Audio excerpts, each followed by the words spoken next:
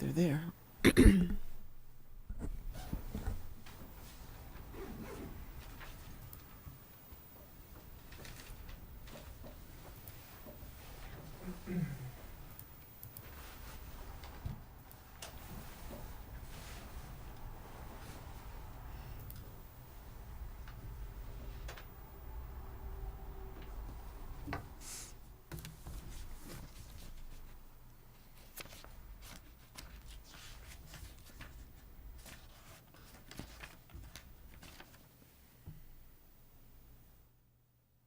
Okay, Chelmsford Telemedia will do 5.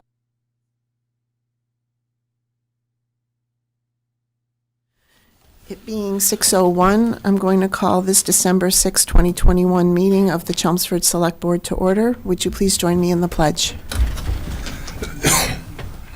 Pledge allegiance to the flag of the United States of America and to the republic for which it stands, one nation, under God, indivisible, with liberty and justice for all.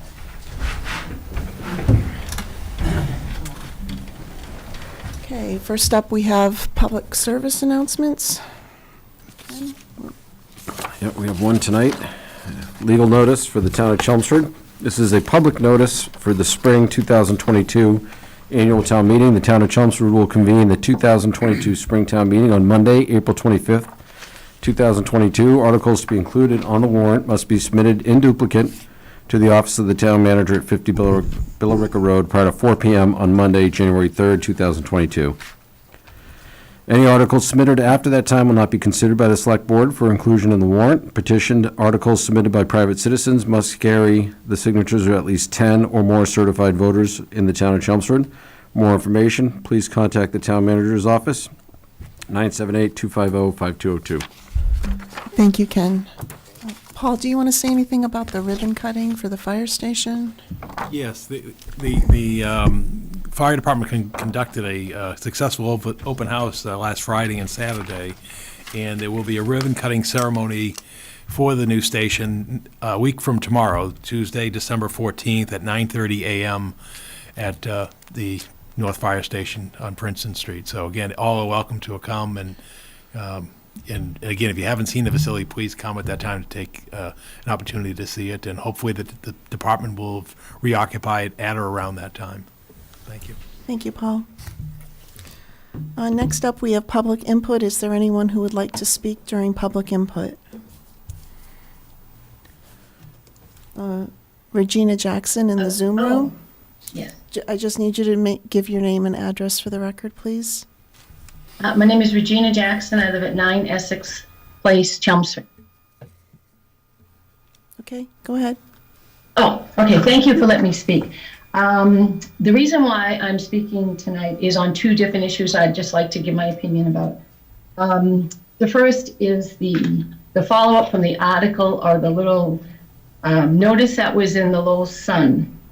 This is, in my opinion, an ongoing hateful and hurtful and silly, mean-spirited actions of Sergeant Frank Good to advance his one-man vendetta against town manager Paul Cohen.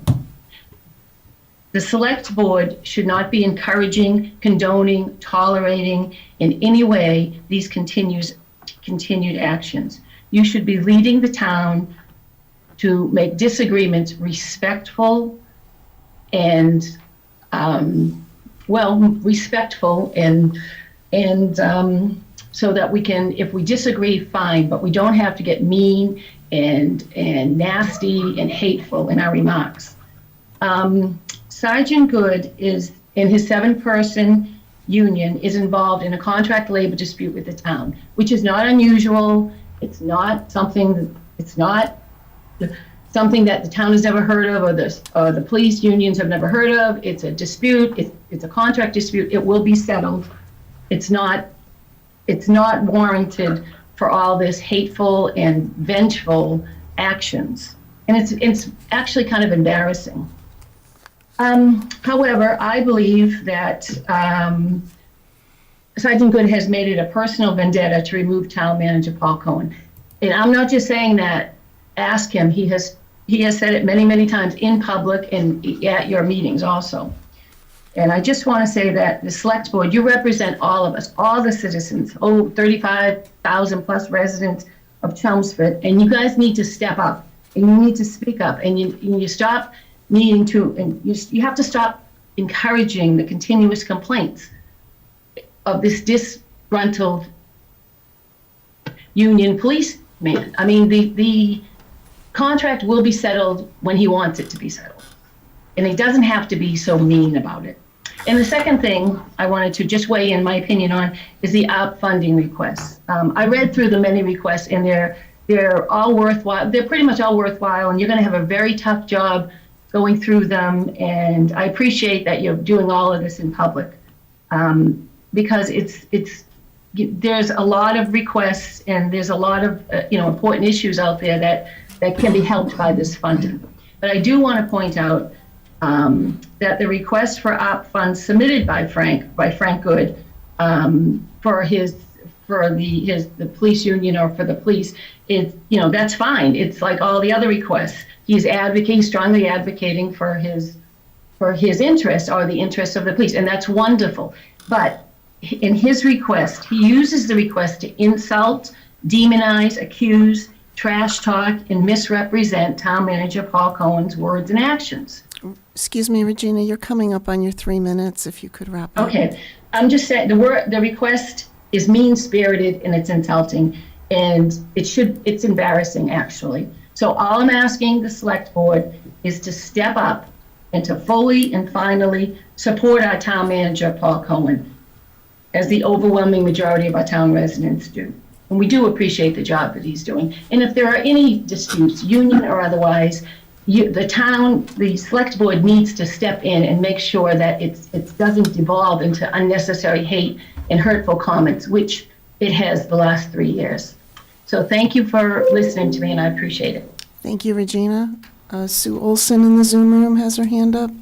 Hi, good evening. I have a couple of a question regarding what's going to be discussed tonight as far as the traffic committee update.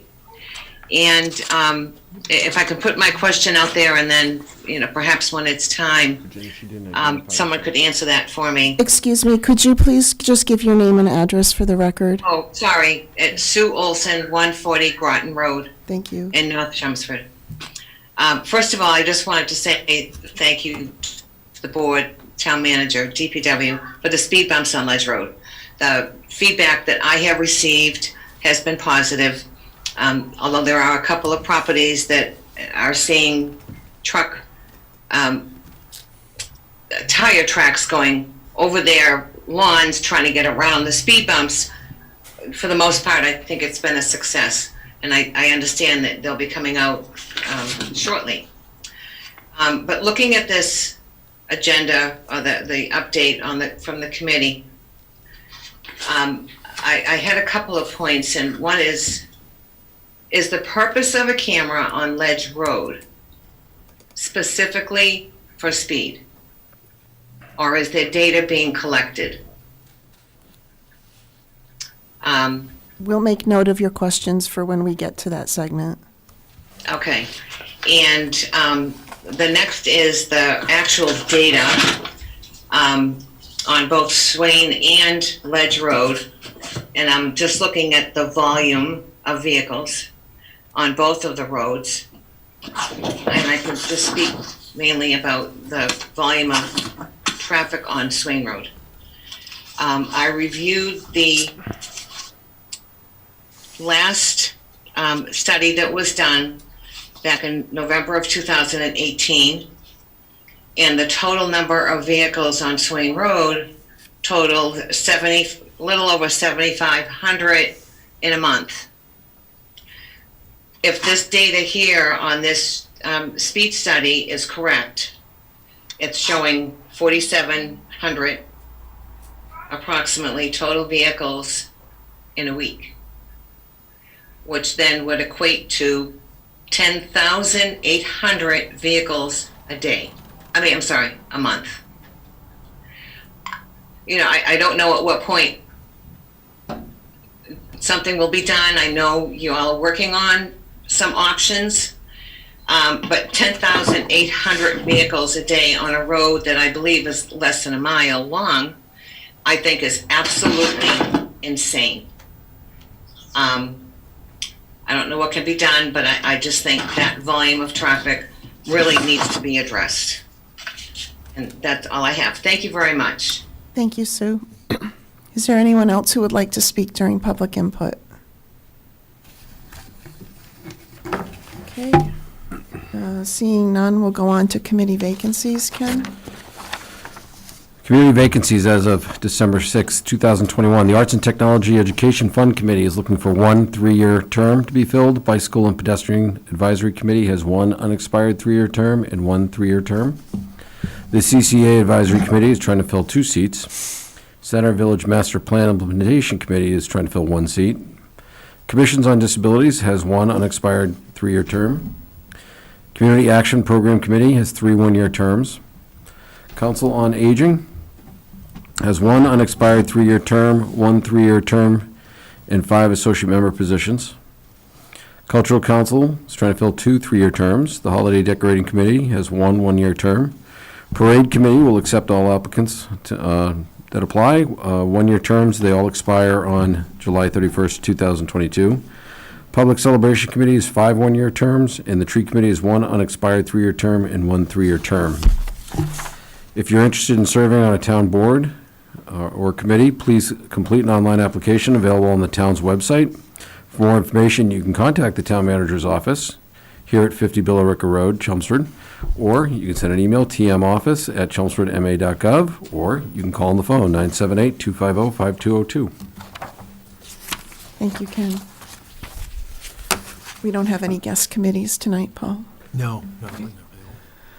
Okay, so next up is the review of the draft land acknowledgement proclamation. Do we have anyone here to speak for the proclamation?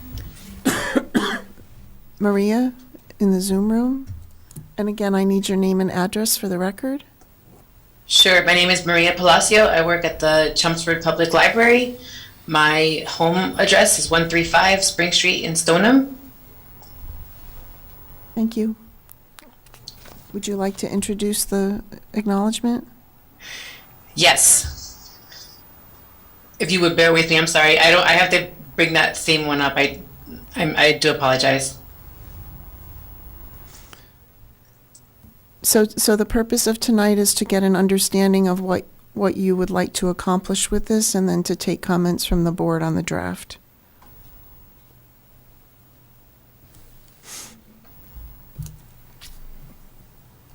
You need to come off mute, Maria.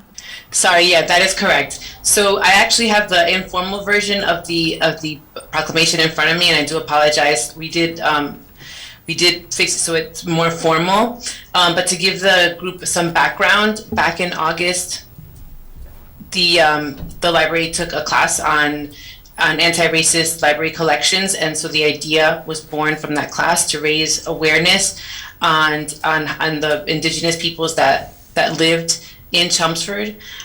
So back in August, I wrote to the town manager, to Paul Cohen, and to the DEI committee, and we have been working together. We have a small working group, and we did develop a land acknowledgement.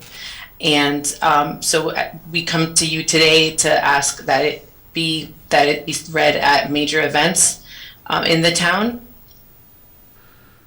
and that the acknowledgement be placed in public buildings as well as on town websites and library websites and other places as well, where people will be able to learn more about the indigenous peoples that lived in Chelmsford before the settlers. Okay. Does the board have any comments or questions? Who actually wrote this? This lady here?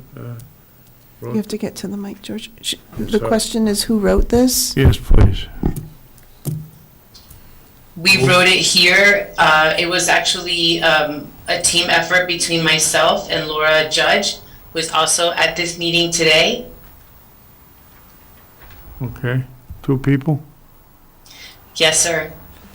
And with input, of course, from the DEI committee and from Pat Wojcik, who is our liaison.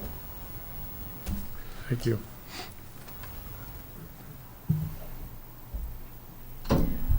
So Maria, you might also want to mention about what you had found out about that one location in town that already does recognize the indigenous peoples, which I had not known about before. Correct. So we took a little field trip to Thanksgiving, I believe it's called Thanksgiving Park here in Chelmsford. And it is our understanding that a woman, a citizen of the town who grew up here and lives here, was able to get so like a poster, a small poster of acknowledgement of who lived in that area where that park is situated. So Laura and I did go out there probably right before Thanksgiving to see it, and we took a photo of it and shared it with our working group. So definitely this is not like something new. There are people in the town that are working toward getting raising awareness and making sure that this land is acknowledged for the people who lived here before. Mark, do you have any questions? No, I'm still kind of going back through. Ken? On the third whereas, I just was curious, it says this land was once and remains the land of the Pawtucket and Pennacook and so forth. Is that meant legally? You feel it still is their land? I mean, I'm just curious as to the wording that was chosen there. Well, it was from all of the research that we've done, it is our understanding that the land was unceded.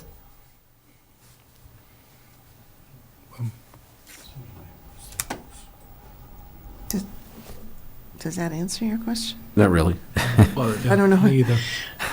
It just is the remains the land. Is that are we signing something that with the intent that that's a legal statement, or is that more of a it's their land, was their land, and will be their land going forward? I'm not. Yeah. I am not an attorney, so I can't say that someone will come back and make a claim on that land. There are organizations here in Massachusetts and in Canada where a lot of the people of these tribes were removed to or made their way there.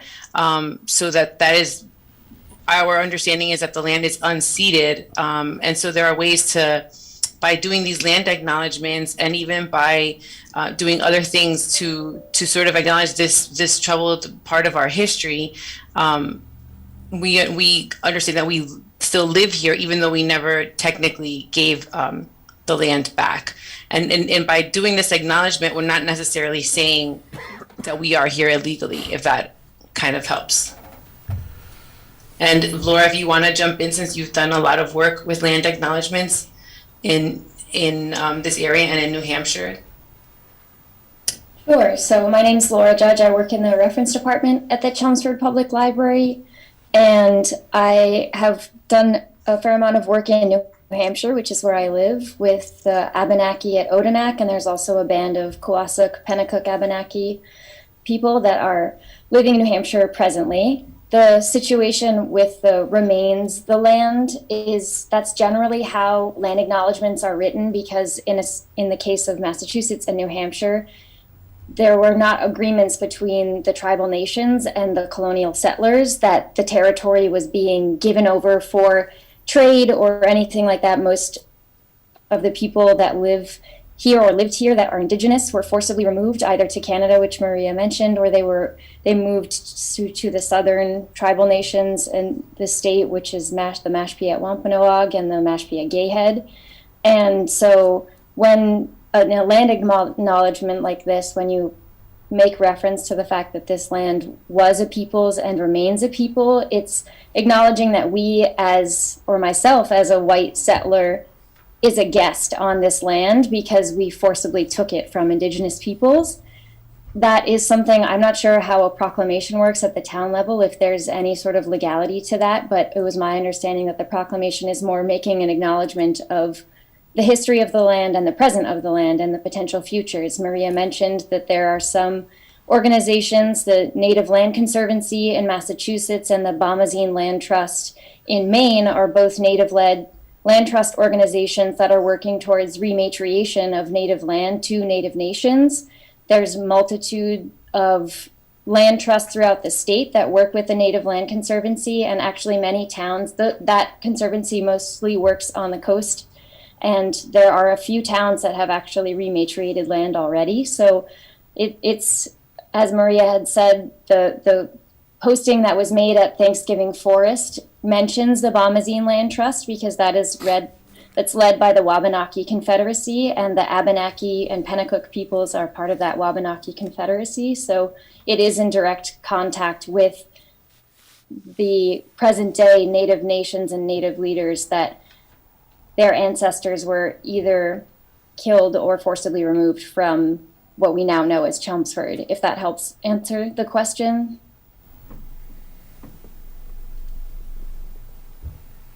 I guess, I mean, I'm not really, but this, obviously, before we do anything, this would have to be vetted by legal, correct? Or we could ask to just make sure. I wouldn't want to put something in writing that someone comes back later and says, you agreed to this. I'm fine with having town council look at it. But, Right. I'd also say, I mean, it's a land acknowledgement. I mean, it's not a deed, It's fine. so.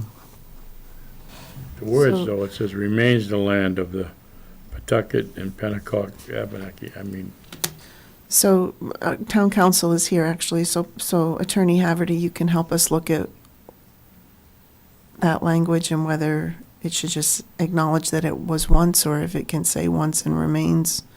Yeah, Madam Chair, I can look into that. I mean, I certainly would have a concern about potential legal implications of the town acknowledging that it remains the land, simply because theoretically that could be an admission against interest if there was ever any sort of litigation filed against the town. So I would want to look into that. Okay. So that's where I am on that. Related to that, do you have another question, No. Ken? Nope. Okay. My question was on the paragraph at the end that starts with further. It says, "The Chelmsford Select Board encourages residents and community members to engage with the efforts of local indigenous peoples by way of the Native Land Conservancy and the Bomazene Land Trust. These groups are native-led land trusts based in present-day Massachusetts and Maine respectively, and facilitate the return of indigenous land to indigenous peoples." And when I go to their websites, it looks like they're both nonprofit organizations. They have .org extensions. So I'm trying to understand the purpose in that paragraph. I don't think it's typically our practice to advocate for certain organizations. And if it's more that the Chelmsford Select Board makes residents aware that there are other resources out there where they can further their own education and awareness, for me, it might be more appropriate to state it somewhat that way, because the way it's stated, it almost sounds like we're encouraging people to roll up their sleeves and get involved and start donating to these organizations, and I just don't know that that's our place. Does that make sense? That was definitely our, the goal here was to continue to encourage Chelmsford residents to learn more about what these organizations are doing. And it was more of like as librarians, we like to link to sites that provide more information. So that was the purpose of listing those two. And like Laura said, and I mentioned earlier, the poster at that Thanksgiving Forest actually does mention the Bomazene Land Trust. So for a place to get more information. So we could just look at that because it says engage with them as a. sort of educate. Pat, would you help us look at that? Or Sure. Okay, Be glad to, yep. thank you. Are you guys okay with that, working with Pat some more on that one? Oh, we loved working with Pat. It'll be fine. Who Thank doesn't? you. Mark, you have any questions yet? No, Okay. the first thing that was hit me is the traditional, and then it went into what Ken had brought up, so I don't know how that really plays into that, but it may also. Okay. And just so you know, we did, before we put this all together, we did research. The Massachusetts library system has a whole page on land acknowledgements, and there are other towns. The town of Arlington has one, and like Laura mentioned as well, many towns on the coast, like near Cape Cod, Cod have these as well. But I thought it was pretty interesting how some other, like also other libraries within our sort of our consortium here have these land acknowledgements as well. So it's not that it's a trend, but it's definitely something that people are doing to raise awareness. And when you were introducing this, Maria, you said that you're looking at the town using this at major events and the town building and websites. Can you clarify what that looks like? So some of the ideas we had were, for example, we had our annual Juneteenth celebration. So at the opening of a celebration like that, we could read the land acknowledgement at major events in the library, whether there's some kind of, say there's maybe several dignitaries talking at a major event, we could read the acknowledgement at those. We also have a version that is a little less formal, and so that's an alternative to that. But that's what we saw, that at major events and things going on around the town, that these land acknowledgements would be read. It's actually, we've seen it happen in some of the trainings that we've attended here at the library. Other libraries in other states will start their program with they'll introduce themselves, and then they'll start with the land acknowledgement and then proceed with the program. So we actually tested it. It takes 1 minute exactly to read it in its entirety. Okay, thank you. Anything else from the board? Okay, so Thank you for we'll your work time. through the next iteration then. Thank you, Maria and Laura. Sounds great. Thank you.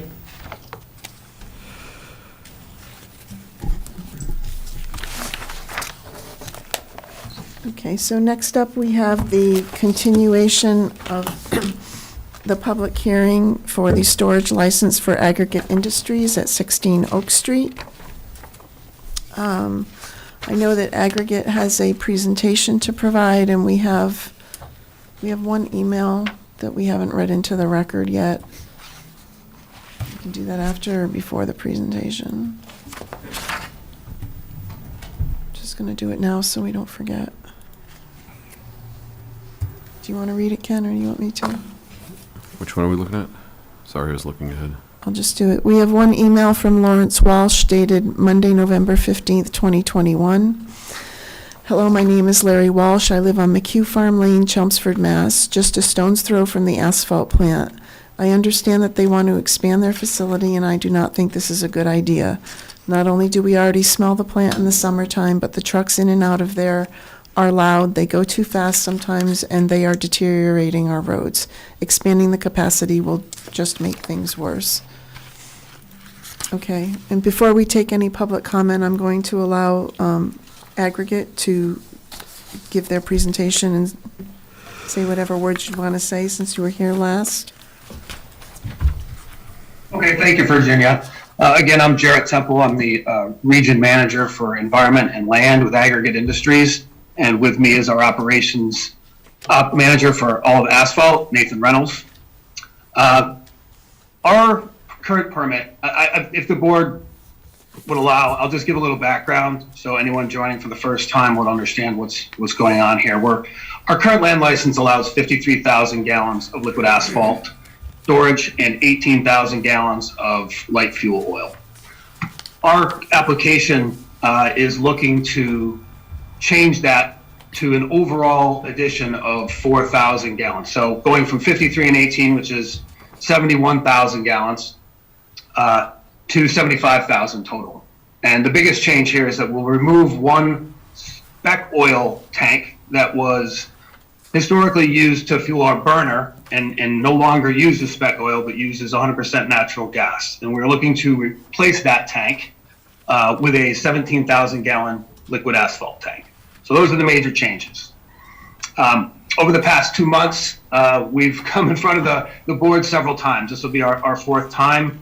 And also in that time, we had the occasion to give a site tour to all the board members, the town manager, the fire chief, the police chief, the director of the Board of Health, and most recently to the building commissioner.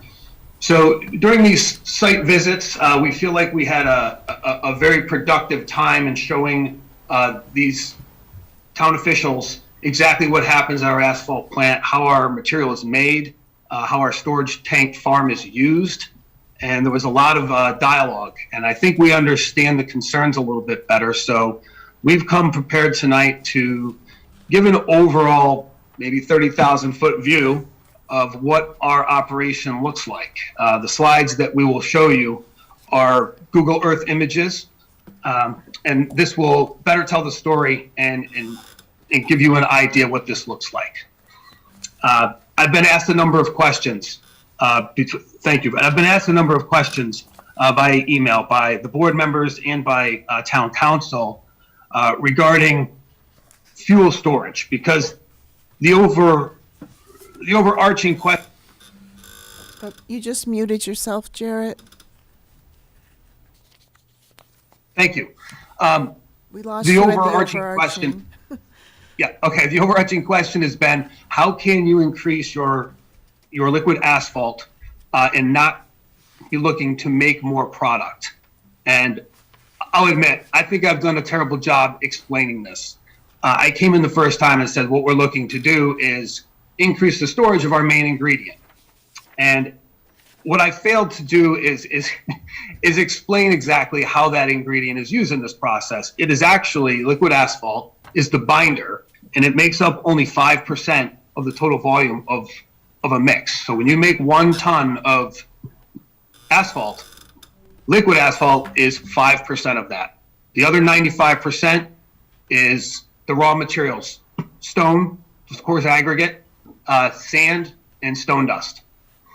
So while we're giving this presentation, we'll show you what our yard looks like, the capacity that we have in this yard for those materials, and we'll do a better job of explaining how this one increase is not going to allow us to produce more asphalt beyond what our current permit allows.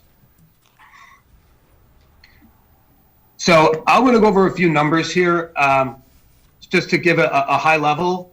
Nathan will walk everyone through the process, but this was a question that was asked to me by the building commissioner in regards to what changes, what the actual capacity of storage for the raw materials are currently on site. Jared, are you talking to the spreadsheet you sent? I have that here if you want me to put it up. Yeah, yes, Virginia, please do that. Okay. I'll walk through that briefly, just to give everyone an idea what we presently have on site. Okay, so it's the top table. I already went through that. That's our flammable storage. So the table below, starting with raw material storage. So coarse aggregates, we can store about 4,150 tons. We're not looking to change that. There's no change in that capacity. And as we'll show on our yard, we couldn't fit more stone or any raw material on our site if we wanted to. There's just not room in our footprint.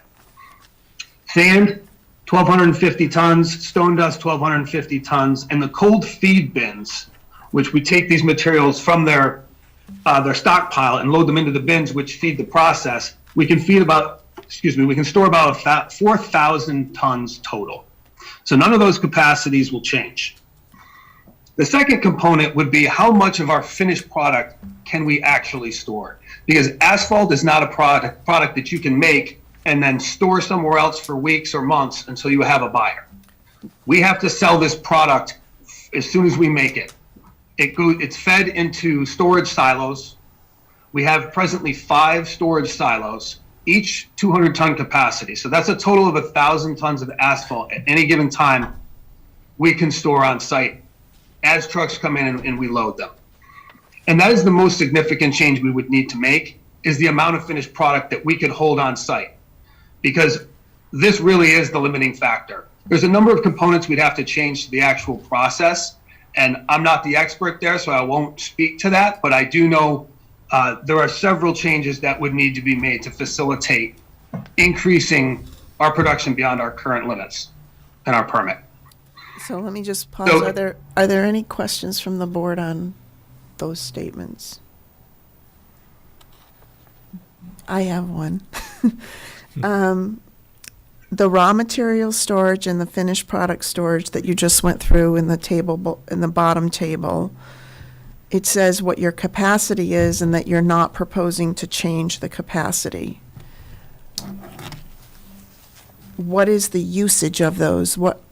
To what extent are they, for example, do you store 4,150 tons of coarse aggregate today, or 1,000 tons of finished product today, or are you operating below your capacity? If you're asking at any given time how much of that raw material we have on site, when we go through it, we replace it to capacity. So whether that takes a day or 2 days or 3 days, depends on the market and how much we're making to meet demand.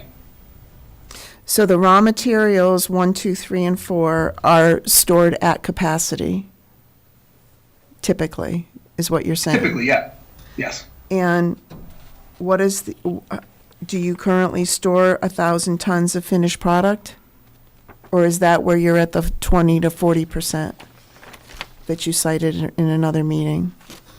So that percentage that we cited in that meeting is our total production for the year as a number to our limit by our permit, which would be 900,000 tons. So the product that we're feeding, it depends on the day, Virginia. If it's a day where there's a huge job, we're probably filling those silos to capacity and loading. It's that part does really depend on the day and the demand of the day. Okay.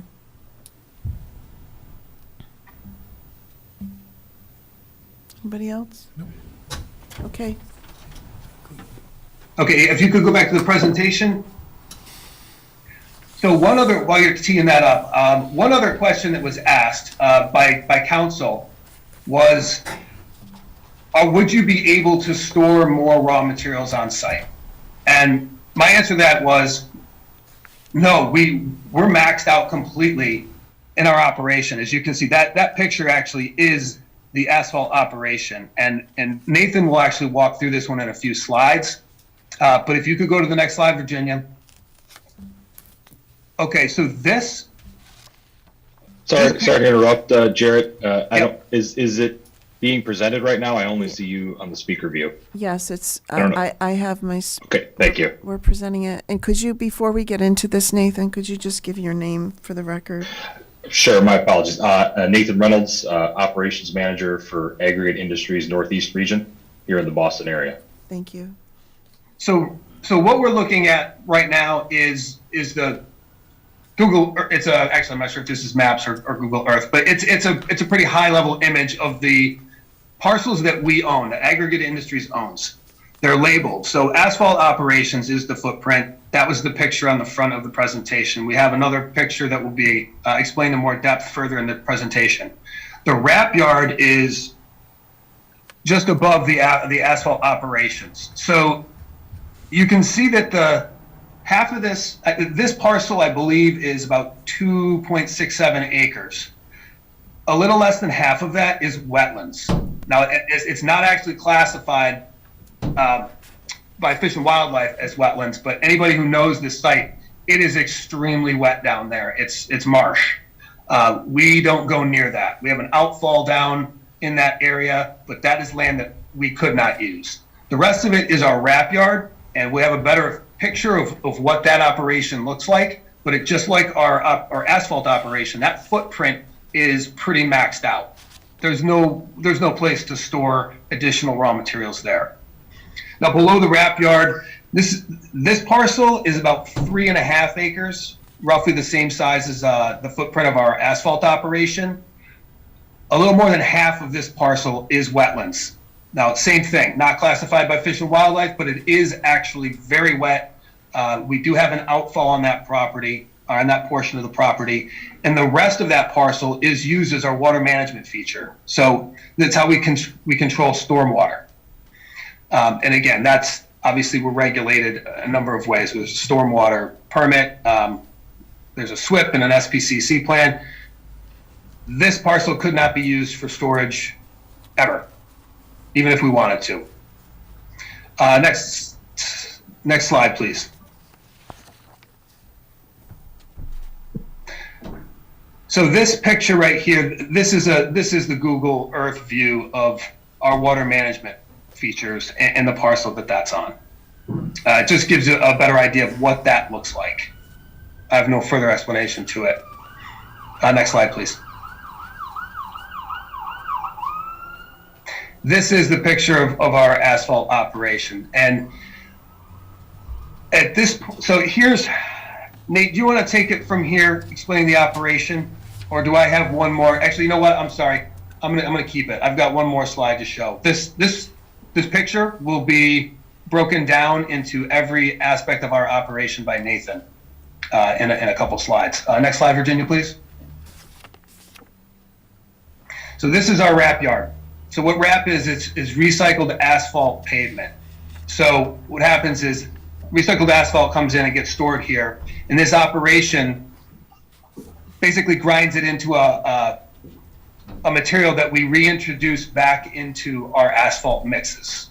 So this is a way of recycling and reusing old mix. Every asphalt plant does it, and with any luck, they'll increase the amount of wrap that we can use in our mixes so that it's a little more environmentally friendly. But as you can see, about half of that footprint is the storage of the actual recycled material, and the rest of it is the plant that grinds it into a fine material. And there's sorry, I don't have a pointer here to show, but there's the big mound that looks like it's at the end of that, looks like a crane. It's a conveyor belt. Yes. So that pile is the actual recycled asphalt that goes back into our mixes. I know I'm going fast. Are there any questions so far in any of this? I'm not seeing any, Jarrett. Okay, next slide, please, Virginia.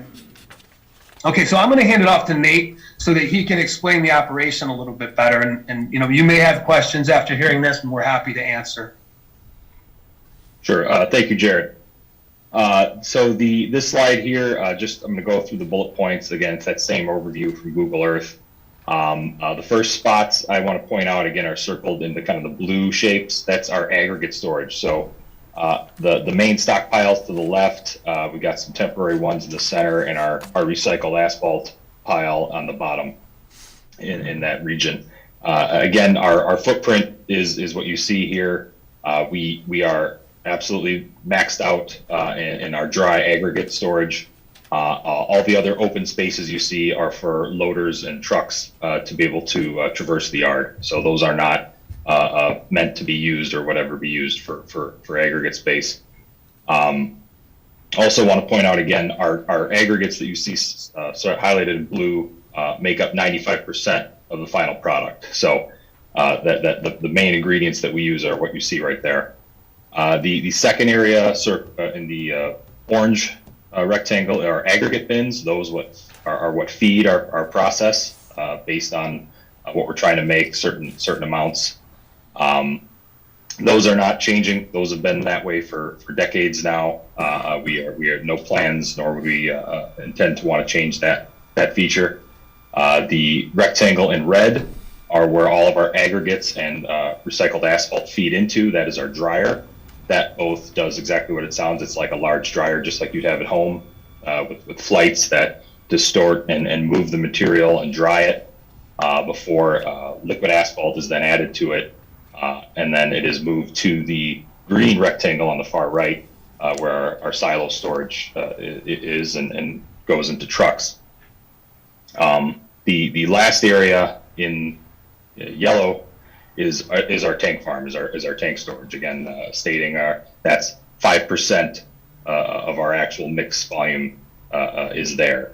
And again, I'm going to go into the next slide. I'll go into a little detail about what we're asking for here. A gentleman is putting up a note. What does that say, sir? It says slides not on screen. Sir, what I was able to do. Chelmsford Telemedia, are the slides being projected? It looks like they are. I had to pin it on my view. I see the slides on the screen. Yeah. I think it's just your view, sir. Go ahead, Jarrett. If you need them, they're posted with the agenda. If I can break in, I think you need the gallery view. Okay, thanks. So I'll continue on. So so on the next slide, I'll go into detail again what we're asking with this land use change. So again, imagine it's that yellow squared area that's blown up now. So the first red square is our 3,000 gallon emulsion tank. That is just a tack that we use on the side and sell on the side. No change to that tank. The one in the kind of orange yellow is our 20,000 gallon asphalt tank for liquid asphalt. That is staying as is. There's no change. The one in blue is one of our original 15,000 gallon tanks that we are not planning on changing. And then the ones of note here are going to be the one next to it, that in the dark green square, that is the 15,000 gallon tank that we would like to replace with a 17,000 gallon tank. So there's a 2,000 gallon increase change. And then lastly, on the far left, there is in light green is this is an older overhead view. That is our old spec oil tank. That was a 15,000 gallon tank that has been removed this year. I believe that tank was out of service for about 6 years. We would like to replace that tank with a 17,000 gallon liquid asphalt tank. So in all, our liquid asphalt storage we're asking for is a change of 19,000 gallons total. And then I didn't circle it, but that little tank in front of there is a diesel tank for off-road diesel for our loaders and other powered equipment. Questions on this so far?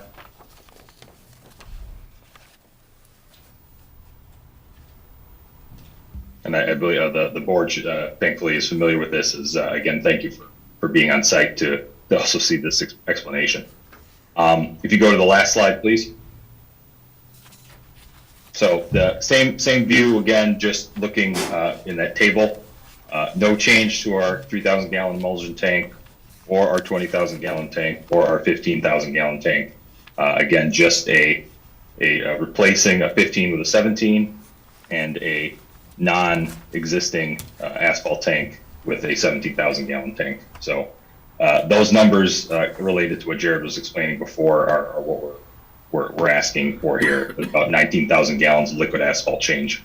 And to put that into perspective, while it sounds like a large increase, where we're talking almost 36% increase of our existing storage, that really is only, that's equivalent to 2.5 trucks of the liquid asphalt trucks that deliver our material, or it can amount to anywhere from 3.5 to 6 hours of runtime. That's all that difference really is in the added capacity, and that ultimately what we're asking for here is for a buffer against, again, asphalt delivery constraints. You know, there is a driver shortage, and there are some difficulties in getting certain time deliveries, whereas this storage would allow us to have a little bit more of a buffer. Again, I'm talking only 3 to 6 hours of runtime. And also improved use of space for our plant, seeing as that spec oil tank is no longer in use. It's just an opportunity, again, for us to have a little more operational stability, but not necessarily an increase of production output. Again, this is just an increase of a buffer for us to reduce operational impacts. One thing I'd like to add here, among the concerns of the board members was and I don't mean to confuse this with the buffer that Nate was just talking about, because the buffer he was talking about was the buffer in delivery, in available time and space and efficiencies on site. But the buffer that we were requesting, that was recommended by the State Fire Marshal's office, which was to get a 10% increase in that storage capacity, we'd like to take that away. We would just like to go with the numbers that we're talking about here. Just increase the liquid asphalt storage to 71,000, and the overall storage to 75. I'm sorry, 72,000 for liquid asphalt, and to remain would be our 3,000 gallon diesel tank, to give us a total of 75,000 on-site gallons of flammable liquids. I think that'll alleviate some.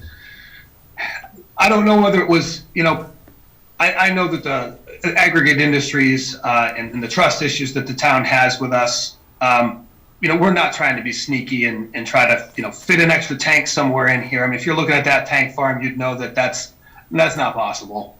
But just to eliminate the confusion, we will amend our application to these numbers. I'm confused about the 3,000 gallon light fuel, because I'm just having a terminology issue. You keep calling it diesel. It says emulsion tank in the table and on the previous slide. Is that Gotcha. Is that the same thing, or are these two different things? Two different things. So do you see the red? I see. Red square? Yes. That's a 3,000 gallon emulsion tank, and that is not used in the manufacturing process here. We sell that to contractors, and they use it as a tack. They put it down first before asphalt goes over it.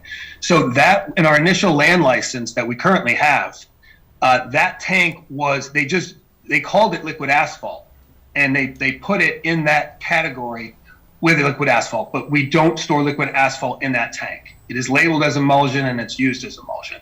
The other 3,000 gallon tank that we're talking about, if you look over to the far left, the light green square, in front of that is that circle. That is a 3,000 gallon diesel, or also called light fuel oil tank.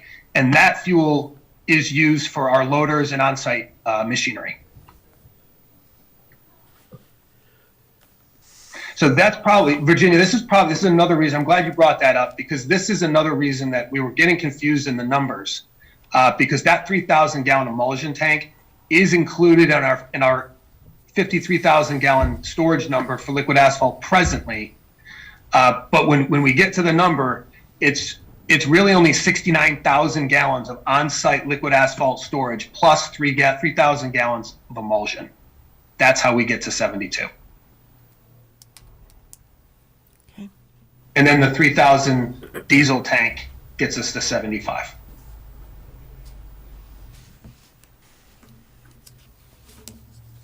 I have a couple more questions, but let's go. Anybody else?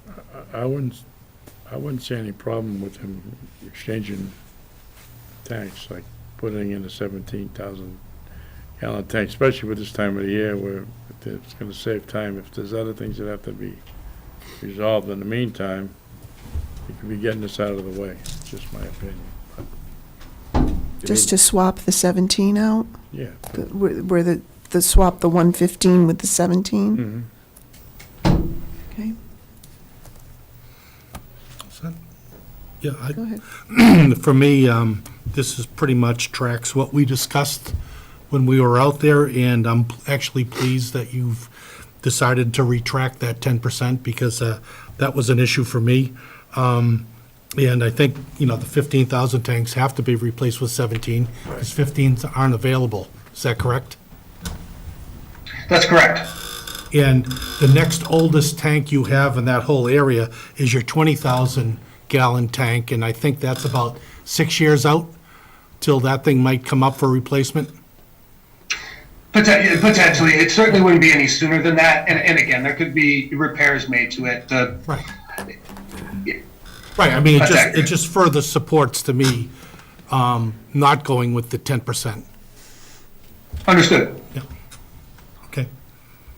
Any other questions? I have a couple.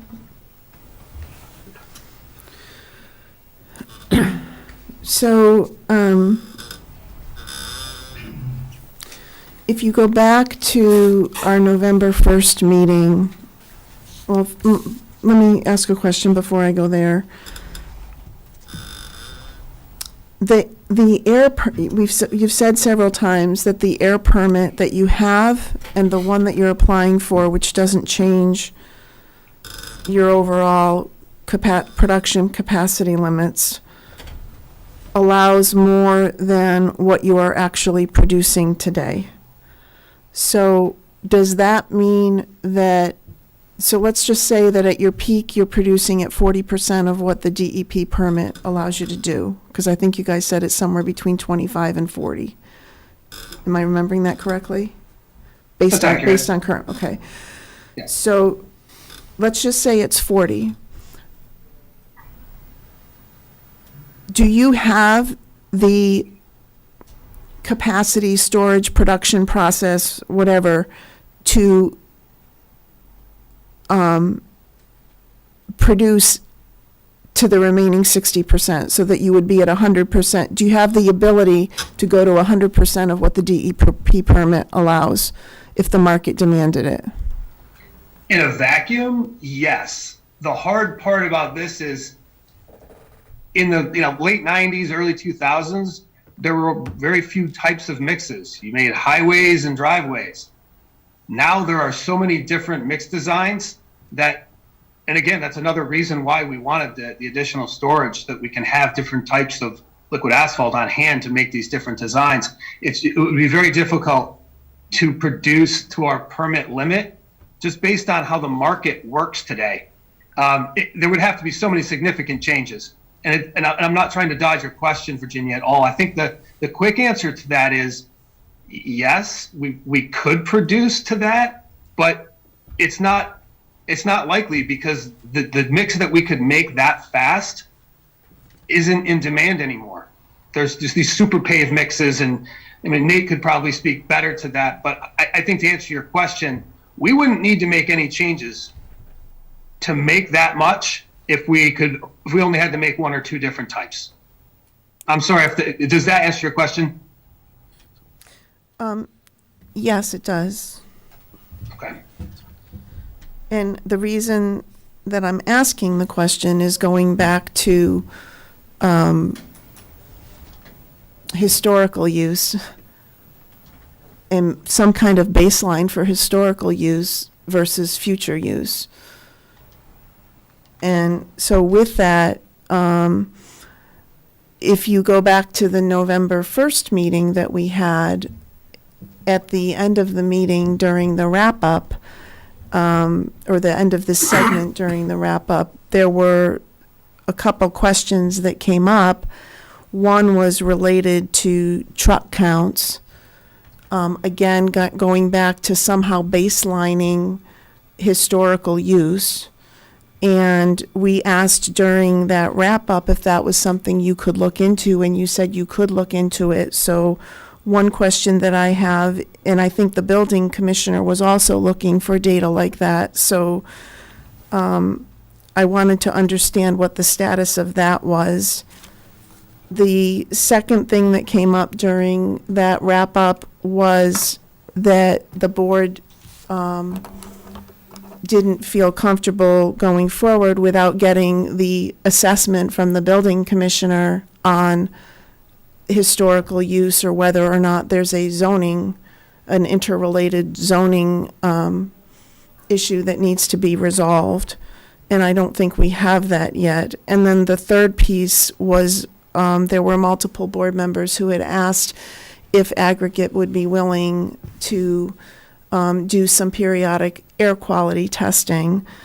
So I have those three questions, and with respect to the two, going ahead and getting going before the weather gets bad, replacing the 15,000 with 17. So it's one 15,000 gallon tank that you're going to replace with a 17,000. And so that would be a 2,000 gallon increase in liquid asphalt, which I think is, in the noise. But then it's also the new 17,000 gallon tank that you want to install, and absent the process that the building commissioner needs to go through and the truck counts that we asked for, and establishing what is the historical use baseline, I would be okay with putting that second 17,000 gallon tank in, but without changing the current license capacity. So in other words, if you need to install it and have it there, okay, but not but we don't approve it for the 17,000 gallons of liquid asphalt until we get through this other piece of the process with the building commissioner and historic use. Does that make sense to what I'm saying to people? That was my thought process there. But I would be interested in those three aspects, if you guys are prepared to comment in terms of the truck count as it pertains to historical use.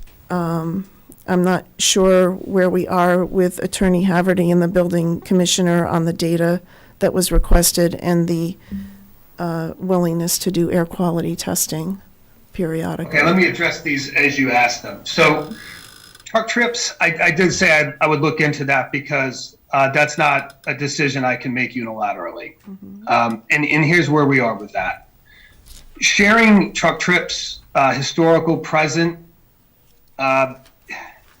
it's proprietary information for the same reason that we talk in percentages here and don't give you exact numbers of our production, is to protect ourselves and our market. So we're not prepared to share those exact numbers with you. I think if you were going to look into historical use of this plant, you're going to find out that back in the early 2000s, this plant was producing closer to its permit limit for the reasons I explained earlier. There were only a couple different kinds of mixes coming out of this plant, and it was far easier to manufacture more at once because just the fewer designs that had to be made. As the market changed, as we got competition 7 miles away on this side of Lowell and more competition on the other side of Lowell, the market tightened up, and the different kinds of asphalt, just with, I guess, steps in engineering, they demanded stronger mixes, different kinds of mixes, and that's what we do. So while the market is smaller for us, it's also more demanding in the variety we need to make, which makes it harder to make more product. So, we're confident that if that's what the board wants to do and find the baseline, you're going to find that in the last 10 years, we've made less asphalt per year than we did the prior 10 years to that. The second part you asked about was, I'm sorry, Virginia, what was the second thing you asked about after truck trips? Air quality testing, sorry. So air quality testing was just done by GZA, and that air quality testing encompasses not just our plant, but all industry around it, right, within a certain halo. And that includes 495, which is a stone's throw away. And the results of that test were very favorable. What we're willing to do is provide the information and the results of our stack tests. That is very representative of what we are producing out of our stack. So what's coming out of that drum and the dryer and all of the components of our operation that goes up through that emission stack, that test shows what we're putting out. And as part of our permit process on the other side of this, the air permit, we're required to do stack testing. And then every 3 years after that, we do stack testing.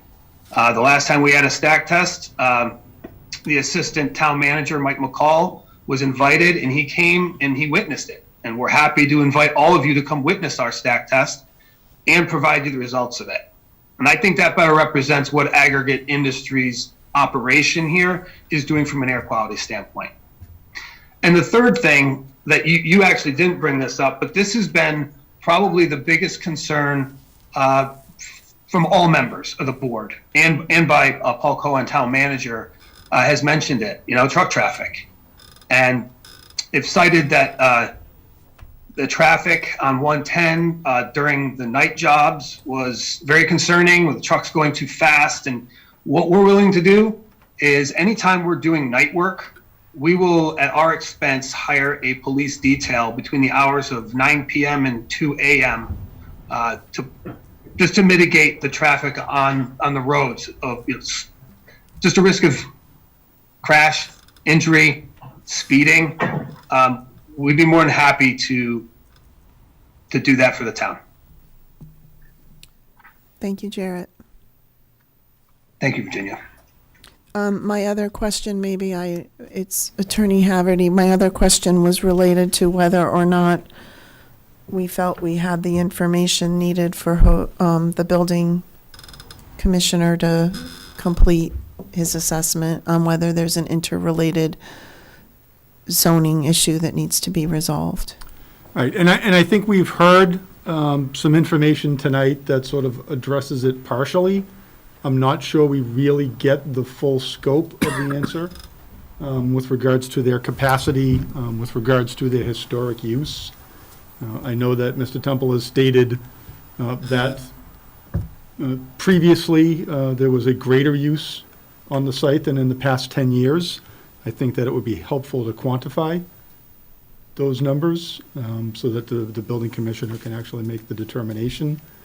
And I think we also just heard the statement that actually increasing the liquid asphalt storage capacity would give them the ability to address market concerns more quickly and theoretically increase production because they would be able to store different types of liquid asphalt and address issues, specific batches that want to be made. I mean, I think that would lead to the potential for increase in asphalt production, increase in truck traffic. Again, it would be helpful if we could get that truck traffic information so that the building commissioner can make a determination, and so that the board could impose, reasonable conditions upon any license that they issue, so that you can actually track whether or not the grant of the increase in liquid asphalt storage capacity does lead to an increase in truck traffic. But without knowing the actual current use and the historic use, I'm not sure, how you can get to imposing a condition that addresses that. Okay. Paul, I just want to point out one inaccuracy of the statement you made. The different mixes that we make slows us down. There's different margins on those mixes, which makes it a better business decision to make those. More does not mean, more money doesn't mean more product on that. Just so you understand, those mix designs that we make, higher margins, less volume. I understand that, and I wasn't suggesting that was the case. What I was suggesting is, at least from your statement earlier, having the ability to have greater liquid asphalt storage capacity allows you to be more flexible in addressing these uses, which theoretically could then increase the amount of asphalt leaving the site than there otherwise would be if the liquid asphalt storage was not increased. And I do think that that's a reasonable interpretation of the testimony you provided earlier.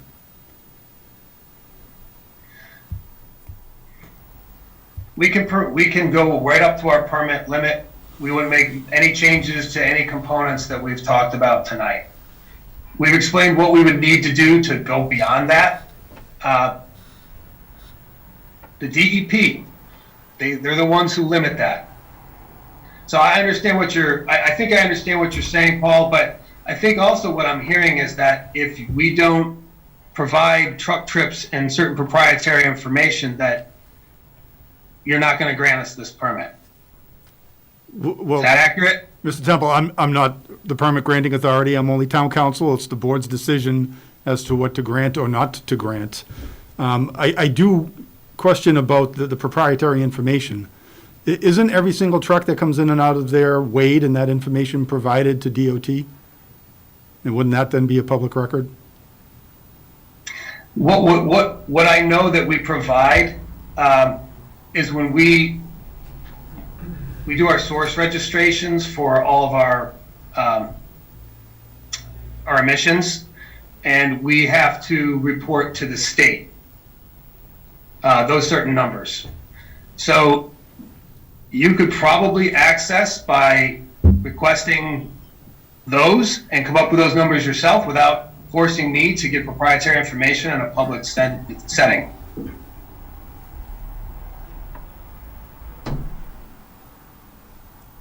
So again, the information is available through a public records request to DOT.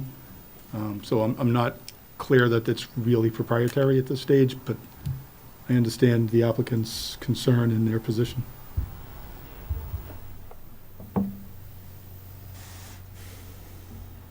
So we need to do a public records request for those? That- If the applicant is not willing to provide them themselves, then that's really the only option available to the board.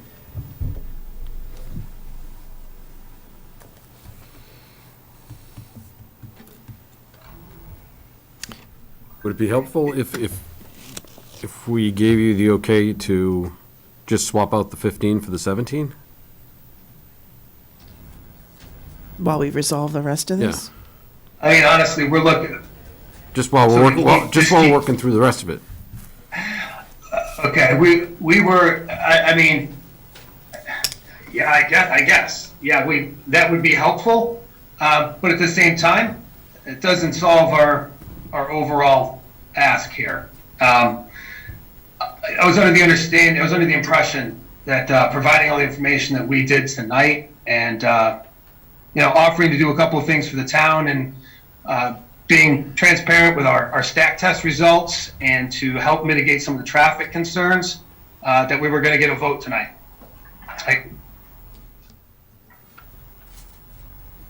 Jared, we don't have all the information from our building inspector yet. You know what I mean? We're still. I did. I provided, during the tour that we gave to the building commissioner, he was very clear. He asked for the table that I made for him, and he was clear that that was going to be enough for him. I'm not going to speak for him. I certainly wouldn't do that. But the conversation I had with him, it seemed pretty clear that he wasn't going to challenge our pre-existing non-conforming use based on the changes that we're asking for. No, the call. He's in the Zoom. Jose's on the Zoom remotely if you wish to hear from him. Well, that'd be excellent. Let's hear from Jose if everybody is okay with that, if he's willing to speak. Jose, is your evaluation still in process? Good evening, members of the select board. Good evening, Jared and Nathan. I'm still waiting. I did meet with Jared and Nathan on site. And one other thing I requested, because I wasn't clear, I wasn't sure of all this information in the emails, I requested a table with the existing condition and the proposed changes. And I did tell them that I was gonna, evaluate and based on all the information provided, that I would make a determination in consultation with the town council. Unfortunately, I've been listening. I'm still a little confused. I still have some questions regarding, I did ask Jared on site and Nathan about the trucking. If the increasement on the 5% on the silos, if that was gonna increase more traffic on the neighborhood. And so I really need to sit down and look at this information that I've been looking at now and further advice on the matter. And so, Jarrett, you're not able to give us what's a public record with the state? You want us to go do our own public records request? And that's fine if that's your answer. We'll go do that. The hard part here, Virginia, is, listen, I get it. And typically, if something is available by public record, it makes sense just to offer the information. However, you looking at that information and making a determination without speaking that information is different than doing it in a public setting, if you understand my meaning.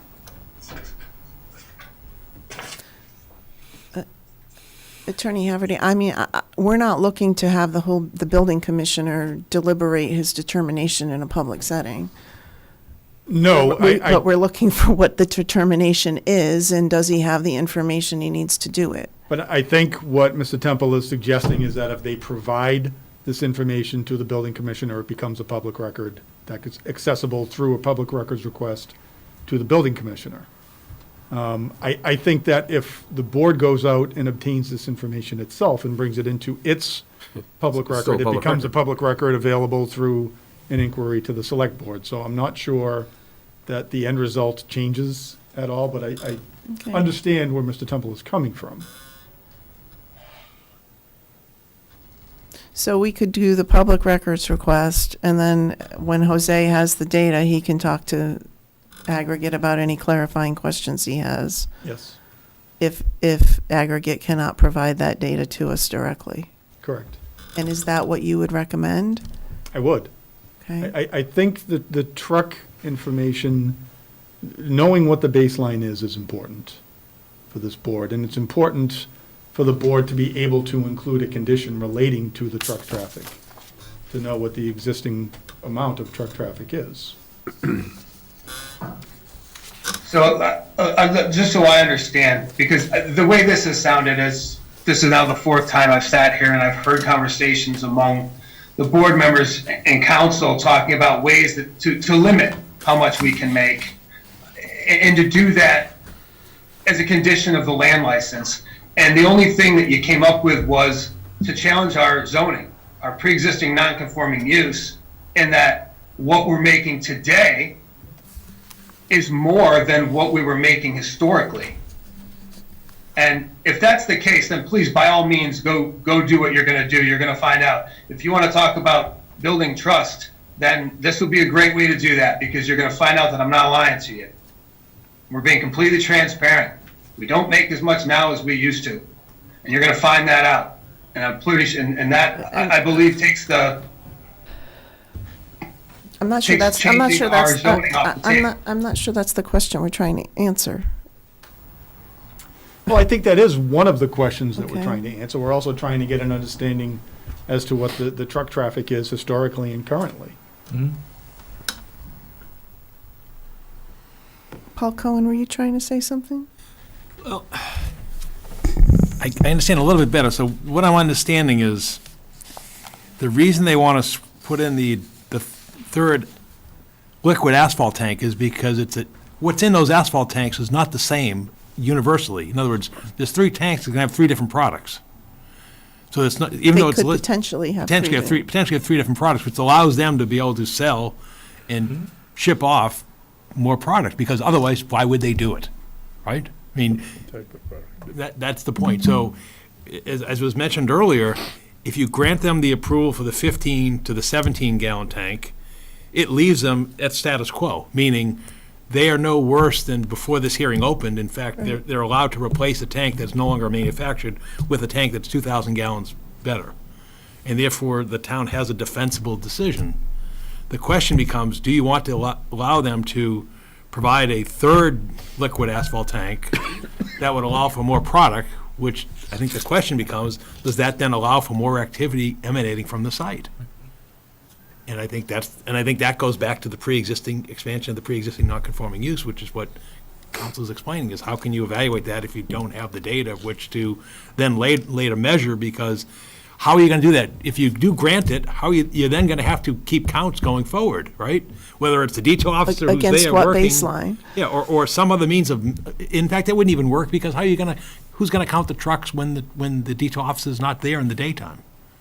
So I guess what's confusing to me is, and this goes back to the earlier question about cameras or some counting mechanism, is how is the town going to evaluate whether or not there's an expansion of the pre-existing non-conforming use? The first step, as council is suggesting, is you need to gather that pre-existing historical use. But the other question is, and it hasn't been discussed, is how are you going to measure the trucks going forward? Well, if you can go and do a public records request now and pull Get it later, his numbers, can't you Right. do it again Then later? come back a year Yeah. later, 6 months later? Gathering it. But it sounds like what they're saying is I don't know what the granularity of that data is. Is it pre-existing non-conforming use on a daily level, a monthly level, a weekly level, or an annual level? I think what I'm hearing the applicant say, it's an annual level. But I guess I that's what's not clear to me, is what's the unit of measurement? We know in the Westford thing, it's so many trucks per day, right? That's a known thing. I'm not sure what the measure is going to be in this case. Is it, we're measuring pre-existing non-conforming use, is it on an annual level? And all I'm saying is that's not clear to me if the board is moving towards what that measure is. And I'm that's not what- sure you're going to be able to find a definitive answer to that question. I think the reasonable approach is the annual level. I don't Yeah. think daily trips, they are definitely going to fluctuate significantly, depending on day to day. So I don't think that's a reasonable approach. I think an annual approach, Okay. is certainly the way to go. But I don't think there's going to be a definitive answer to that question in the case law. And then I guess what I'd ask council then is, if you no longer use a pre-existing non-conforming use for a 2-year period, it lapses, right? Correct. So is really the relevant data the last 2 years of historic truck travel? Or why are we going back to 10 years prior or 20 years prior? It sounds to me like the pre-existing use would be the last 2 years. And I would need to look at that. If this is not a circumstance where the pre-existing non-conforming use has been discontinued Right. for a period of 2 years, it's simply diminished Right. over time. And then the question becomes, how long of a period do you have to look at that diminishment before that becomes the basis moving forward? Exactly. And I haven't looked into that question, Right. and I certainly can. Right. So that, like I said, those are sort of the thoughts that are, Okay. percolating as we're moving through this. No, I don't- respectfully, let me ask a question, because now I've heard it two different ways. The first part was, if we're doing more, we did less then, but we're doing more now, you can say, well, this plant was never designed to do that kind of volume as far as the town was concerned, so now the pre-existing non-conforming use can be challenged. Now that I've given information, you're saying that, oh, you were doing more before, but you're doing less. So now that you've been doing less, you can't ramp up, even if the market would demand that. Is that right, or did I mishear that? I don't think that's quite the way it went down, and I'm not sure you really did provide much in the way of information regarding your historical use.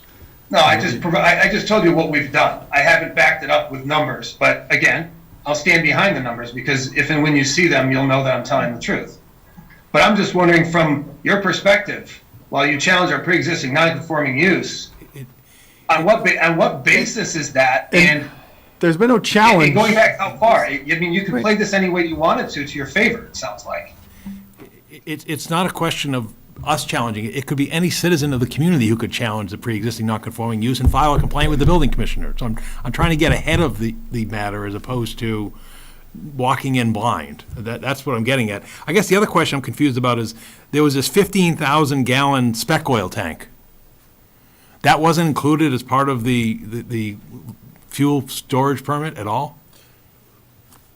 I mean, It's I'm sorry. included in this one, they're using- replacing it with 17, and they want to change it to liquid asphalt. Right.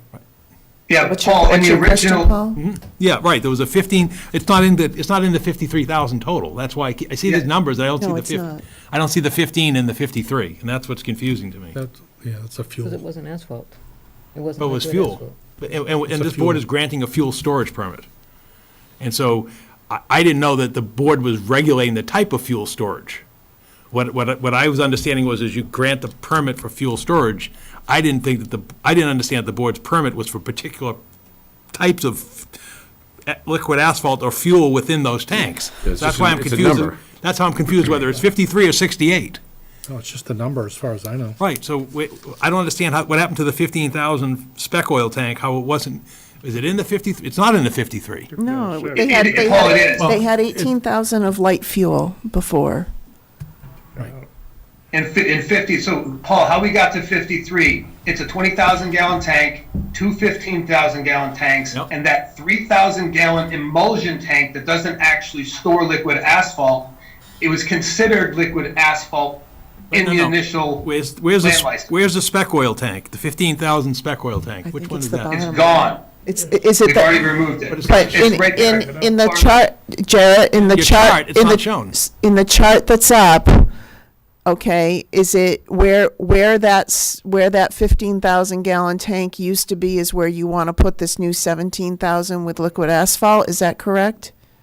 Correct, So then why is the number 0, not 15? That's what I don't because it's not an AC tank right Because it now. wasn't. There's nothing there. He said they haven't used it for several years. But it's considered part of the fuel storage permit, right? It is. So then- And that 15,000 gallons plus the 3,000 gallon diesel tank makes the 18,000 for our current permit. You're correct, Paul. What should be in this table, if you want the current state to meet the current license, there should be 15,000 of fuel. Yep.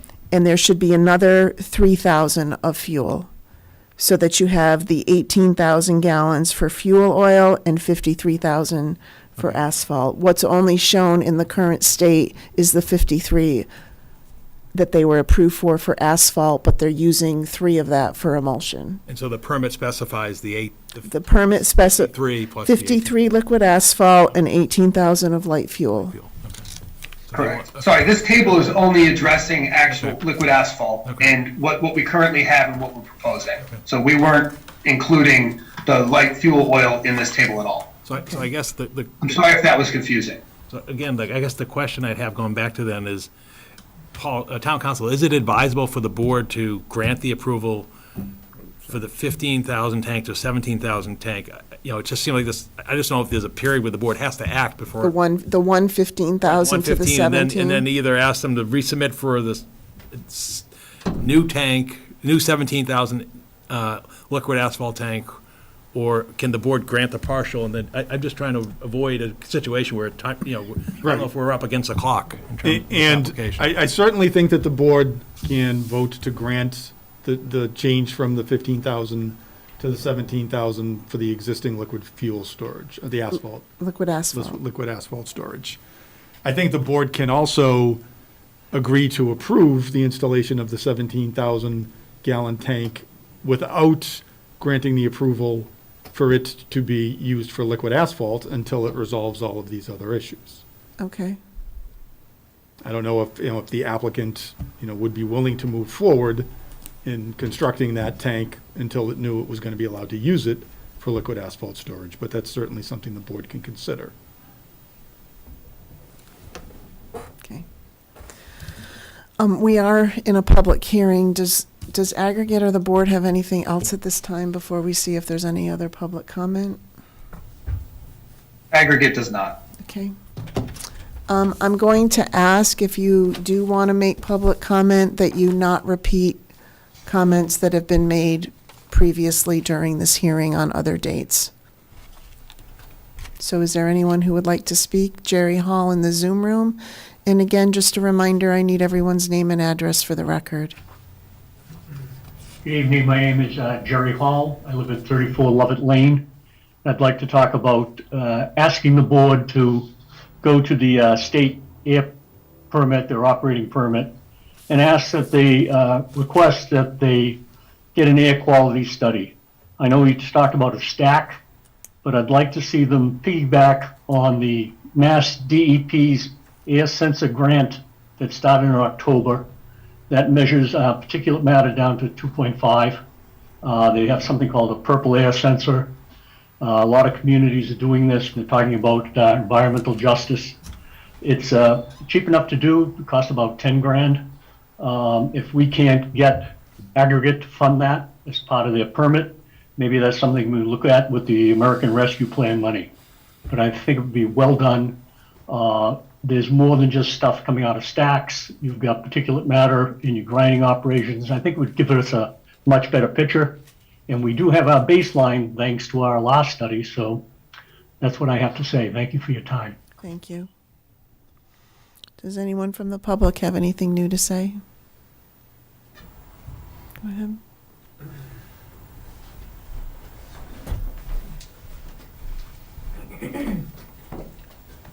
John Wojcik, Littleton Road. Madam Chair and Board, I've got a ton of questions. I guess I'll start with, why are we going to let them change the use of this plant? It was a driveway and roadway plant. That's how it morphed from Middlesex Paving as a one-man operation. They got some tanks, and over the years it got bigger, it got a little bigger, and then it got sold off, and that's what it was. I don't see how, it's a slippery slope when you let them keep changing. Yes, they're changing for the times, but the more it changes, those trucks will be coming in from other areas, different types of trucks. You know, mom and pop trucks come in that don't have good exhaust systems.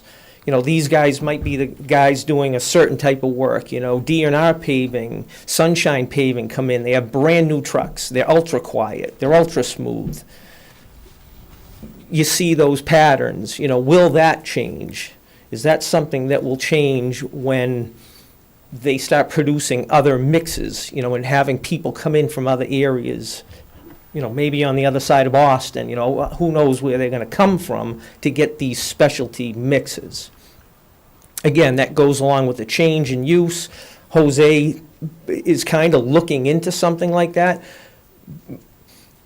But I think he's asking the questions to the wrong people. You can't go to aggregate and ask. You got to go to this town. You got to go back in time and find out what that plant was in the beginning. And it was a tiny little asphalt plant. I've been here 58 years, my whole life. I've seen it change. You know, it's just blossomed into this huge thing, and it's going to change. Excuse me, it's going to change again. If they get that, you know, just go for that 15,000 or 17,000 gallon tank and add that, what mix is going to go in there? You know, so now will they have 2 mixes instead of 1? You know, how is that going to work? Again, that's going to change things. You know, now they'll, you know, get the clientele for that one product and the other highway or roadway or driveway mix, which they do now. Everybody here is toward the plant. And I guess they've got a pretty good tour, but you need to walk up 110, you need to walk up 129 and knock on doors of people that live here. You need to tour them. You need to hear their complaints and their concerns. I have a petition just from walking up my street, you know, people I've talked to, and I'd like this to be read into the minutes tonight. And it has about 40 signatures of people. It's just right in my general area. You can read it. But we, the citizens of the town of Chelmsford, Massachusetts, petition the town of Chelmsford to strongly consider denying Aggregate Industries' request for increases in fuel storage and material storage at the Oak Street facility here in Chelmsford. Aggregate's request for increased capacities comes just months after the Massachusetts Attorney General has fined Aggregate Industries over $1 million for clean air pollution violations here in Chelmsford.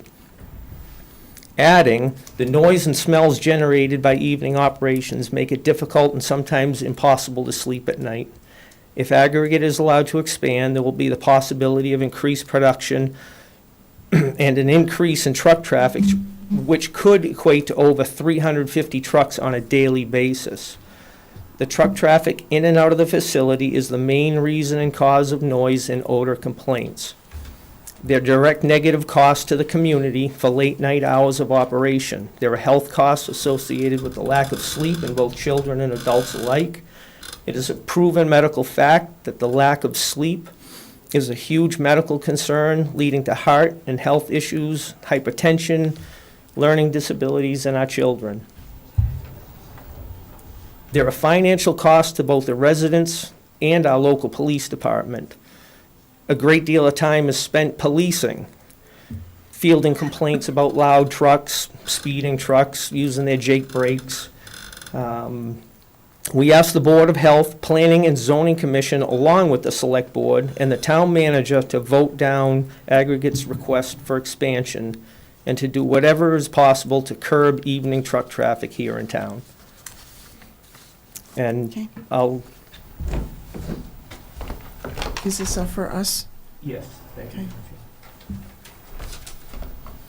you. Anything else? We Um, usually try to limit it to 3 minutes. so Yeah, we're at that. Is there a way to include a resident committee when, you know, when you get together and talk about this and discuss? I don't feel you understand what goes on at that facility and how things work. You know, if there is a state contract to pave 495, they're not counting trucks. They're paid to pave that highway. So those trucks load and go all night long. No, those aren't, you know, you're not keeping track of those. You know, somehow they might have the numbers of how many tons or whatever, but it's figured into the, you know, there's a request for proposal that goes out and it gets approved. They know what it's going to take to pave those roads. I think that's one of the problems with proving how many trucks are going in and out of there. You know, maybe that isn't written down. How do we know we're going to get current hard data on what's going in and out of there?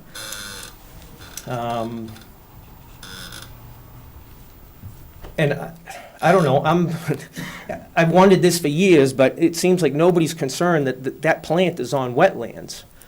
You know, we have these PAH problems and, polluted water, it's happening over in the wells in North Chelmsford, and the numbers are increasing around here. They're right on the wetlands. They've got a gigantic grinding process there, which, I've provided in the past to the Board of Selectmen what happens when you grind asphalt. That huge mountain of asphalt, I think everybody must have seen on that other site. When that gets ground up, that particulate matter causes cancer. That's not me saying it. You go online, you Google it, you look at the Mass DEP, you look at the state of Massachusetts has regulations on grinding so close to wetlands. I mean, they're right on the wetlands. Again, I've got 100 questions. I'm going to leave it at that, but I don't think, obviously, a decision can be made tonight, but there's 100 more questions, and it all comes down to the quality of life here in town. Thank you. Thank you.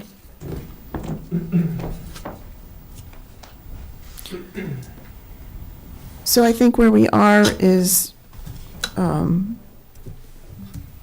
still more work that needs to be done to resolve the interdependency on any potential zoning. And interrupt me, Attorney Haverty, if I'm misspeaking.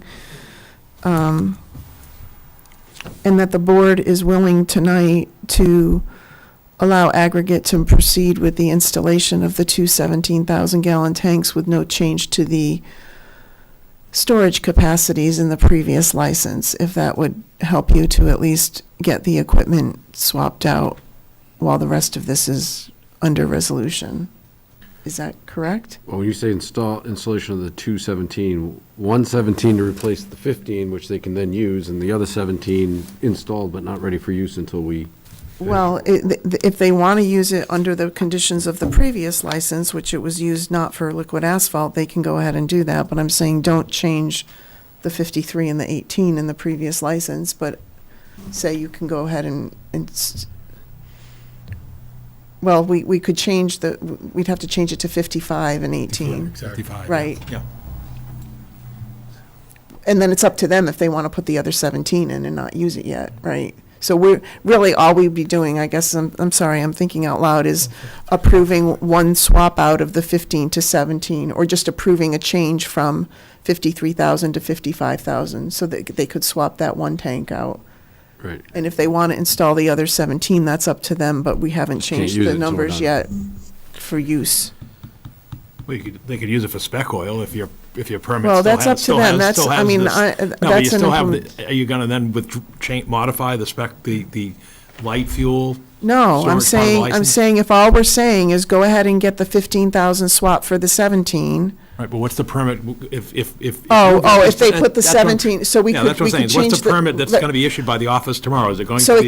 it could be 55 for liquid asphalt and 23 for light fuel. Is that, no, that's wrong. No, 17 plus 3. 20 for light 20, fuel. yeah. Right, if they want to do that with the hope that they want to then come back and seek a modification of that license. While we sort through the rest of it. Right. Does that help you? Gary Ryan, Chief, wants to say something? Yeah, thank you, board members. If I understand what you're saying, you're going to allow them to swap the 15 for 17. I understand that. But you're going to allow them to add another 17 and only use up to 15, is that correct? No. To stay within the 55? No, Chief, the current license allows them 53,000 gallons of liquid asphalt And and 18,000 for 18 fuel of oil. light fuel. Correct. So we would change the license to 55,000 gallons of liquid asphalt, which would enable them to swap the 15 for the 17. Yep. And 20,000 of light fuel, which would enable them to install that 17,000 gallon tank to replace their 15,000 gallon light fuel tank with the 17, even if they choose to put nothing in it until we resolve this. Because right now, they have a license for, like you said, 71,000 Yep. Then total.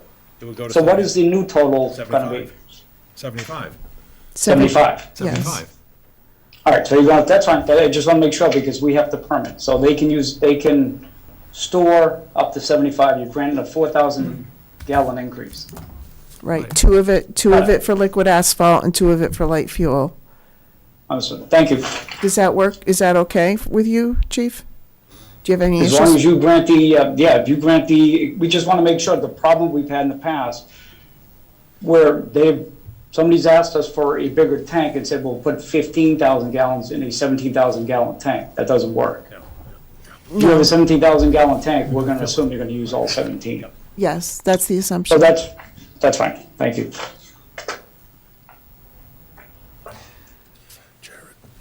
Jarrett and Nathan,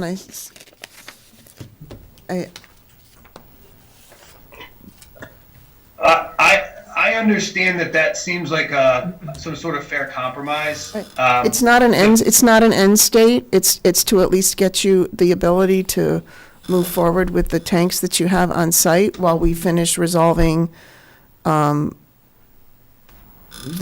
building commissioner's assessment with Attorney Haverty and you guys. I understand. The 17,000 gallon tank that would be replacing the 15,000 gallon spec oil tank, we would be at risk if we installed that tank and then the board came back and denied that part of it. That would just be an extra money we'd have to spend tearing it back Well, out. we would give you the ability to do it, but it's your choice as to whether you act on that right now. I'm just saying, if we're going to approve the use of 2 17,000 gallon tanks, we'll approve it. There's nothing that says you have to put it in yet, but at least you'll. No, I understand. So, in what we were going to do if this didn't go the way we'd hoped is just take our emulsion tank out of play. It is in our license 3,000 gallons of storage. We can put the 17,000 gallon tank in for the 15,000 gallon tank without amending our land license. We could just withdraw, make that change legally, and just keep operating the way we do. Okay, So and I then we'll come back. Appreciate that. We're going to maintain what we have right now, and Okay. we'll let the board do what it needs to do to vote on our permit and ask as we've applied. Barring the differences that we'll take the buffer out and just ask for the storage limits. So you're saying the board would need to make no change right now for you to be able to replace your 15 with 17 because you're going to take the 3 gallon off the table? Yeah, we'll just You're eliminate going to the operate emulsion tank. you're going to operate under the current parameters of the current license while we Finish our work. finish our work here.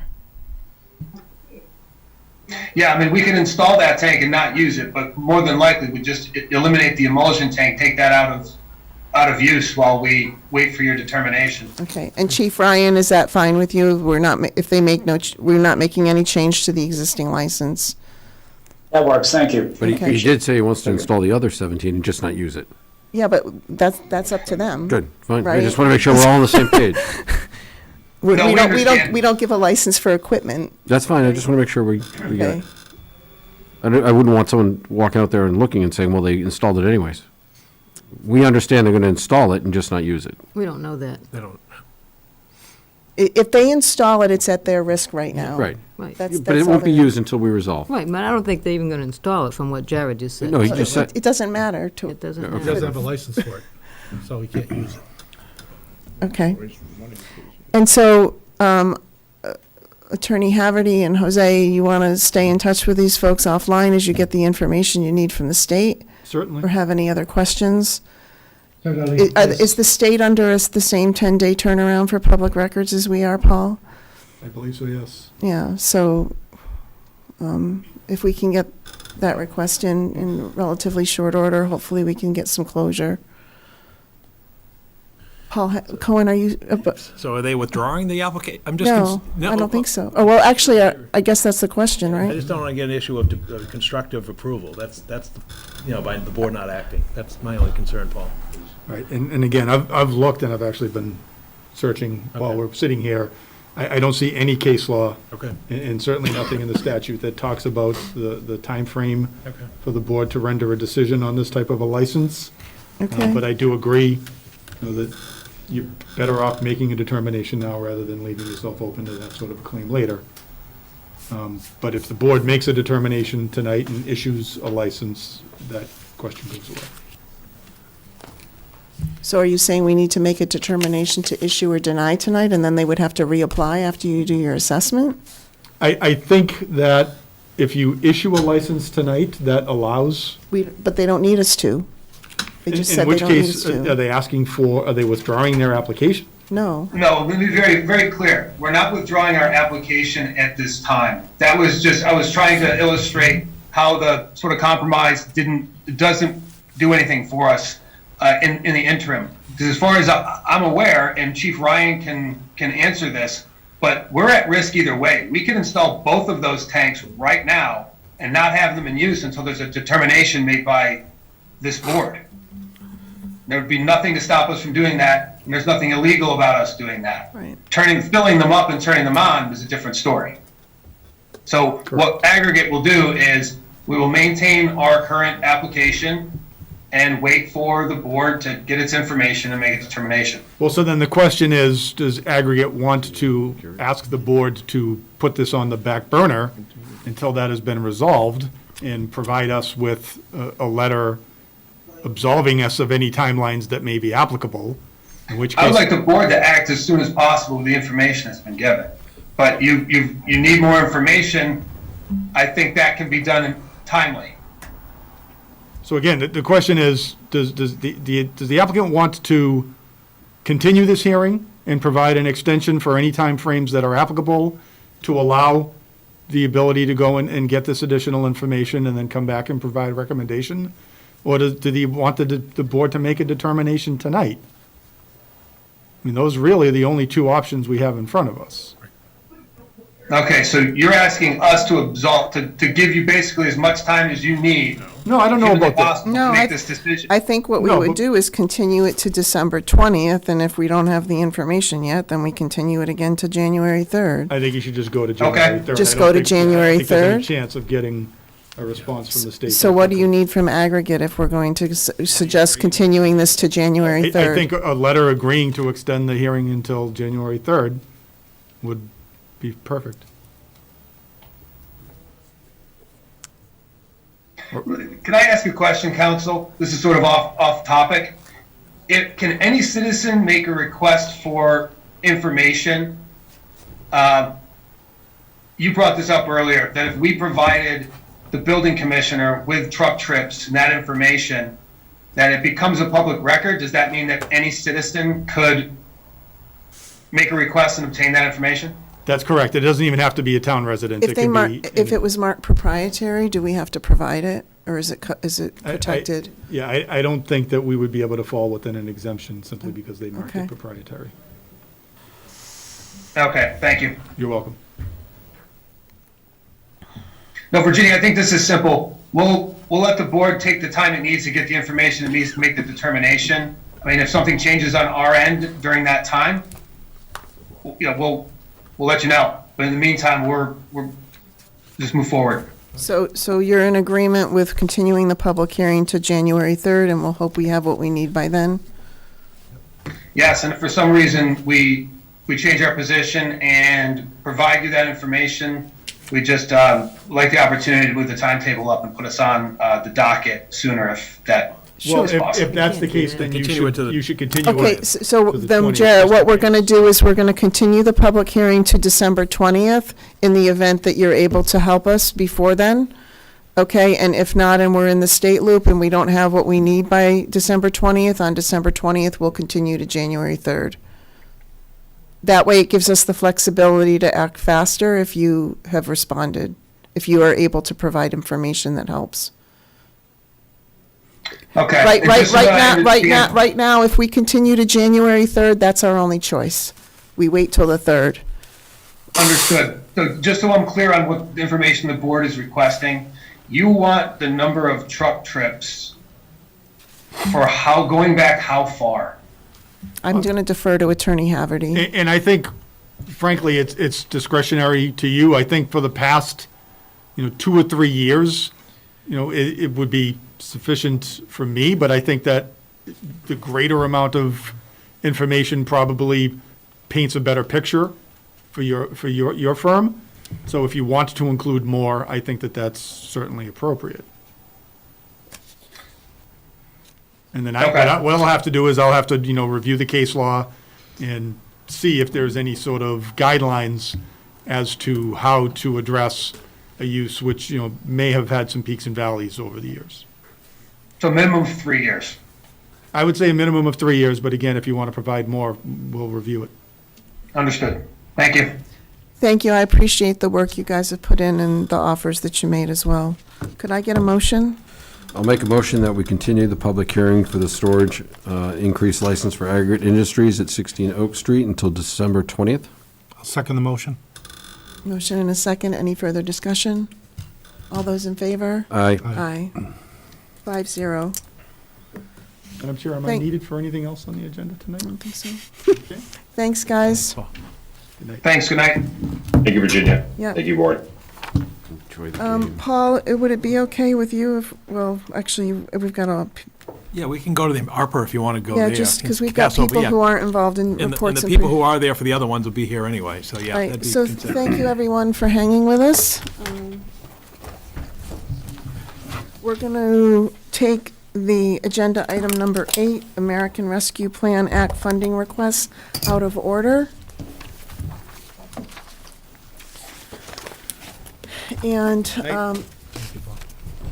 thank you, Paul.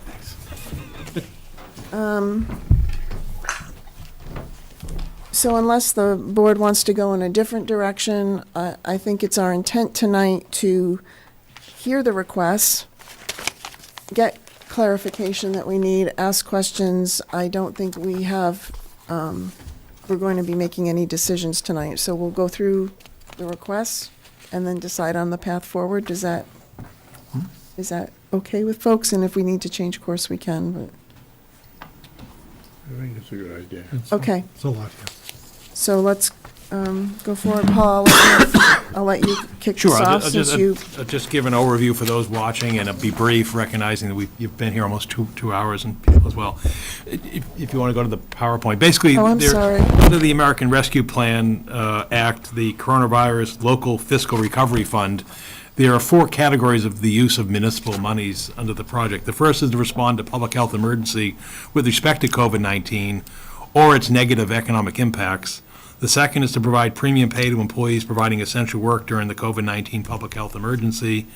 The third category is provide public services to the extent of a government's reduction in revenue due to COVID-19. And the fourth is to invest in water, sewer, stormwater, or broadband infrastructure. And again, the details regarding these regulations are on the U.S. Treasury Department website, which provides guidance as well as frequently asked questions, information. And I believe we're still waiting the final guidance from, because right now it's still interim guidance. But that being said, go ahead. I was just going to ask, at some point, can you provide the language from the statute on premium pay? Like Sure. what employee, like Yep. just the exact language and who's included? Sure. Thanks. And I think, anyway, the time period, the funds must be obligated by December 31st, 2024. So basically, you have 3 years from now to obligate the funds, and then you have 5 years from now to expend the monies. And as the board's aware, the state right now has on the governor's desk a portion of the state's use of its monies, and we're seeing cities and towns across the Commonwealth doing what we're doing this evening, sort of deciding on their funding allocation, many of which are doing some initial approvals and then deferring action on others and therefore holding monies for a later time. In Chelmsford's case, we're scheduled to receive $10,578,612. And it's in two apportionments. The first one has been received by the town back in last June. It was 50% of that, or $5,289,306. And then the remaining is expected in just over 6 months from now. The town can only expend monies that have been received, meaning the town accountant can't pay bills for more than $5.289 million at this point in time. It really doesn't mean that you can't. Anyway, the bottom line is I think you should look towards a 10.6 because mechanically you're not going to get stuff done in 6 months anyway. So the key is $10.6 million. And to where we stand by previous actions of the board, of that 10.6 million, 1.15 of that has been previously approved by this board. And again, we've covered those in the past with the town accountant, 335 for the Center for the Arts, 577 for the Katrina Road sewer pump station repair, 175 for the HVAC efforts in the schools to keep them healthy during the current school year, and then ventilation study and then miscellaneous expenditures. We sent out the request. We received 55 requested projects at this point in time, explaining that projects may continue to advance on a rolling basis as we leave. But at this point in time, we said we'd bring the first those projects received at this meeting tonight in December. And you can see I've broken them down to 9 categories, and I think that will facilitate a rather comprehensive as well as orderly review of that. School department HVAC is $2.84 million.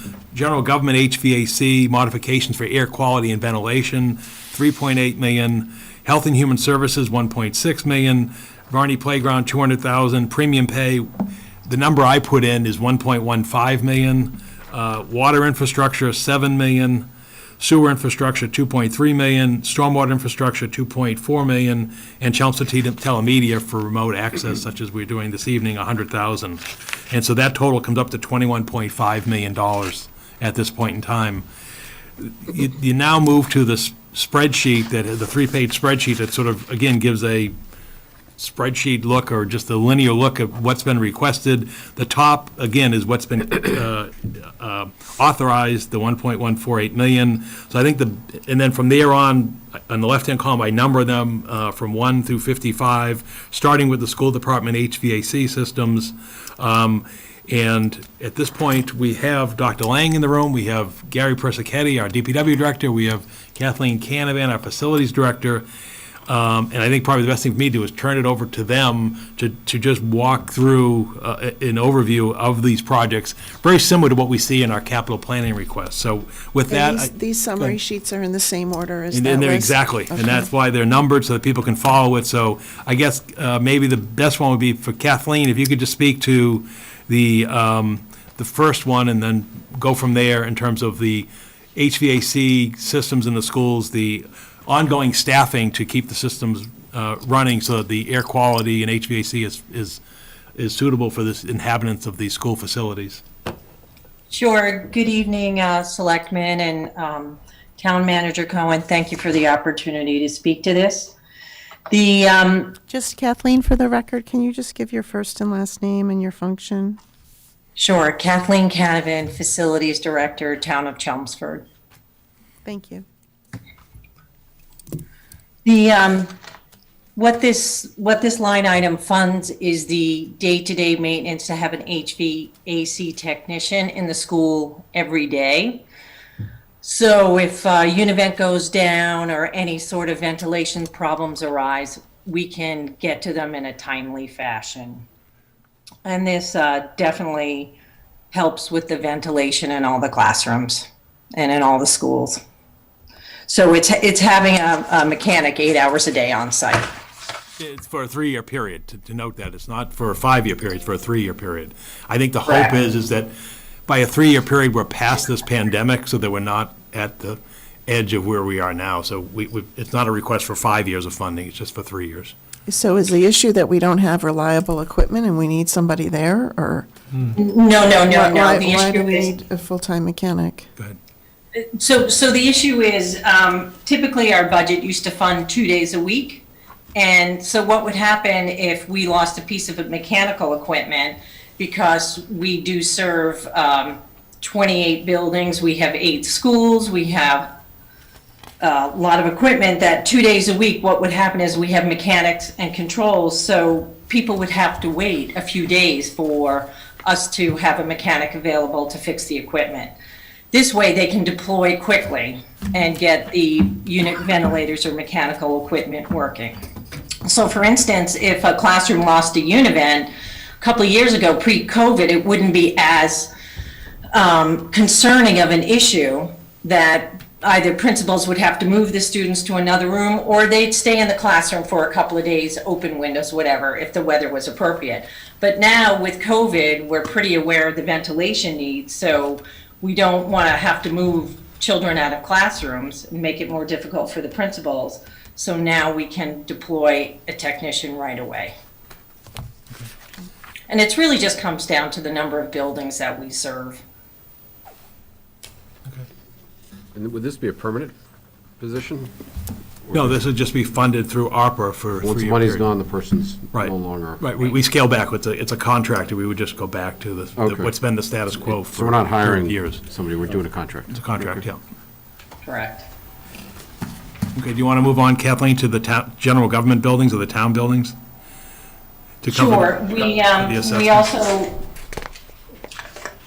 we put out a study with a mechanical contractor. We put out a bid to hire somebody to assess all the town ventilation needs in the municipal buildings. So this line item covers the soft costs. It covers the engineering fees, any sort of escalation, and allows us to implement a design throughout the assessment process. Because this was a high-level study, we're not exactly sure until we get down into the details specifically what's needed. So this is really a placeholder for us to develop scope and do the building assessments in the municipal buildings. Okay. Same process as the schools. We go through all the buildings, the engineer studies the existing equipment in terms of the ASHRAE 62 ventilation needs, and then makes a sort of a preliminary, not a design, but a recommendation, a scope recommendation on what has to be done at each building. And you have the supporting documents from him and the report. Paul, I believe. Is that true? Not in this package, but we Okay. can provide that. So Any is this already, questions? there's a report, so is this already done?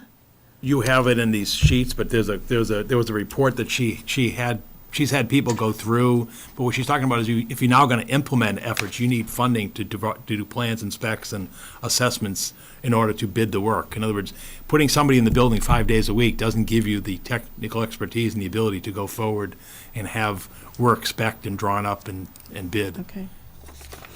Go ahead, Kathleen. So this is to cover our own Basically, costs? your soft, what we call soft Your costs. soft costs, Your soft yeah. costs to do the work. To put the bid stuff together. Exactly. Don't we do that normally with we don't do that with our own personnel? We would, not to the scope of what we'd have here, we wouldn't have the ability to do that. Okay.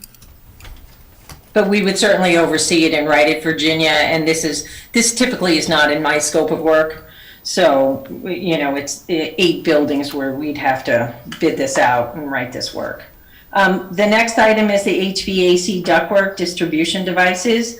And this is to clean and repair HVAC ductwork and air handlers throughout the schools. An example of that would be in the gymnasiums where we have air handlers and we have ductwork that goes from a storage closet into the gym. We have it in kitchens. Since these are older buildings, this was recommended from the facilities assessment study back in 2016. And then the other item is a variable speed drive, which we add to mechanical motor on a rooftop unit, number 18 at CHS, which allows us to control the ventilation rate. So currently, we need to have this repaired to supply the correct amount of ventilation.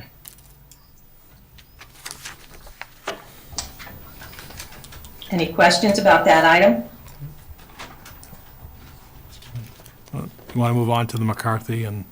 Okay, next item, replace the rooftop units at the high school in McCarthy. This is a big ticket item. This is to replace the rooftop units that supply heating and air conditioning to all the pods at McCarthy School. There's 4 of them. Parker School, there's 12 of them. And then also at the high school to replace 4 4-ton rooftop units and 1 very large 30-ton rooftop unit.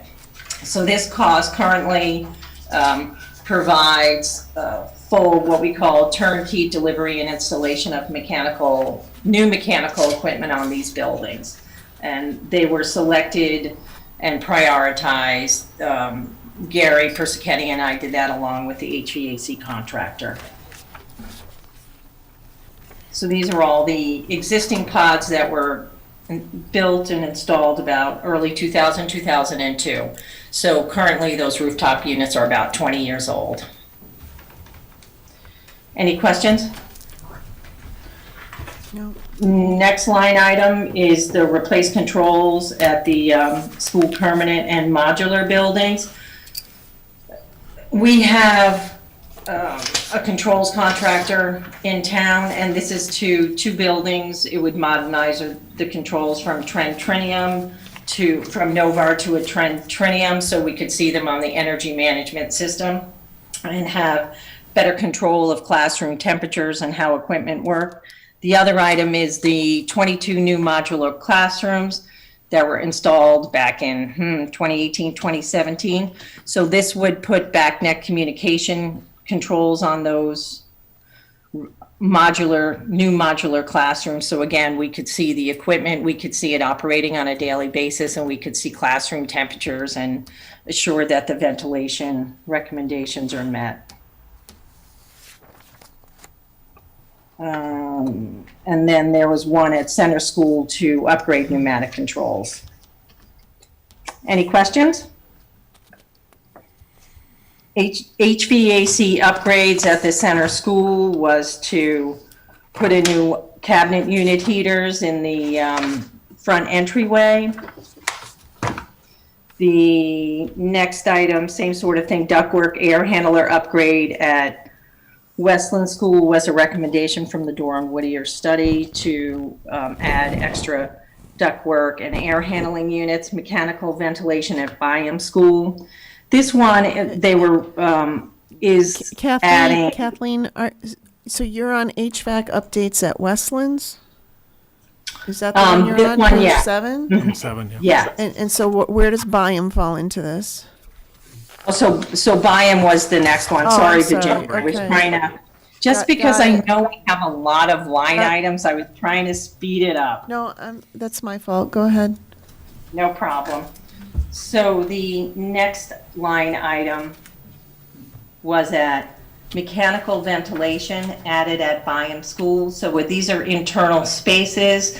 This is a makeup air unit that just will pump more air into the administration area, the library, and special education spaces.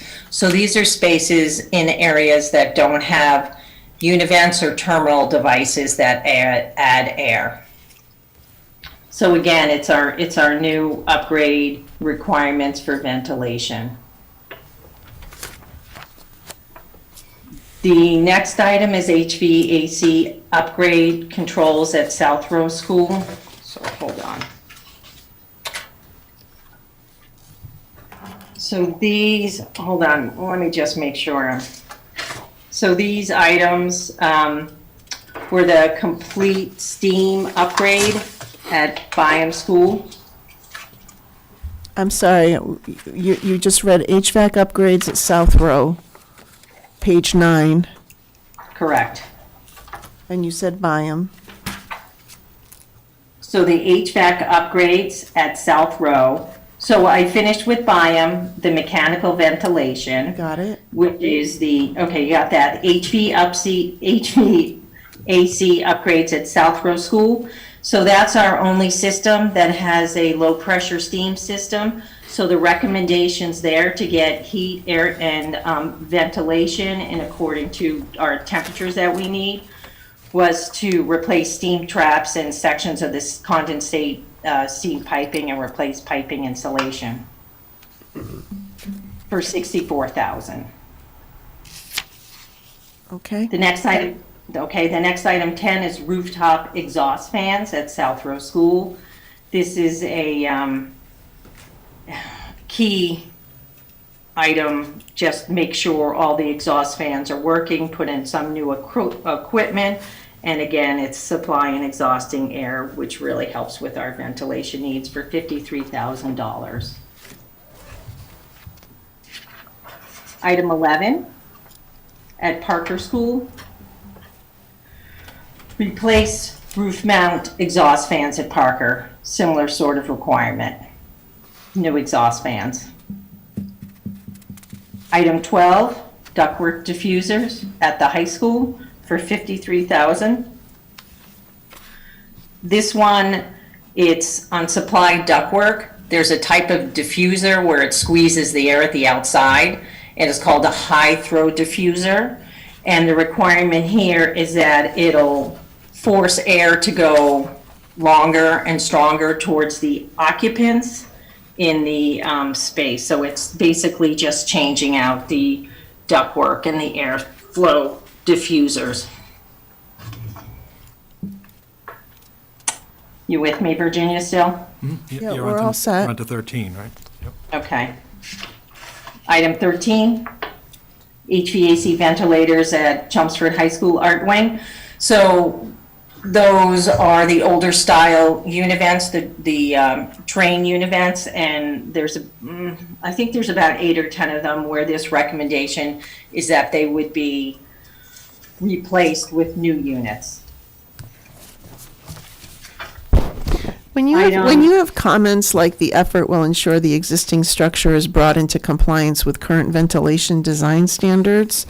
Yes. Do we have I understand if we upgrade it, it's going to be compliant with current standards, but if we do nothing, is there a compliance issue that we're vulnerable for? You know what I'm saying? Yeah, it's highly recommended because the high school was built in '74. Some of these units are older. My question is basically, if we're not in compliance, why haven't we? Is it a question of funding? Can we get penalized because we're not in compliance or haven't been? I would say it's really more of an issue with the HVAC assessment that we were able to do last year. It's brought to light some issues that are deficient. Okay. And that we've never recognized before because we've never had COVID before and we've never had these stringent ventilation restrictions. So that report gave us the ability to look at all our school and our spaces. And now that we have the information, yes, we should do it. You answered my question. It came to light within the last year or 2 years because of COVID. Right. Okay. And then Thank you. even post-pandemic could be issues of seasonal flu and just healthy environments in the buildings. Okay, you want to move on, Kathleen? Is there a specific standard, though, that we're trying to meet? Yes. Yes. Can that be shared with Absolutely. us? Or? Yes, yeah, I mean, you can provide, go ahead, Kathleen. It's ASHRAE 62.2, and that's what the standards that our mechanical engineer designs the ventilation to. And ASHRAE really started back in the mid-90s, like after many of our schools were built. And so as we improve ventilation, these are the standards the mechanical engineers make us aware of. Am I on 14? Yes. 14, okay. Mechanical ventilation, the interior. So this is the same, similar to Byam School. Harrington and Byam Schools are the exact building footprint. So this is providing fresh air, makeup air into some of the interior offices that don't have through the wall unit ventilators. The last item, well, Item 15 for this section of the report is school administration, rooftop controls, and HVAC air balancing. It's Go ahead, Kathleen, finish this one. Sure, it's basically, we've replaced many of the rooftop units on that building, so this is basically to tune them up, retro commission them, make sure that they're, it's like an old car, tuning it up, making sure they're meeting our minimum air volume requirements. All right, if I could just pause here, Kathleen. So that basically runs through the school HVAC things, and I want to pull Gary and Jay Lang, Gary Prisketti and Jay Lang into discussion as well. I just want to put it in context. When COVID hit, back in 2020, the whole became an issue of air quality and healthy environments and keeping children in school or bringing them back into schools. And there was a comprehensive assessment done of all of our facilities, particularly in the schools with the reopening. And the big part, as you saw earlier, and was known with the CARES money previously, was getting the existing units and operations running effectively. And that went through classroom by classroom, space by space. What was discovered was there were spaces, because the schools were built in the 60s and so forth, that weren't constructed and utilized for classroom and occupied space. There were closets that were used and nursing offices and so forth. And so the effort here is we got everything that we did have going into place. Now it's an effort of and we have individual air purifiers and other stuff. Now it's an effort of bringing the facilities up to the current standards for air exchange, ventilation, and so that the schools are a healthy environment for the schools going forward. And that's what all these projects are for. And a number of these we're moving forward on the school capital list because these aren't just sort of niceties, these are necessities. We've got a number of units that are end of life. Modulars at McCarthy and Parker that were mentioned earlier, rooftop units at the high school that are 20 plus years old, that we don't want to be in a situation where those units fail going forward. And so again, a number of efforts were made to get us to where we are today. And now what we're looking to do is maintain and achieve a standard where the schools, can function pandemic and post-pandemic. And yes, it sounds like a lot of money, it's expensive, but it pales in comparison to the cost of constructing or reconstructing existing school buildings. And it does become a health issue. So Jay or Gary, do you want to add anything to the discussions at this point in time? Yeah, Gary Prisketti, DPW Director. Well, I'd like to just continue with what Paul is saying, is when we met to do the study of the school department itself and go through it, as he said, there were many rooms that were not used for their initial function. They were changed along the amount of years that, the schools have been in existence. And at the same time, the equipment that is in some of these buildings was 100% within compliance at the time that they were purchased and at the time that they were working. And as time moves on, things have changed. I mean, when I started in this industry, the average was somewhere between, 8 to 10% to 14% outside air. Now they've moved that up to more like 20 to 24. And then with the COVID, in some cases, they've even added to that, which means that what you're doing now is to bring in more outside air, especially in the off season, in a season like this that you're going into. You have to provide more heat to temper that air before it gets into the building. So those are the big changes that are happening. It's not like we have been in non-compliance for all these years. I just want. Thank you. Dr. Lang? Not to be repetitive, but I think during 2015-16, when we had the original facility assessment done of all the school units and HVAC, was a significant piece of that. The Dorn Whittier Group helped us put together a 10-year capital plan to tackle some of these projects in a sequential manner. Last year, obviously, when COVID hit, we had another group come in. Gary and Kathleen worked We had a firm come in and actually go room by room through the schools and really check and make sure that, again, the airflow was proper, that things were balanced, and we were in very good shape. I think that group looked at the facilities plan that we had put together from 15-16, and a lot of these projects, vast majority of them, had been identified over the next, say, 5 years to be completed. But that, again, was kind of pre-COVID. And I think the way we were looking at this is these projects do need to be done. Yes, these systems are up and running right now, but when you do take a look at a rooftop unit that, say, could fail, we can't afford to have that happen. And instead of having something be out in an outlier year in the capital plan, say 2, 3, 4 years out, if it would qualify for the ARPA funding, our preference obviously would be to try to have it be funded under that. It also takes a burden off of the town's capital budget if we're able to move it into this funding stream and get it accomplished quicker. So the both reports really do kind of match up with each other, and they back up each other's findings. This is really shifting known projects that we need to get done earlier into the time frame. But like I said, I'll stay and I'm happy to answer any questions that come up. But I appreciate Gary and Kathleen's support in putting this together, and obviously Paul and you for taking a look at it tonight. So thank you. Are these lists prioritized, the projects? Are they in priority order, or have we not gotten that far yet? No, I'm not sure. I don't Okay. know. I wouldn't say they're in priority order, because I'd have to go back to Jay's list from the schools on priority order, but I don't think they're in don't priority think they order. are. Okay. But we were sort of gathering what was on That's the fine. 5-year Just- capital plan and trying to get some semblance of structure to it. Correct.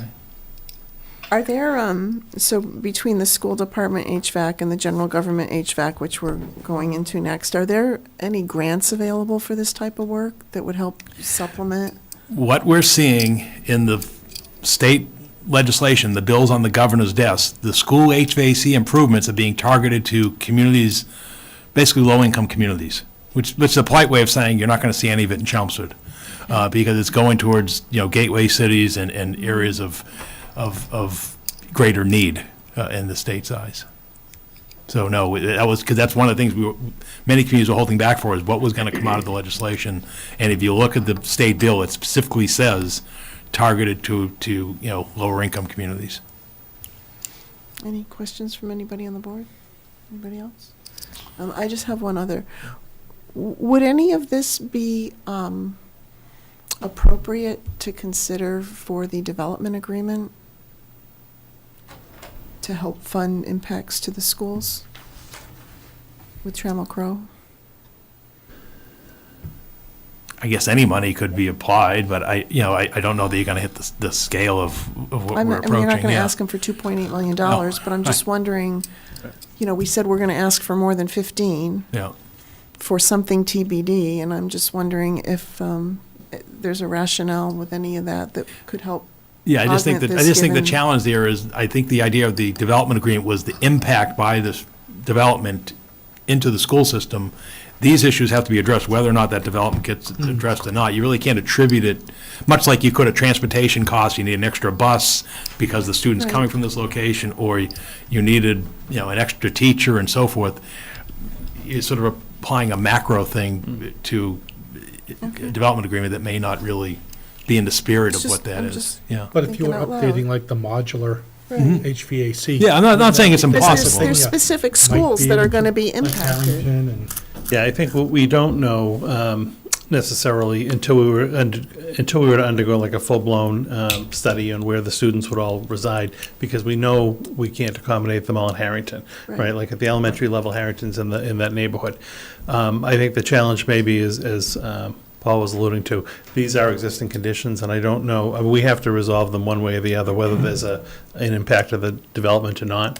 When we went back to take a look at what might be more reasonable to ask for in the development, is we know if that does come online, that we're going to have to figure out, where those students could be properly spaced at the elementary, middle, I'm not quite as worried, and certainly not at the high school level. But that, a kind of a redistricting plan or a study may be necessary. Also, something that would tie into like a transportation type study, which I think you could directly attribute to that development. Just a thought. Right, I just wonder though, if you just took some transportation and then like the modular piece at Harrington, for instance, say, okay, we want to get some money to apply there, you clearly need to do your work in order to figure out where these, 46 students or whatever the number ends up being that, Right. come into the system. We don't know where they're all going to go yet. Right. But I mean, we have to make, or we could make some assumptions that said, we're going to need this much space across the facilities, but, just apply it maybe in one location and some transportation costs, just to help offset it, because I don't think you have any other numbers right now that we'd be able to bring into that development agreement to cover anything, right? No, I think it would just be, we have gone out to take a look at what the cost of an actual, say, redistricting study would be, and also like a full-blown enrollment projection based on that. And that's going to be somewhere in the $50,000 to $60,000 range in total. I think that'd be more realistic than, say, the 5 or 15 that had been talked about previously. But no, aside from those two studies, I don't have any other hard costs that would be attributed to that particular group of kids. Thank you. So, I will be in the back if anything else comes up. Okay, Kathleen, if you could then move on to the senior center and the other general government buildings, or whomever's, yeah, go ahead. Okay, so this section of the request came out of a townwide building ventilation assessment study. So this was a high-level observation, concept-level recommendations, and order of magnitude construction, budget pricing regarding HVAC ventilation for the following 7 buildings. The first building is the senior center. Oh, yours is in a different order. No, Hold on. Senior center's Number right. 16 is the Center's right. senior center. Yep, okay, so the senior center, I'm just getting my detailed notes. So the senior center was built in 1986, and their recommendation was new supplemental grade mounted compressor energy recovery units, dedicated outside air system with variable air volume terminals. So basically, in layman's language, it was that the air, the senior center needs more ventilation, that the ventilation equipment is not adequately sized to support the calculation requirements. So this was a building that definitely is a high priority to improve these systems and do additional ductwork, ventilation, and exhaust. Okay. So basically, that's why this particular building has such a high cost. That, again, the 1986 design for the mechanical equipment doesn't meet today's standards. Any questions? Not seeing any. Move on to the town office building. Okay.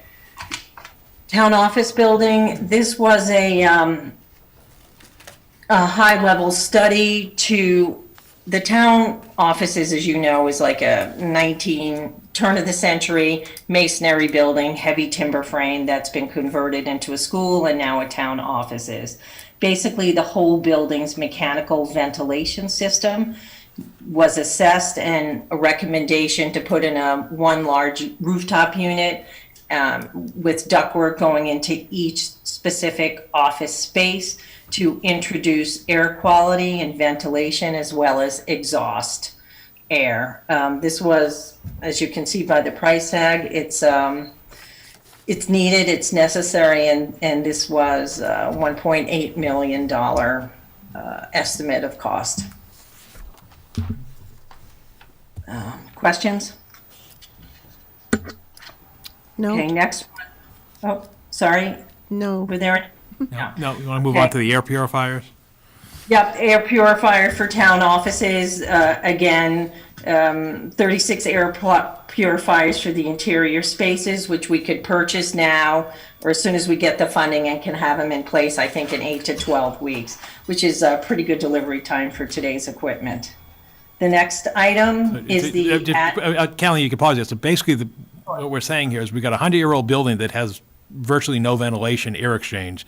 And the idea being is it's going to take $1.8 million to do it, but in the meantime, before that work can get done, the fact that we're in this building daily the request is to buy air purifiers for the office spaces and for the employees to have a healthy environment. All right, thank you, Kathleen. Want to move on to the Adams Library? Sure. Next item was the Adams Library. The recommendation here is just to tune up and recommission the 3 existing units that the delivery of fresh air, the systems can currently are designed and accommodate today's standard. So that's why this was $53,000. Want to go on to the McKay Library? McKay Library, similar to town office, the consultant looked in detail at how to introduce fresh air into this building. The cost, unfortunately, was $417,000, and it was to put a whole new rooftop unit on the side of the building and ventilate, bring in ductwork to the first floor and then up to the second floor. And so, any questions about that one? Just to put in the context, it was a house that's converted to a library, and what's shocking is you see $400,000 put HVAC in, but it's not just HVAC, it's, you gotta go through the roof, you gotta go through the electrical systems and everything else. And it is a staggering number considering the value of the structure itself, and just put it in context, it's a concern. So yeah, and it's reflective of today's prices, we do have, of equipment, of labor. And I think Kathleen, if you could pause for a minute, we have David Braslow and Vicky Turcott here from the library. Like, probably appropriate if they want to comment at this time on the libraries. If you'll have us, that's great. David Braslow, 99 High Street, longtime elected member of the Board of Library Trustees and current treasurer. Vicky Turcott, Assistant Director of the Chelmsford Public Library. Just a couple of quick points about the McKay Branch Library. As Paul mentioned, this is a circa 1900 residential house. It was donated to the town of Chelmsford in 1947 by Stuart McKay. It was the former residence of Anna McKay, who was a librarian in Chelmsford from 1906 to 1924. Prior to COVID, McKay was open regular but limited hours and was actively used by patrons and for book groups and children's programs during the summer. Very popular outdoor concerts are held at the McKay Library. Since COVID started, McKay has not been open to the public at all. The building is a converted 120-year-old residence. It has no ventilation system. So unlike some of the other buildings that we're talking about, this building has never had any ventilation other than the ability to open windows in the past. So alternate services have been provided either through the main library, through the pop-up library, which we're fortunate to have, and very recently we've offered curbside service at McKay where residents can pick up materials outside of the library but not within the library itself. So as Paul mentioned, in order to accommodate the public, a new ventilation system is going to need to be installed, and this is really complicated. It involves, as he mentioned, not only the installation of the ventilation unit itself, but modifications to the building, to the electrical system, to the walls, and to the ceilings in order to install the new system.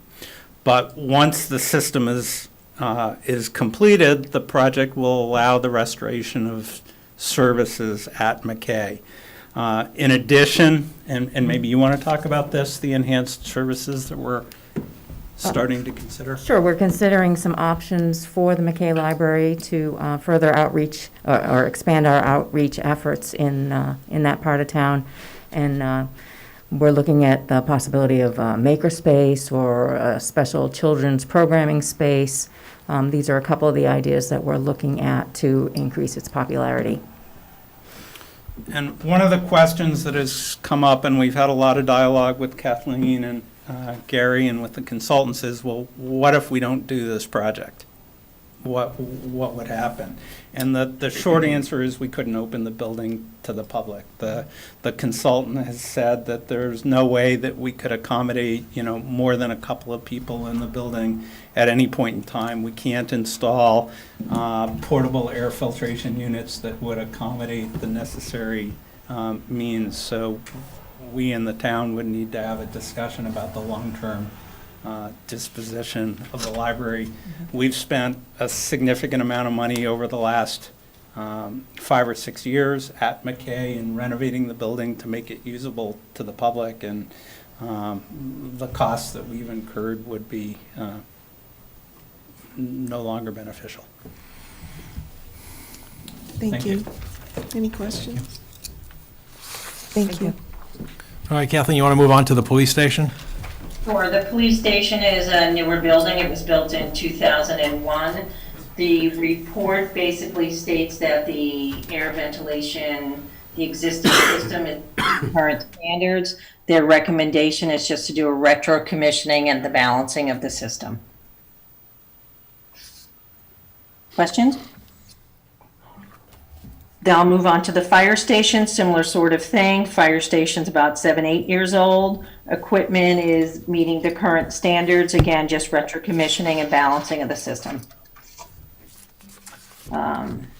Next building is the DPW. DPW is similar vintage to the fire station. Recommendation is to provide some rooftop controls, tune-up, and retro commissioning of the units and balancing. The next building is Center for the Arts. And that recommendation is a little bit different, which is why it's a little more costly. Their suggestion is to install larger energy recovery ventilation units, so actually supply more ventilation into the building and more fresh air, introduce some new ductwork and exhaust systems. So that's why this building has an increased cost. Any questions about that? The final one is North Town Hall, which is similar to Center for the Arts. Those buildings, if folks remember, were capital projects at the same time in about 2012. Same sort of thing, new larger energy recovery units, introduce more ventilation, more larger ductwork for intake air and exhaust systems. So again, that comes with a higher price tag. Any questions about that section of the ARPA funding and request? No. Okay. All right. Thank you. Thank you, Kathleen. Thank you. Well, we now move on to the Senior Center for a Human Service Program in terms of the economic impact of the pandemic. And Deb Seriani is with us on the call, and I'll just ask her to speak to the 3 programs you're running up there, Deb. Thank you very much. Thanks for having me tonight. All 3 of these projects that I've asked for funding, partial funding for, are human service programs run out of the Senior Center for seniors, their family caregivers, and disabled adults in Chelmsford in the area. They are the companion program and the social day program are both 100% staffing and expenses paid out of revolving accounts, not paid by general fund monies at all. The lunch program and Meals on Wheels program has some funding, but a relatively small amount compared to the costs for the year. So these are funded by fees that are requested for service, donations, and grant money that we get, and they all operated during COVID, and they all lost money in the past couple of years. So we're just looking to recoup some of that money to have some cushion for those programs to actually continue. So the total ask is $70,000. It's 20,000 for the social day program, 20,000 for the companion program, and 30,000 for the Meals on Wheels and nutrition program. Any questions? Any questions? Not seeing any, Deb. Thank you. Thank you, Deb. Thank you so much. I appreciate your time. All right, and now, stand by, Deb, we'll, just for this next one, we've got Fred Brusso and John Bowles here. Asked them to come up to talk about an enhanced program of supplementary transportation service. So if you want to come up to the microphone, John, and this is something, the Age-Friendly Initiative, which Deb's been involved with, Jen Melanson, and a whole bunch of others, and I'm going to turn it over to John, who's really been the catalyst behind this. So John, I'll turn it to you to explain to the board and the community what's being proposed here. Yes, thank you very much, Select Board and Town Manager, for the opportunity to address you tonight. The Age-Friendly Study Committee has been working for about 2 years. We moved in after you approved the plan last January. In February, we moved into the implementation. I represent the transportation domain of that area. And one of the things we've seen is that there's a tremendous lack of resources and aid in helping those that are not driving. That includes those that are over the age of 60, but we have decided that we're going to also include pretty much everyone in Chelmsford that is not driving. That would mean people that are temporarily disabled because of injury or medical procedures, or it could be people that are blind.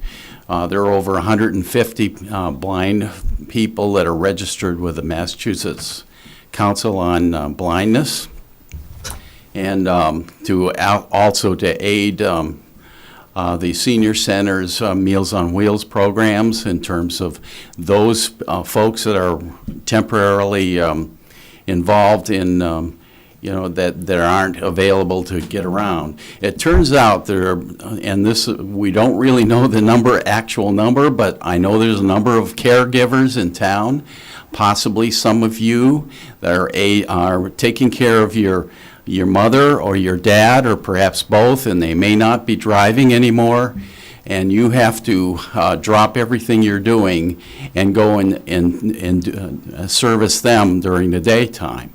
This program, this transportation program, is a supplemental program to what the Senior Center has already been doing.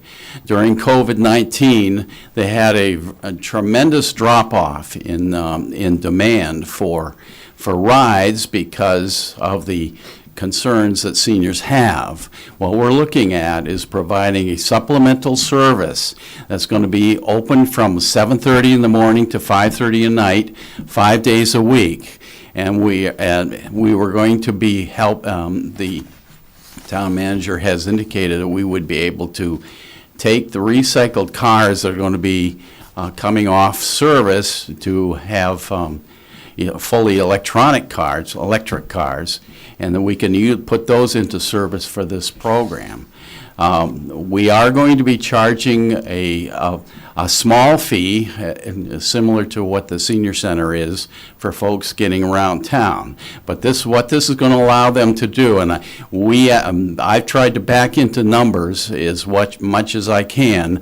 I'm not able to get at things that are protected by HIPAA and HERPA, but there's at least 500 residents in town that would like to stay here in town. They would like to be able to be more free and not have to depend on their friends or family members all the time to get around. And so this program actually is funded. We were recommended that we should fund for 3 years, but certainly if we get this program up and running, I think it's going to be a tremendous asset for helping the age-friendly programs, and it's going to address everybody in town and all the families in town. I'll be glad to take some questions for you. Is this the one that the $150K a year assumed we'd be also hiring someone to help Jen? Am I confusing that with something else? Yes, yes. Now, pretty much the funding is primarily for staffing, for paying for the cost of the automobiles, and supplementing the funds. Over time, we are going to be going aggressively after funds. I know that it turns out some of our neighboring towns that have programs, they're getting several $1,000s a year from the area hospitals. We're not getting that presently. But I didn't certainly want to say that we're going to have it instantaneously the first year, but I think over the time, over the coming year, we're going to be able to fund more and more of it through grants and direct donations from. I've also talked with many of the doctors in town, and they're interested because they're losing business because their seniors sometimes cancel out, and I know you know the problem. And so consequently, they're willing to kick in as well. Now, we haven't tapped any of this yet, but we want to get this program up and help our seniors in town.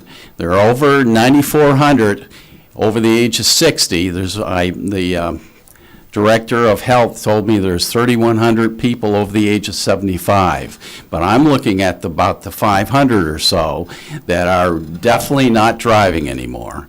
And we want to be able to help them get around so that they have better frame of mind and not feel like they're locked in their apartment or their house. And this extends to all ages? Yes, yes. Fred wants to add something. Go ahead, Fred. Madam Chair, members of the board, Mr. Town Manager, I'm Fred Brusso. I co-chaired the age-friendly planning phase, which resulted in the action plan. I'm now co-chair of the implementation committee, which is now beginning to implement the actions and the goals that we had in the action plan. And to your last point, Virginia, about being age-friendly, during the early stages of the action plan phase, we wanted to begin to prioritize how we would prioritize each of the domains. To make a long story short, the 30 members of the core team in the planning phase had identified transportation and housing as the two priorities which we needed to really consider. But we needed to quantify that. How important is transportation? How important is housing? And we looked for a way to quantify it. Well, I've been sitting in with the Master Plan Update Committee now for several months, and they presented an opportunity. They were preparing a town-wide survey. And I asked them if I could input and include an age-friendly specific question in their town-wide survey. And I have the results of that as of August 24th, 2020. There were 1,099 responses as of 24 August 2020. It's really the age-friendly specific questions, question 8. Question 8, which I put in, was tell me the importance of reliable and adequate transportation services for older residents by age group. And what I'll present you now is the results of that response to that question. There were 5 choices: not important, slightly important, moderately important, very important, and extremely important. So what I did, I took the sum of the moderately important, very important, and extremely important, and I broke them down by age groups that was provided.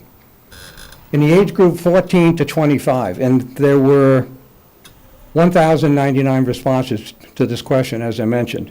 In the age group 14 to 25, there were 33 respondents.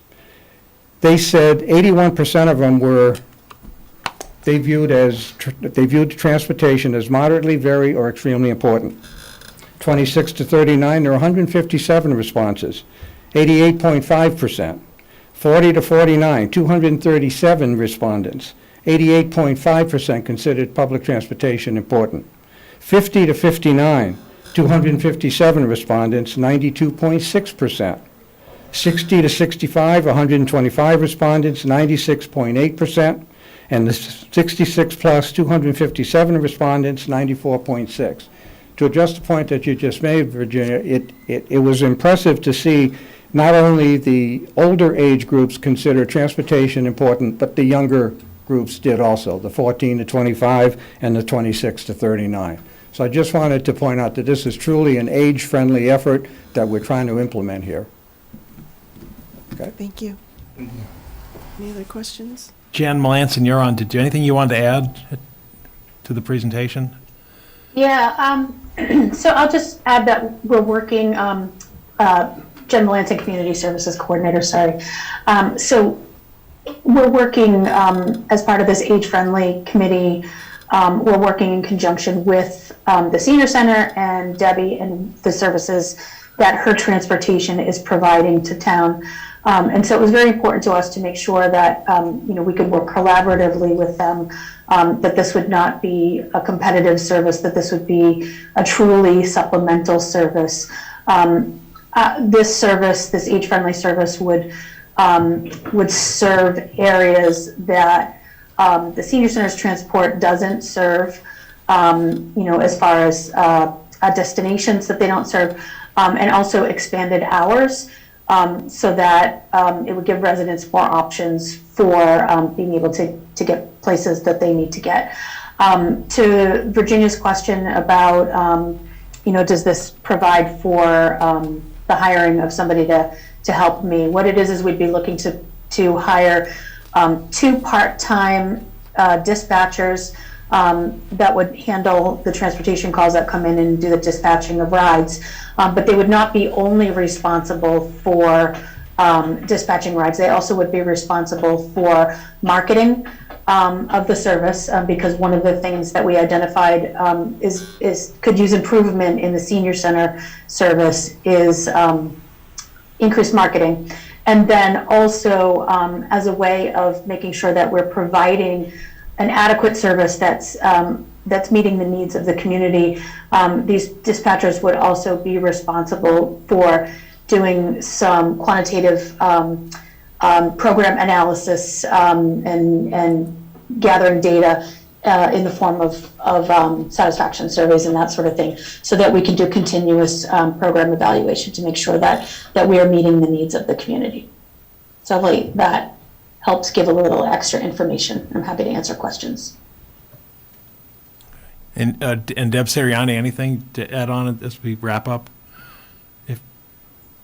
Yes, they've worked very closely with us to identify the things that would help expand the services that we provide, and so I'm thankful to that. Just a clarification, it wasn't necessarily all ages, it was all adults. So we were talking about adults 18 and up, just to clarify that for the select board. Okay, thank you, everybody. Moving on, the next 2 items I put in, and this has to do with the food pantry and the table of plenty. What I'm suggesting is the board consider $1,000 per month over the 5-year period of expenditures to each organization. I think certainly we're all aware of the increased demand upon the food pantry. We see it daily as we walk out of the building. We also see it on social media, their requests for what have you, be it diapers, certain types of formula, what have you. But again, this is meant to be part of the whole COVID impact and economic impact on those who have been displaced or adversely impacted financially from the pandemic. And same with Table of Plenty, which again not only addresses the hunger issue and food insecurity, but also the isolation issue. The next item is moving on to the Board of Health, and we have Sue Rosa joining us since the Board of Health has wrapped up its meeting, and she has a number of items regarding the Health Department, some of which are quite immediate because of the impacts of what's going on right now. And I'll turn it over to you, Sue. Go ahead. Thank you, Paul. I'm looking at the reflection here, and I apologize.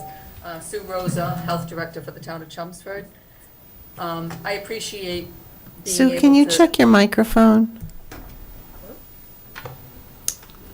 You can't hear me. And Jen, you can shut your camera off so you're not using up your bandwidth either. Okay, thanks. Can you hear me now? It's a little faint, but Yeah, it's just faint. Go ahead. go ahead.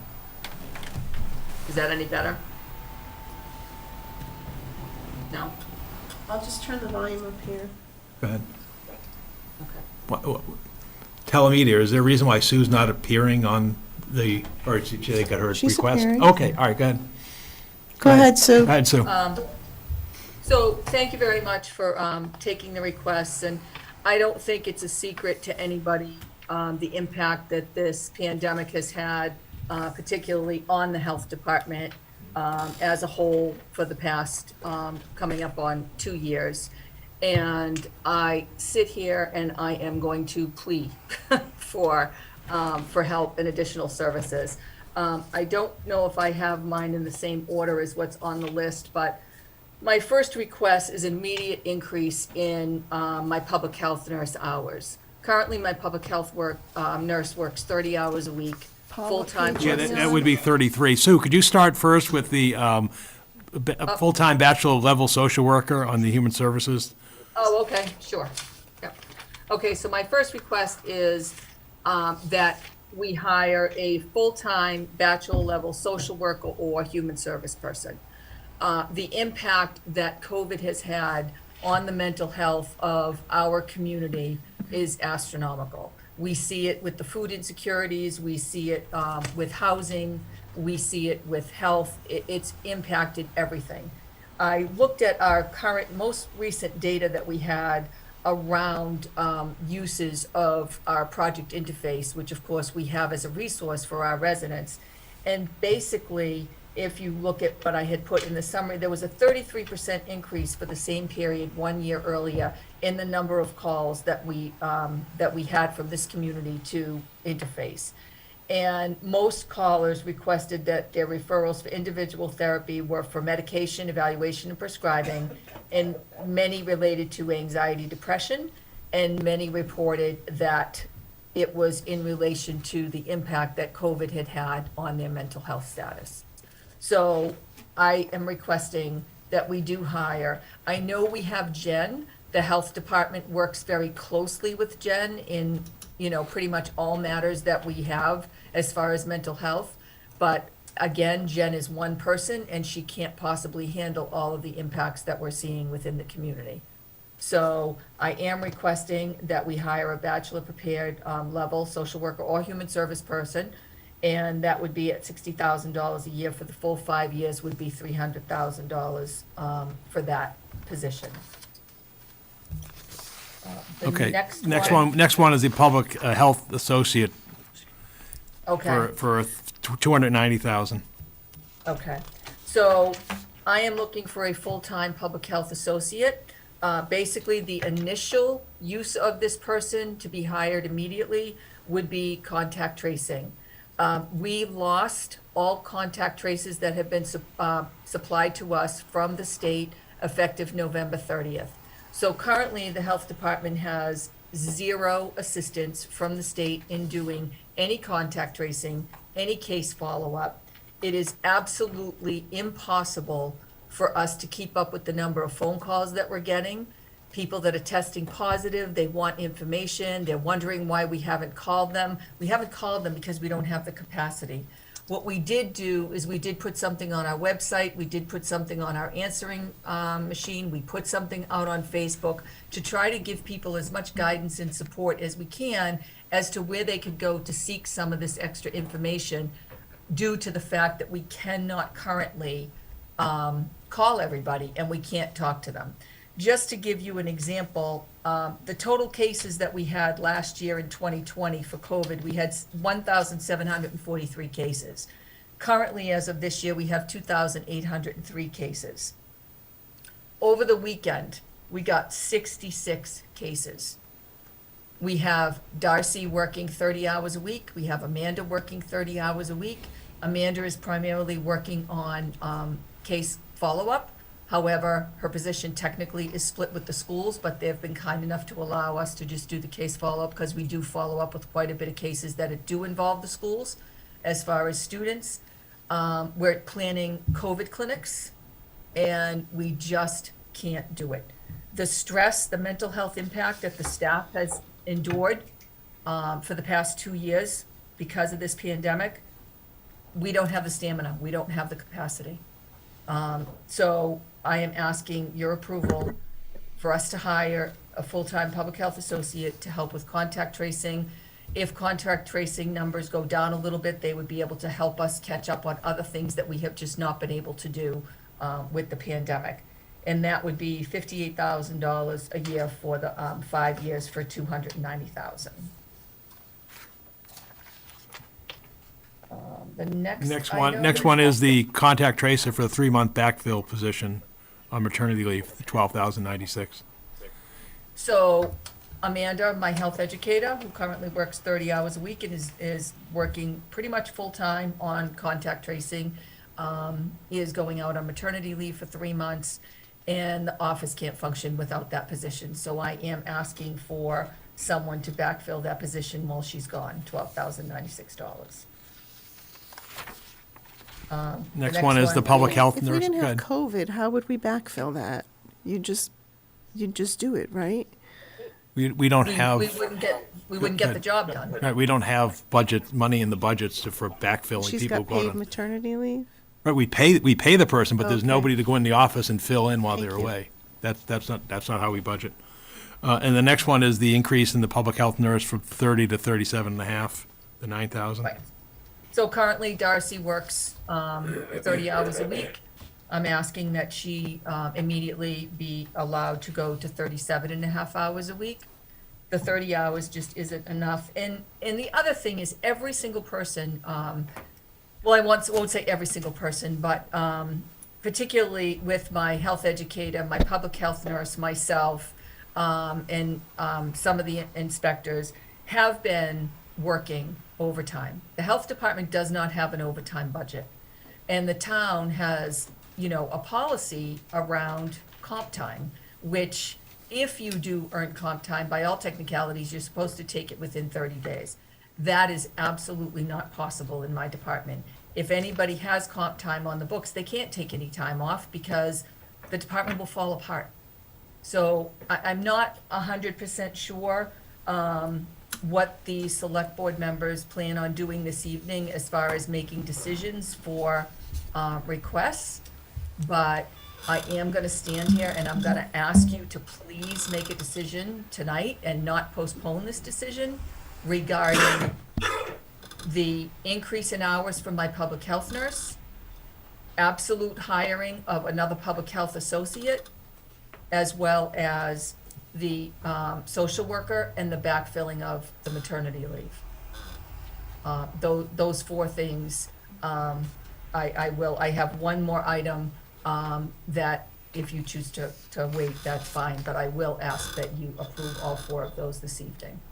I just think that it would show the health department that, we do have the support of the select board based on everything that we've been doing for the past 2 years. We are now currently planning booster clinics. The amount of time and energy and coordination that goes into that is astronomical. And that takes away from the other responsibilities that we're supposed to be doing within the department. So we can come back to it. Before you got here, we had opened this with, we're going to be listening to all requests tonight, but we can open it up for the board to discuss. Going into this, we weren't planning to make decisions tonight because of the amount of requests that we have. We were looking at just trying to understand what they were. But why don't you finish out the last of the health department? Okay. And I do respectfully ask that you maybe reconsider that, because I know your next meeting is not until the 20th. And without Paul, I guess I'm having trouble understanding why 12,000, 9,000 is in this package. It seems like that's in the noise if it's something just for temporary coverage. I personally don't understand. I guess, what do you mean you don't understand? It's an eligible expense for ARPA. I understand it's an eligible expense for ARPA, but it just, so if we didn't. I guess the question is, I can go to the finance committee if that's your choice. I've never, in 15 years, have increased the departmental. Oh, so it would require other. Finance committee, yeah, because I've never had the authority to increase anybody's hours. Thank you. Outside of an emergency request to the finance committee or going back to town meeting. That's fine. That's what I don't understand. Thank you. Jude, do you want to just talk about the AEDs real quick? Yeah, and then the final one on my list is AEDs. We currently have an AED on the first floor. I know not that long ago, we got an AED downstairs in the gym. And from a health perspective, our building supports numerous numbers of meetings throughout the day and pretty much most evenings during the week. And it's just not good health practice to only have one AED on the floor and first floor. If you're on the second floor where you're located right now and there's a lot of people there and there's an emergency, someone's not necessarily gonna realize that the AED's down on the first floor and have to run downstairs to get it. So one of my proposals is that we should have an AED on each floor, and to have 2 more through Zoll, which is the current type that we use in Town Hall, it would be $4,000, $2,000 each. Thank you, Sue. Thanks, Sue. Thank you. We'll now go on to Chief Spinney regarding a mental health clinician for the police department and other requests. Good evening, Chief. Good evening. Good evening, members of the board. Thank you. I appreciate you taking the time to listen to this proposal. As the board is aware, because we have talked about it many times, Chelmsford Police Department and the town of Chelmsford is one of 5 communities. We have banded together multilaterally to form a frontline initiative to address mental health and substance use disorders in our communities. And we were proactive in that a number of years ago with the opioid crisis, and the pandemic has exacerbated our calls for service. Like the Board of Health has seen, the police department has seen unprecedented amounts of mental health, people in mental health crisis, substance use disorders, which have spanned across the scope of many calls for service, disturbances, domestic incidents, and of course, mental health and other medicals. We currently have 2 clinicians that work with the 5 communities. So my proposal and my request is to fund a 3-year full-time clinician that would work directly with the Chelmsford Police Department, that would be embedded with the officers, that would co-respond to calls for service in real time, in addition to on-call availability, 24 hours a day, working directly with the officers under our policies and procedures alone, which I think would result in a much more timely response, a much more consistent response, and a much more effective response and follow-up, trying to facilitate these people to get the care they need. The Frontline Initiative has been a fantastic program. I have no intention of leaving it. This full-time clinician would work in a collaborative effort with the Frontline Initiative, which would just, I think, make our resources and our ability to respond to people in crisis in this community that much stronger and that much more consistent. So I really do appreciate you allowing me that opportunity to present that. Questions? Okay, Chief, do you want to move on to the cardiometric screening? Yes, Cardiometabolic, sorry. Yeah, so kind of a different type of thing. I wasn't aware of myself more than a few months ago, but there are medical entities out there that will come to a department, if so requested, and perform a comprehensive cardiac screening evaluation on law enforcement personnel. I don't know if you're aware or not, but the #1 killer of law enforcement officers is heart disease. Average age of a heart attack for a law enforcement officer is 46 years old. That's about 22 years prior to the general population. The tragic thing is most of this heart disease can be prevented with proper preventative screening. And unfortunately, due to a lot of obstacles with many of our healthcare systems, you cannot get the type of screening necessary until you are symptomatic. And oftentimes, once the symptoms show, heart disease has progressed to be far more serious. So the proposal is we would have this company come to town, they would offer these screenings to any officer. I also want to include the dispatchers that want to participate. This would be strictly voluntary. It's about $600 or $700 per employee. They would undergo these screenings, have a private consultation with these people to show them exactly their odds of heart disease and a plan to rectify it. Thank you. Okay. Thank you, Chief. Now I've got Jose Negron, our building commissioner, regarding a code inspector for residential units. Welcome back, Jose. Thank you, Mr. Town Manager. Good evening, members of the Select Board again. Thank you for the opportunity. On my end, on the building department and allocating some of this fund to our department would be greatly helpful.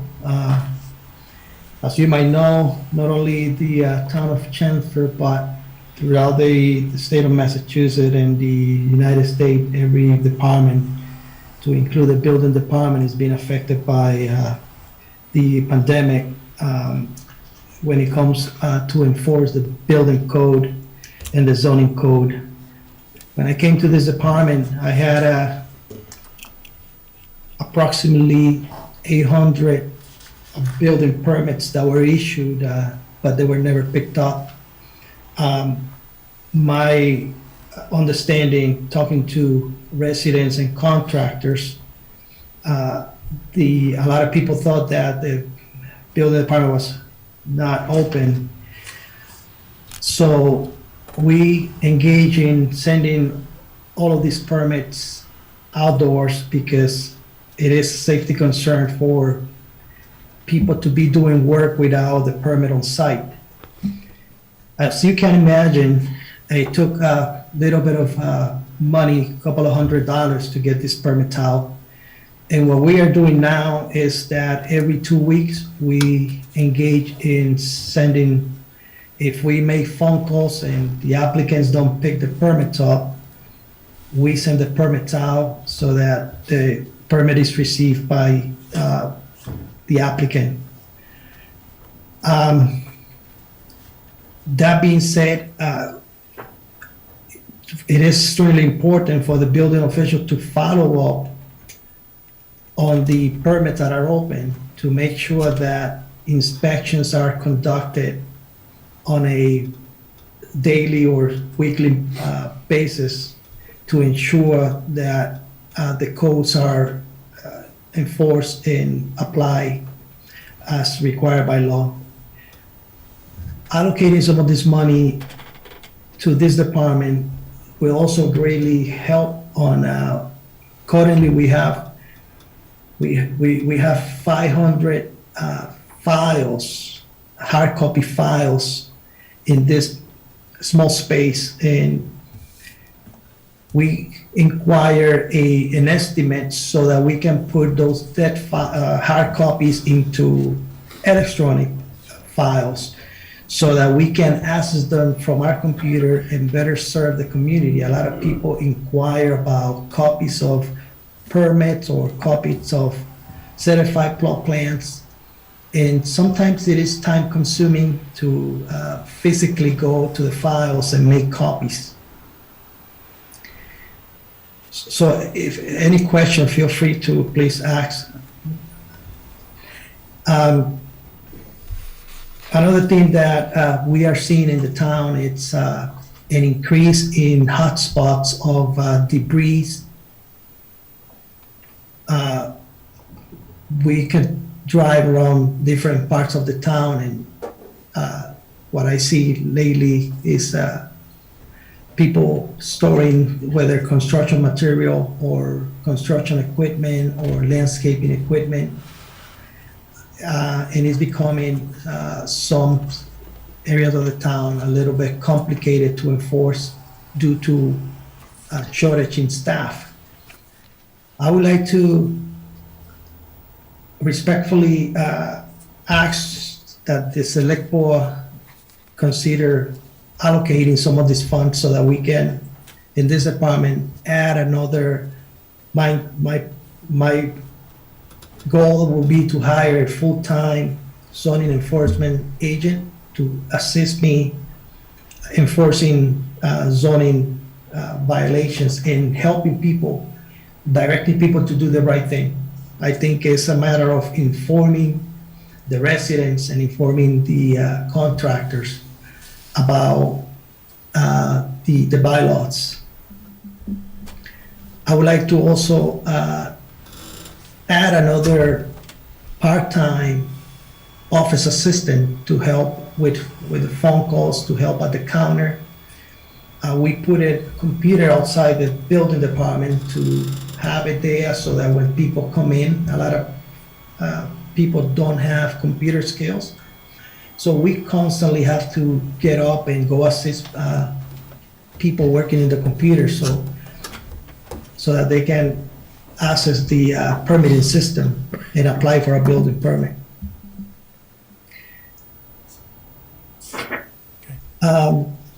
At this time, if you have any questions, I'm more than happy to respond to any of your questions if you have any.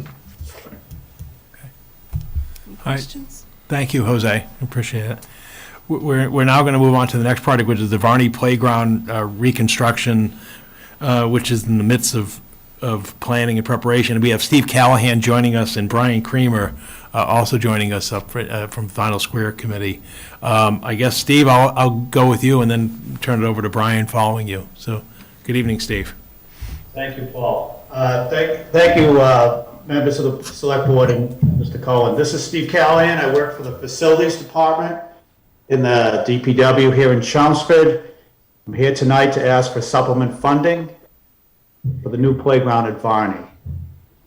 Because of supply chain issues, the new playground that we were going to install has gone from, that would be purchased, delivered, and installed, went for $230,000, and it's up to $300,000 and probably rising.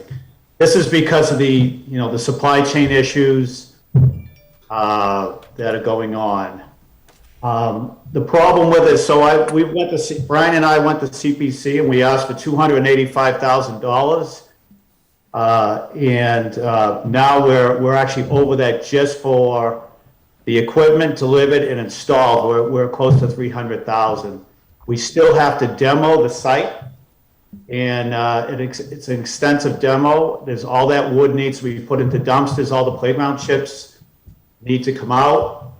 We're going to pull the 2 swing sets and actually save them and reinstall them into the new playground. But we also have a erosion drainage issue that we've band-aided for the last 3 or 4 years to make it run around the playground and out to the beach. But it's starting to cause problems with that retaining wall right near the beach. So we also have things like fencing, which is, you bumped into this with the HVAC earlier, compliances have changed. We need to put a nice big fence between the playground and the beach. And then we're gonna need some things like wood borders, plastic borders. We'd like to put a couple picnic tables in. And I don't know how much an ADA compliant ramp would be, but similar to the ramp that's there now, we need to put another one in. So there's a lot of question marks. I'm not an engineer. I don't know how much it would cost to fix the drainage, to fix the erosion problem. And I don't know how much that can be done in-house versus done by a private contractor. So that's why we're here to ask for some supplement funding for the playground. And Brian, I don't know if you want to jump in and add anything to that? Yeah, sure, happy to. Brian Creamer, 48 Groton Road.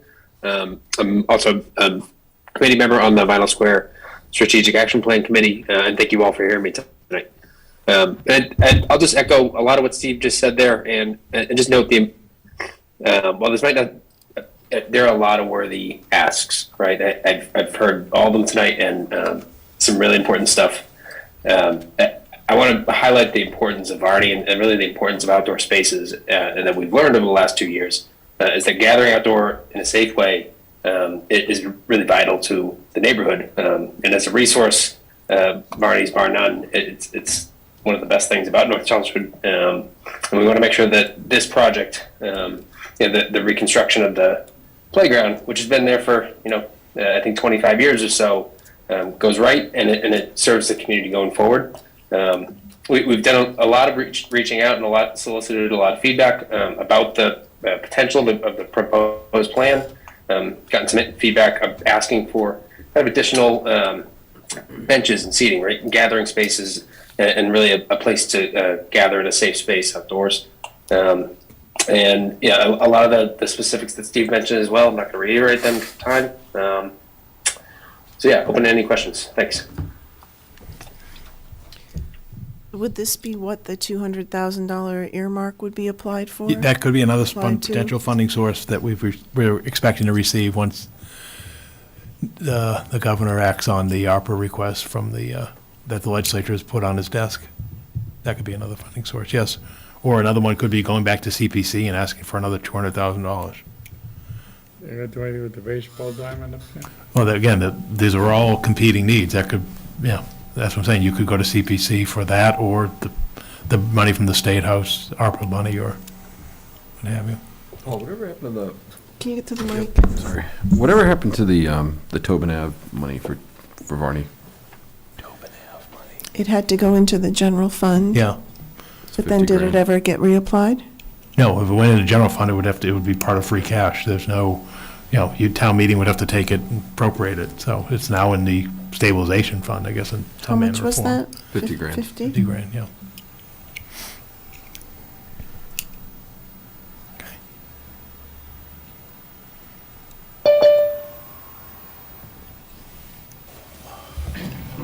So it went into the stabilization fund, it wasn't reapplied? No, it would get received, it would then go, at the end of the year, the town account would close it out as part of free cash, and then, as you know, the town has swept the money into the stabilization fund.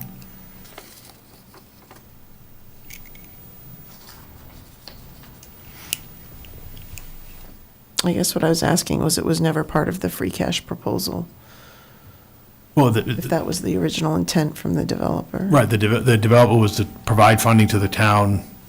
Again, it has to go through town meeting, so, yeah, we could put an article on town meeting to request $50,000, but we can't, go directly without town meeting. Arbitrarily do it. Right, exactly.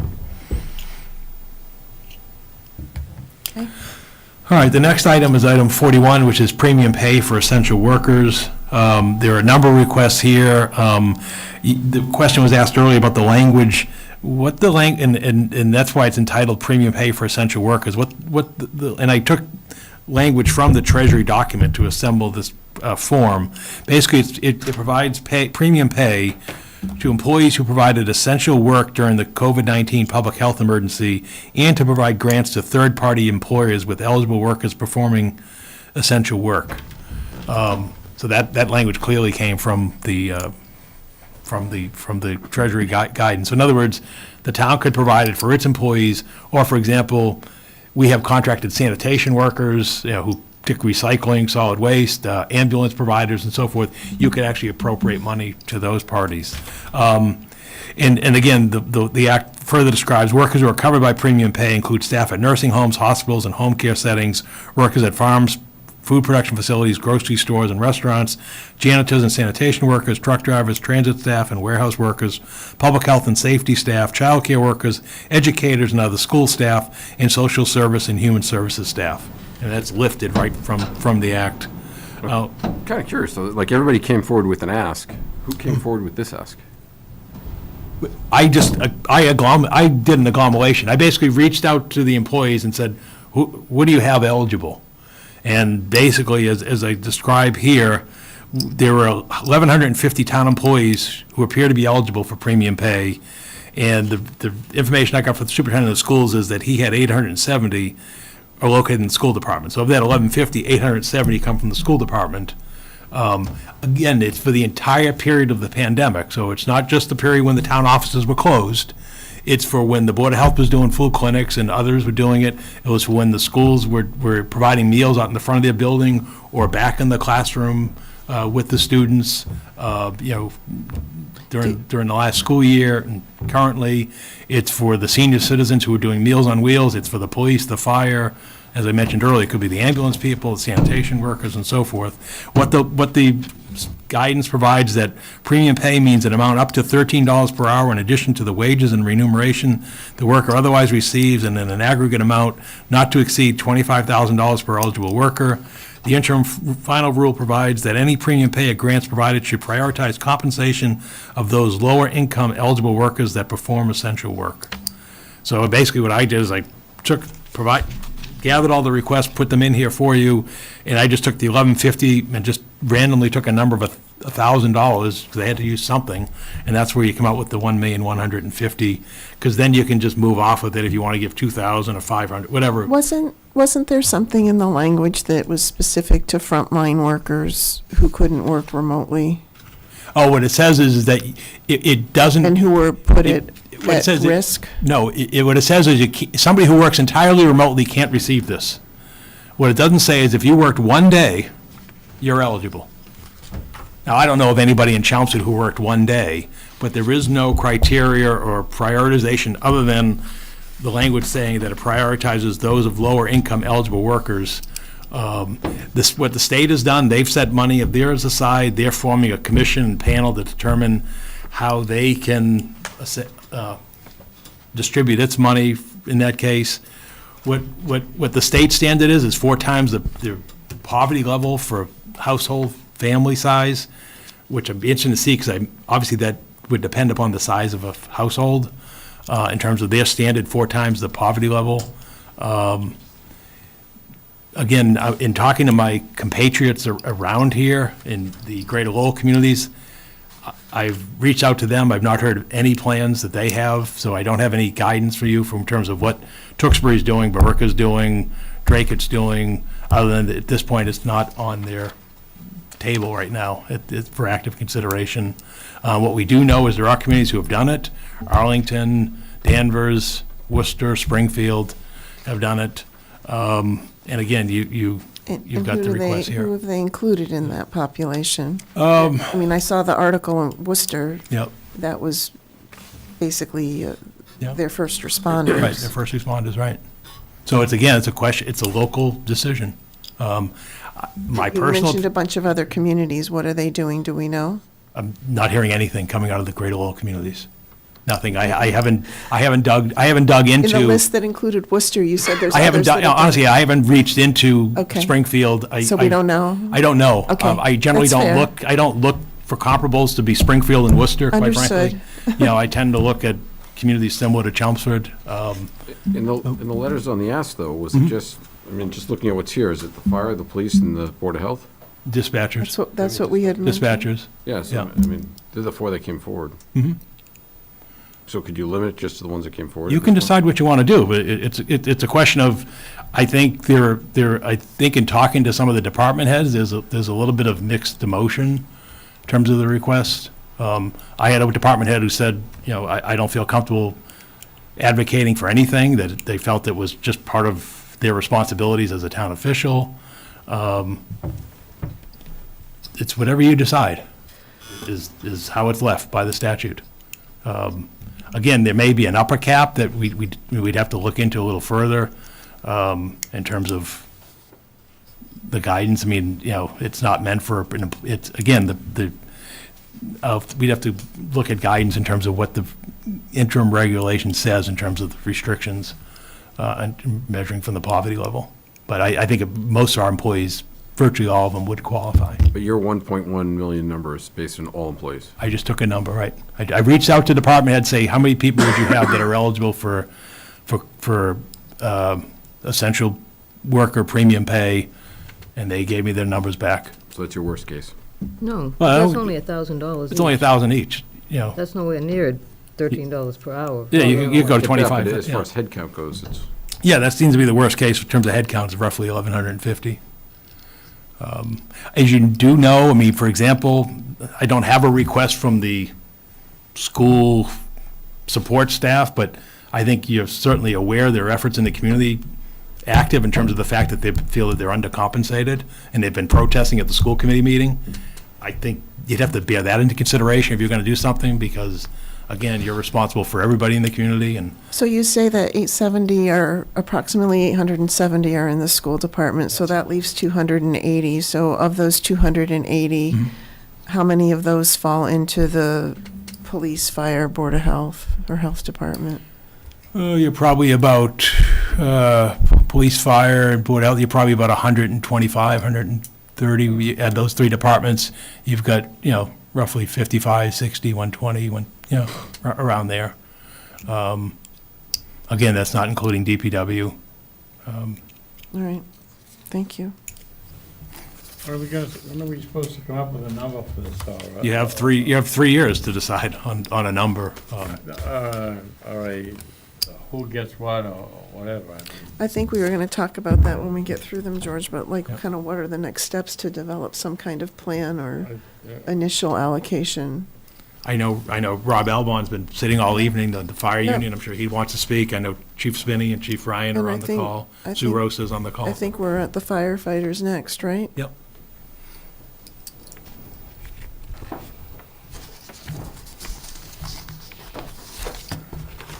Rob, are you gonna be talking to your letter, your PowerPoint, or both? I was gonna go to the PowerPoint.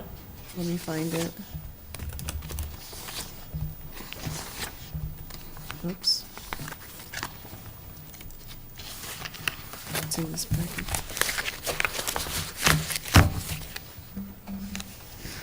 There we go. Thank you.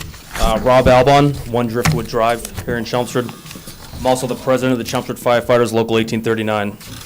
Madam Chair, Select Board members, Town Manager, thank you for having us here and allowing us to speak on behalf of our departments.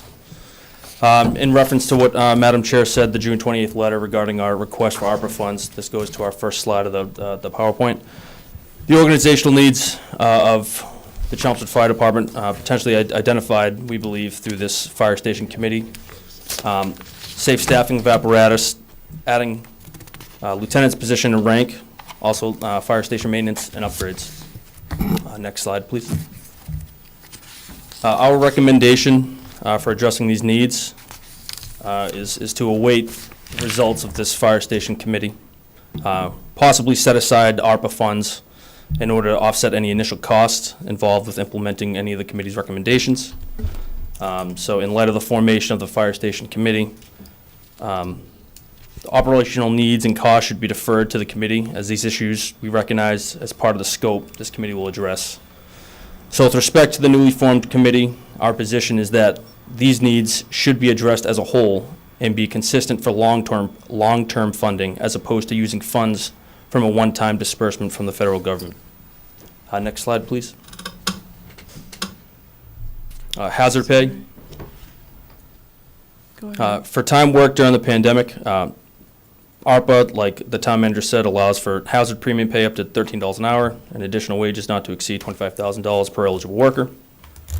Hazard pay may be paid retroactively or for current and ongoing work. Our members did not receive hazard pay throughout the pandemic. Next slide, please. The unique circumstances that the firefighters had faced throughout the pandemic, there was no change to our work schedule, work location, or level of response. We did not get the opportunity to work remotely. Living in close quarters for an extended period of time, in excess of 24-hour shifts. Continued to provide emergency medical assistance at the EMT basic level for all medical calls, including COVID-19 patients. We are the only contractually obligated department in town that is required to work as emergency medical technicians. Next slide, please.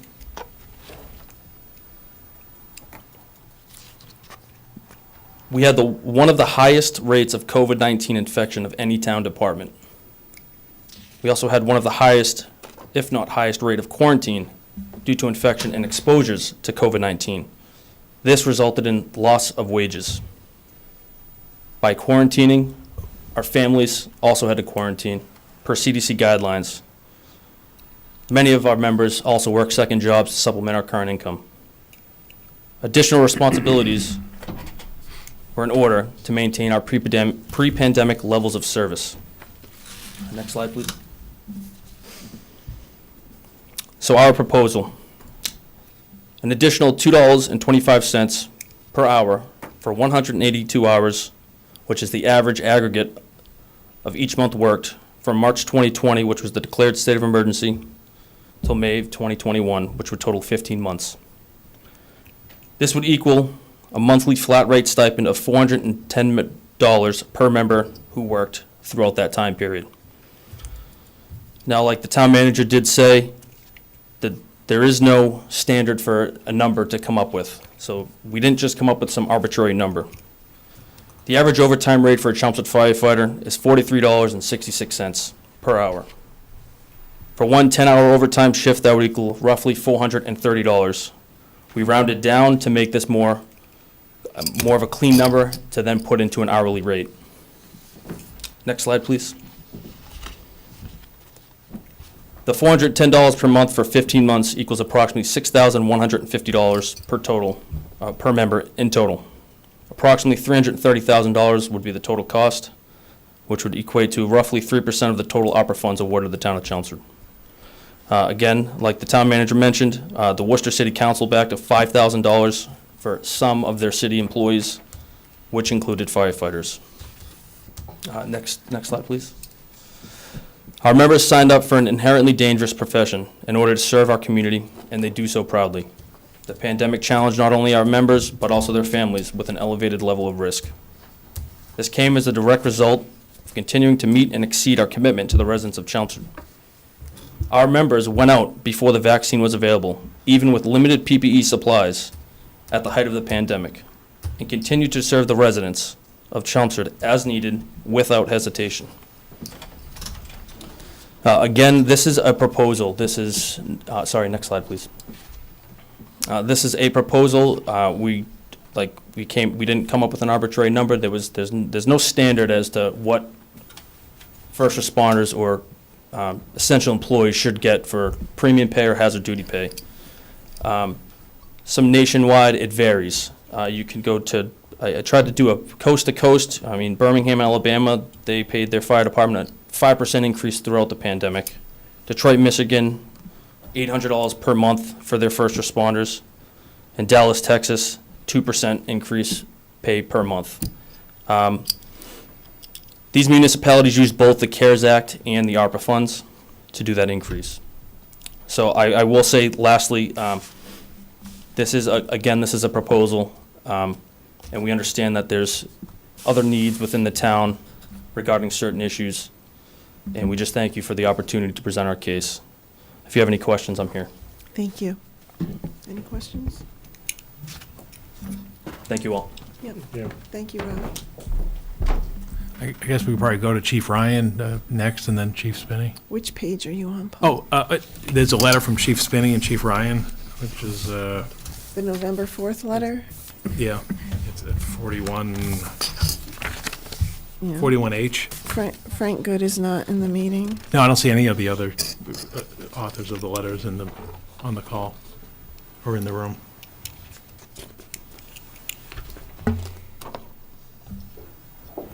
Okay.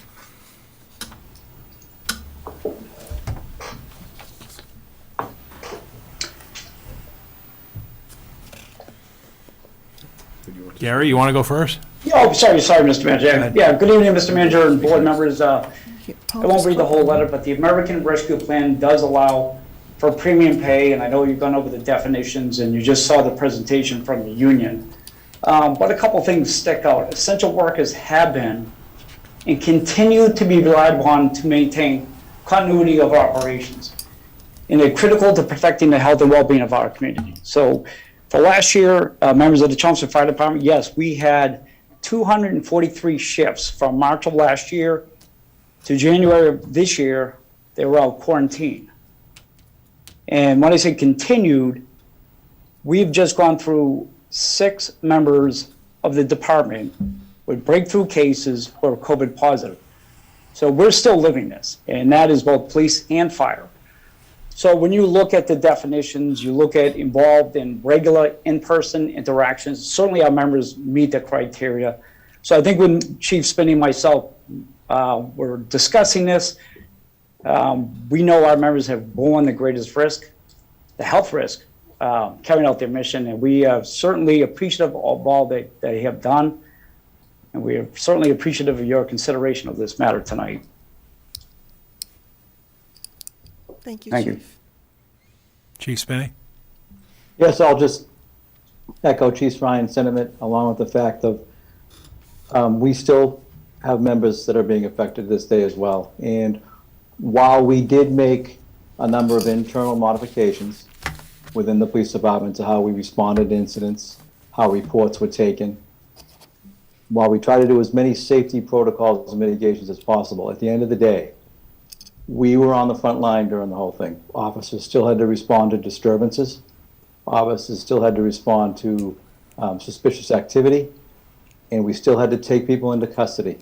The only entity in this community that had to do that. Take people into custody, you have to put your hands on them, you have to be in close proximity of them, and you have to process them in a very closed space.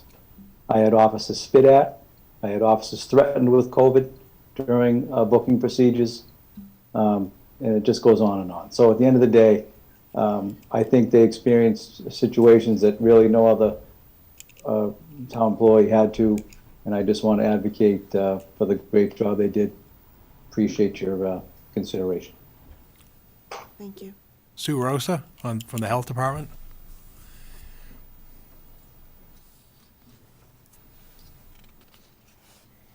Sue, you're muted. Assume she's still there. May have lost her. I don't know if she's there. Sue, are you there? No. Okay. She's said her. Come back to Why don't we go to the water district that's next on the Okay. packet? I don't know. I just want to ask Maria Santos. You're there as a school, and you've been there all night. I just want to make sure I don't pass you over. I don't know if you wanted to speak to this or there's Sue. Hi, Sue. I'm having trouble unmuting, I'm sorry. Okay, we can see you and hear you right now on the essential pay for the health department employees. So basically, as I wrote in the letter, I feel that the health department, went above and beyond from day one with the pandemic. The first day that we went into shutdown with the pandemic, I didn't even have a public health nurse. So I personally, myself, was working 12, 14-hour days, and that was coming off 1 week post going through chemotherapy. And everyone in the office, stood up and did what they had to do as far as working extra hours, providing education to the community. Our inspectors were still going out, providing information that we had at the time to the restaurants. We were immediately doing case follow-up constantly, daily meetings I had with our emergency team, police, fire, emergency management, town manager, assistant town manager. We actually met every single day via Zoom for several months. And basically the, emotional impact, the stress impact that this pandemic has had on every member of the department, as well as the side effects that it also had on the families. So I feel that, I did not come up with any specific number, but I just feel that the health department should absolutely be considered if there is going to be any type of premium pay issue. Thank you, Sue. Thank you, Sue. Maria Thank you. Santos, I see you turned your camera on. Did you want to weigh in on this? You're muted. Sorry, I think I'm going to leave it up to the committee in general to comment on it, and I'm just a member of the committee participating tonight. But as a member of this community, I'm going to tell you that I really, really feel the everyone in the school department, from every single part of the school department, worked extremely hard to make sure that we could bring the very best of education under incredibly tough circumstances, including to the point where you had to learn a new method of giving that education, of providing that education, which our educators had to do, and everybody throughout the whole department had to do. So definitely, the school system should be considered. It's one of the biggest employers in the town. It provides a service that is immense to not only the child, but to the entire family. And that was extremely evident during COVID, how schools are necessary for the well-being of the entire community and especially of the family. So thank you. Thank you for listening. I do want to say this. I think what Sue said and their department has provided incredible support to the school system.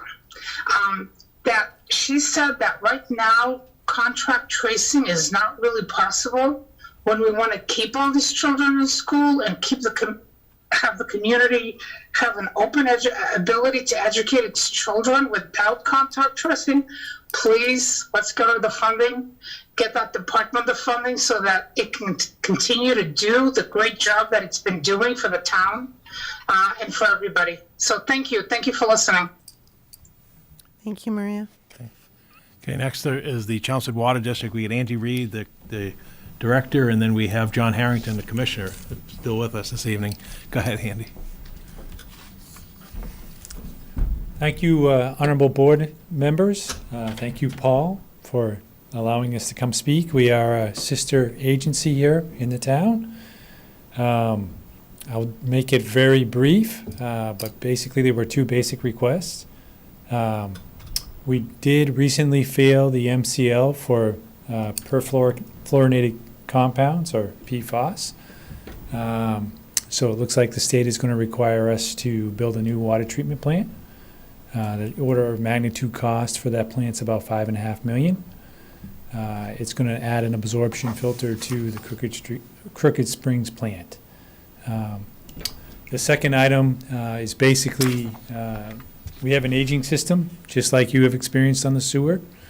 We have pipe that was put in, and Selectman Dixman, you may remember some of those pipe going in. Some of them have been around for a long time. So we're going through a renewal program, and the rough number for that is about $1 million to $1.5 million a mile. So any consideration in replacing those costs or helping out with those costs would be greatly appreciated. I'll take any questions on that.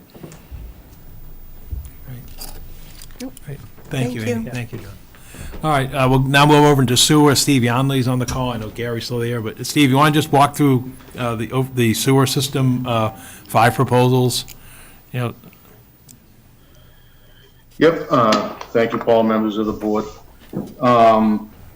First is a small project based on some of the language that came out of the order with DEP from the Southwell break. It's updates to the emergency response plan based on some information that they sent us, and then some updates into the operation and maintenance procedures for the system. It's pretty simple. I'd be happy to answer any questions if I can on that. Otherwise, I'll just try to fly through them here. Yep. The sewer pump stations and force main assessment report. Yep. So the second one is the pump station and force main assessment report. Again, this is kind of tied to the DEP order in regards to Southwell. This is updates to our capital plan that was originally done in 2016, as well as assessments of all the force main pipes in town for magnitude of risk, condition, that type of thing. Again, happy to answer any questions. All right, Kensington Road Pump Station. Yep, the next two are actually fairly similar. Kensington and Raymond Road, it's slide, I guess, 46 and 47. This is just a continuation of the ongoing capital improvement plan that I just spoke of, 2016. These would be the next 2 pump stations that would be in line for complete overhauls, back to our more standard system with control panels, the small building. Everything's internal to the building as opposed to all the electronics and control panels being located inside the wet wells. It extends the life of the systems. And it's just, these, again, would be the next 2 that would come up in the capital plan.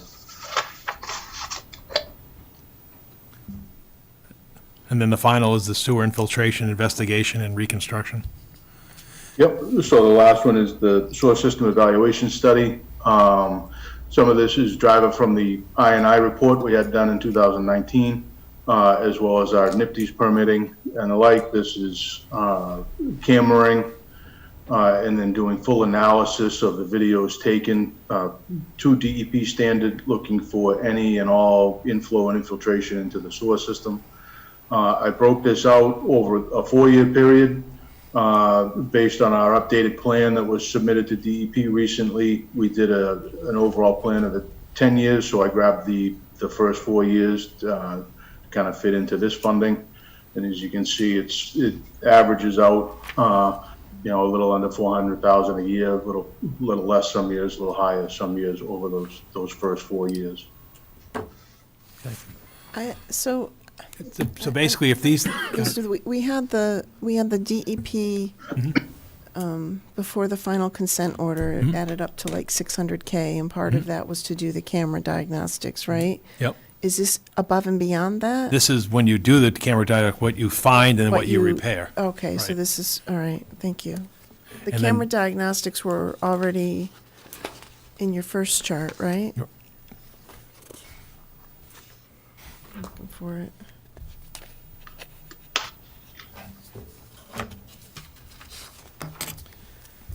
ARPA-funded projects, you have That's the original. 576K for Katrina pump station, so that, was that. That's already occurred. That was the break that we had at Katrina. I thought somewhere you had already accounted for the balance of the DEP. When they came back with the final consent order, they took out the camera diagnostics piece of it, basically. That was 300-something K. Right, because the total added up to 600. Mhm. So where did that go? I thought when you did the town meeting preparation, you said that you were planning ARPA funds for that diagnostic of the sewer system. So Running the there's diagnostics. 350,000 of it in the first year of this. So that is the camera stuff, that's basically the diagnostics that in fiscal '23? Correct, that's those, if you remember from those discussions with the Okay. DEP enforcement, that's the highest meter areas from the I&I report. They wanted us to target those first as opposed to what we were doing. We started at the oldest parts of the system and we're working towards the newest. And basically, if these don't get done. I was confused because okay, it says I'm sorry. construction, Yeah. so it's not for construction. It should have It's been- for the diagnostics? First year would be diagnostics, then it's construction. And then if we don't do this, it's gonna basically go into the sewer rates, because, you know, these aren't optional items. These are requirements that we're gonna have to do under the consent order. Okay. Steve, do you wanna now just move to the stormwater items, the 5 stormwater items, you know, starting with the Russell Mill tributary system, Sandra Drive? Yep. So the first one is a stream enhancement and culvert replacement project in the Farms neighborhood, Sandra, Don, and Temmie, and over towards Janet Road. It's a low-lying area that has this main tributary into Russell Mill Pond. We've had some periodic flooding through the years in this brook. We had applied for an MVP grant, unfortunately didn't get it. So this was a high target area in the stormwater master plan. So we would like to bring this project forward for consideration. Want to go to the School Street Bridge? Yep, the next one is School Street Bridge enhancements and repairs. This bridge falls under Mass DOT's inspection program. We get annual inspections from Mass DOT because of the span of the bridge. This is a granite arch structure, and some of the larger blocks of granite have begun to displace, and the wing walls on the downstream side have become undermined from the stream current. We have the inspection reports, and we had begun this process about a year ago, got some estimates for design and permitting, and then as well as construction, and that's what gets us to the number you see on the sheet. Okay. Hunt Road, the Beaver Brook crossing near Alcorn? Yep, so this culvert on Hunt Road was identified again in the stormwater master plan. This culvert, it's 2 different pipes, both, one's concrete, one's plastic, 2 different sizes. It has had a little bit of flooding in the past. The head walls are in need of repair. And again, so thought this was a worthy project to put on for consideration. And then the final one, Hunt Road culvert replacement. Well, I think that's my fault. I think I didn't change the top. The next one is actually culvert on Robin Hill Road. It says it in the description, but that's my fault on the typo. This culvert is sort of near Sunny Meadow Farm, takes a lot of the tributaries from Acton Road and then through the Sunny Meadow Farm property, crosses under Robin Hill Road. This culvert is a corrugated metal structure that is in failing condition, needs complete replacement. And again, I thought this would be a worthy project for this program for consideration. And then the final one being the culvert structural assessments. Yep, so these culverts were identified again in the Stormwater Master Plan over the first 3 years for structural assessments. The listed here below: Warren Ave, Garrison Road, Acton Road, the large stone structure that runs right through the heart of Central Square and under some of the buildings, large culvert on Middlesex Street, Graniteville Road near the Parker School, and then the concrete box culvert on Cushing Place. These don't fall in the Mass DOT program, so it was recommended that we have structural assessment done on these. Thank you, Steve. Yep. And then finally, the last two are from Telemedia. Pete Padula is joining us. Do you want to talk about the two regarding the Parker TV remote video communications and then the cameras and teleprompter upgrades? Good evening, Pete. Yep. Hi. Hello, Select Board. Hello, Paul. Pete Padula, 200 Market Street in Lowell. I'm the director of Telemedia. Just two simple things here. The first one is for Parker TV control room. If you've been there, we're talking about the main switcher, which is something we use. We've been using all our equipment in terms of remote communication during the pandemic and always. That switcher can be routed to connect with some of the new cameras we're installing in, say, the McCarthy Auditorium and the PAC and other places. The switcher is fine now, but it's nearing end of life. It runs on a Windows version that is not supported anymore. It's about 7 years old. So that is something that we'd like to replace, just so that's sort of the main hub that a lot of things route through. The second item, it was actually on the sheet I got, it was misstated, but hopefully it is for the CHS TV studio. The second item, but it is cameras and teleprompter. Those systems are very old and in various states of disrepair. Yeah, that one there, thanks. They are working, but they are, sort of limping along and in need of replacement. As I'm sure many of you may know, or if you don't, the students were, meeting and using the TV club and the TV, the news that they did for each other and announcements throughout the pandemic. And so it's a great way for them to, keep communication going during really any time, but especially during the pandemic type of situation. So both of those systems are just really, something I'm looking to upgrade and replace. And any questions, no problem. Thank you, Pete. Thank you, Pete. Sure.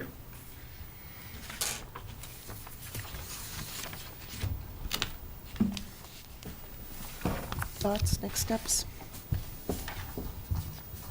We'll go through them one at a time tonight. Yeah, let's do that. I think, I agree with what Sue Rosa said about it seems like their work right now is just increasing exponentially with limited staff. I would suggest that we take some action on her requests. On the others, I think we can wait 2 weeks so we can consider them more carefully. So that would be my suggestion. And I'd also, it was noted that some communities have put aside some of the funds for potential items that might come up later. I don't know what that number might be, but, again, something that means we don't have to allocate all 10 million right away. You can't do it all at once anyway. Yep. Yeah, I mean, realistically, I mean, you see the number of HVAC items and so forth. I mean, some of them you can't just physically do. And Paul, I'm sorry, go ahead. If I added this up right, I think I counted 1, 2, 3, 4, maybe 7 positions being added in this list. And what happens at the end of 3 years or 5 years when the money runs out? yeah, you either absorb them or you let the people go. I mean, that's been one of the concerns that people have spoken about, is how are governments utilizing the monies, and then what does it do once the monies aren't available? I know we've, in the years past, talked about this, but nobody ever gets let go. Yeah. You know what I mean? And the budgets just keep growing, and you Right. get where we're at now with, a liability. Yeah, no, I agree. I had a similar concern as Ken. I mean, the more positions, you use this money for new positions, then you either have to sustain them or lay them off. It adds to the OPEB liability. Health insurance. For the manpower, we had multiple requests for human services and mental health, different pieces of that. So one question I had is, are there opportunities to consolidate or share resources? Are there opportunities to outsource some of these things? Contact tracing, can that be outsourced? I don't know the answer, and I just was asking myself that question with every personnel position that came up. But Especially if it's a urgent, short-term need. I mean, she put in 7.5 hours for 6 months for contract tracing. It's $9,000. I mean, I don't mind if you want to throw some help to her tonight. You give her the extra hours that she needs for contract tracing, and then she had What line items were those? 35, 34. 32, 33, 34, and 35.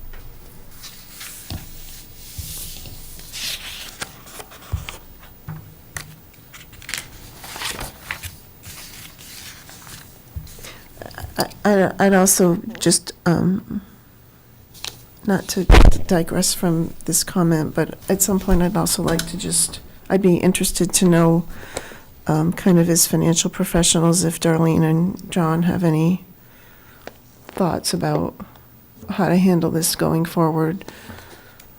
Because I made some notes, like where we have multiple requests that are similar in nature, can we prioritize the list? So if we have to draw a line, we can draw a line, or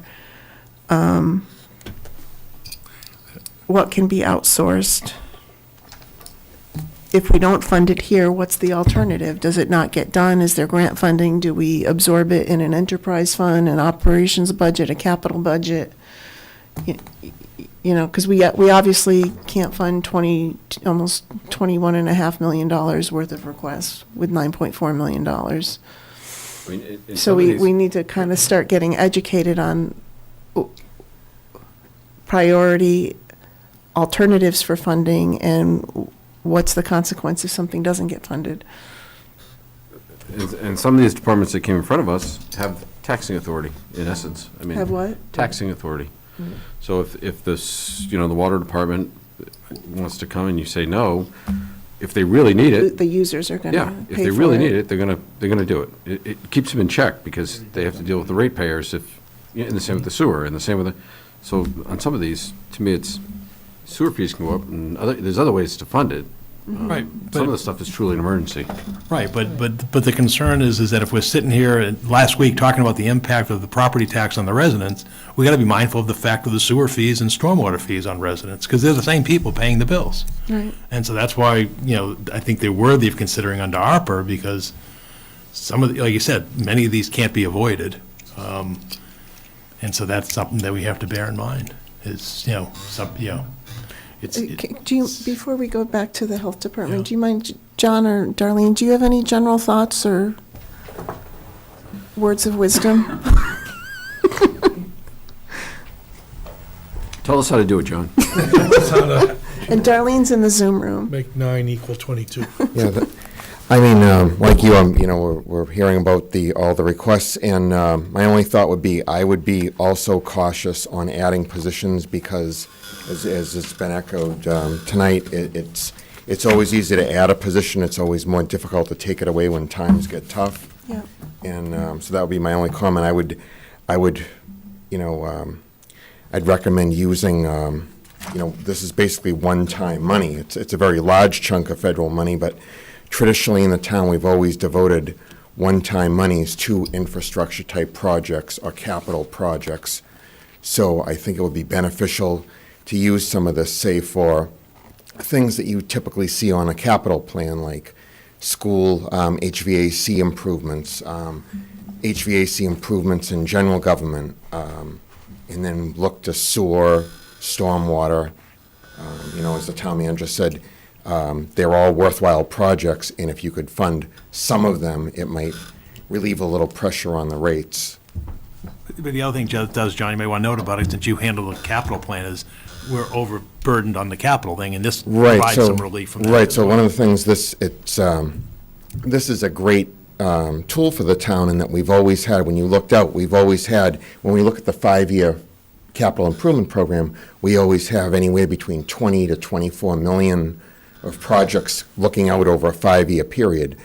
And so this is a great relief valve to try to help us to address some of that backlog of projects. So, the school HVAC projects, for example, there is no way that feasibly that we could ever address all of those without this money. It would take years and years, as the superintendent described tonight earlier in his remarks. So those would be my only, again, I'd like to, spend some more time on the list to prioritize them, but those would be my personal choices, is to try to look to those more than positions, but that's just my personal thoughts.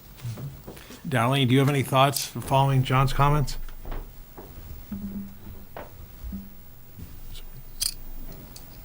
Hi, good evening. Yeah, I mean, I agree with John on this. When you're adding personnel, I mean, the salary is one thing, but then we add to our health insurance costs, we add to our OPEB costs. So I know that everybody, is short-staffed and does need the staffing. Well, we do have to look to those other costs that come associated with hiring. I think I agree with John. I'd like to see projects like the HVACs for the schools in the town to get done, because these are those projects. Also, we would have to go out to borrow those projects, and with this money we wouldn't have to do that. It would keep our borrowing costs down.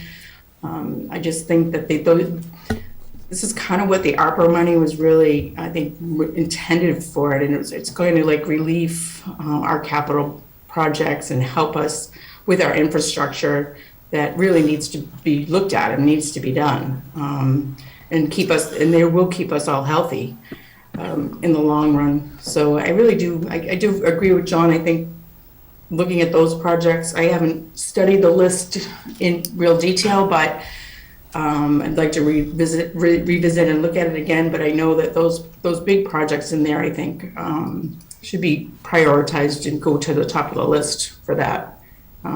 It's nice to have staffing, of course.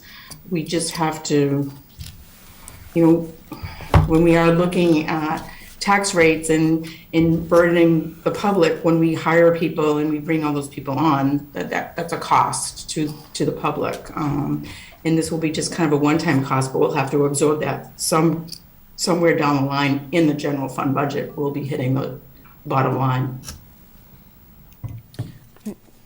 The other note I made, thank you, Darlene. The other note I made, just for my comments, is with respect to premium pay.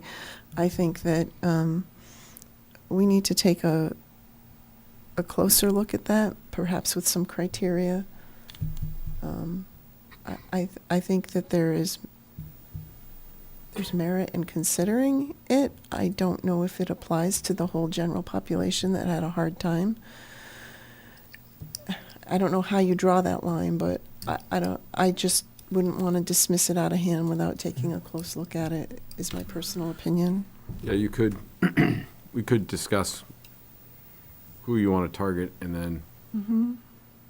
come up with a dollar amount that you want to go towards it and then just do percentage Right. of salary.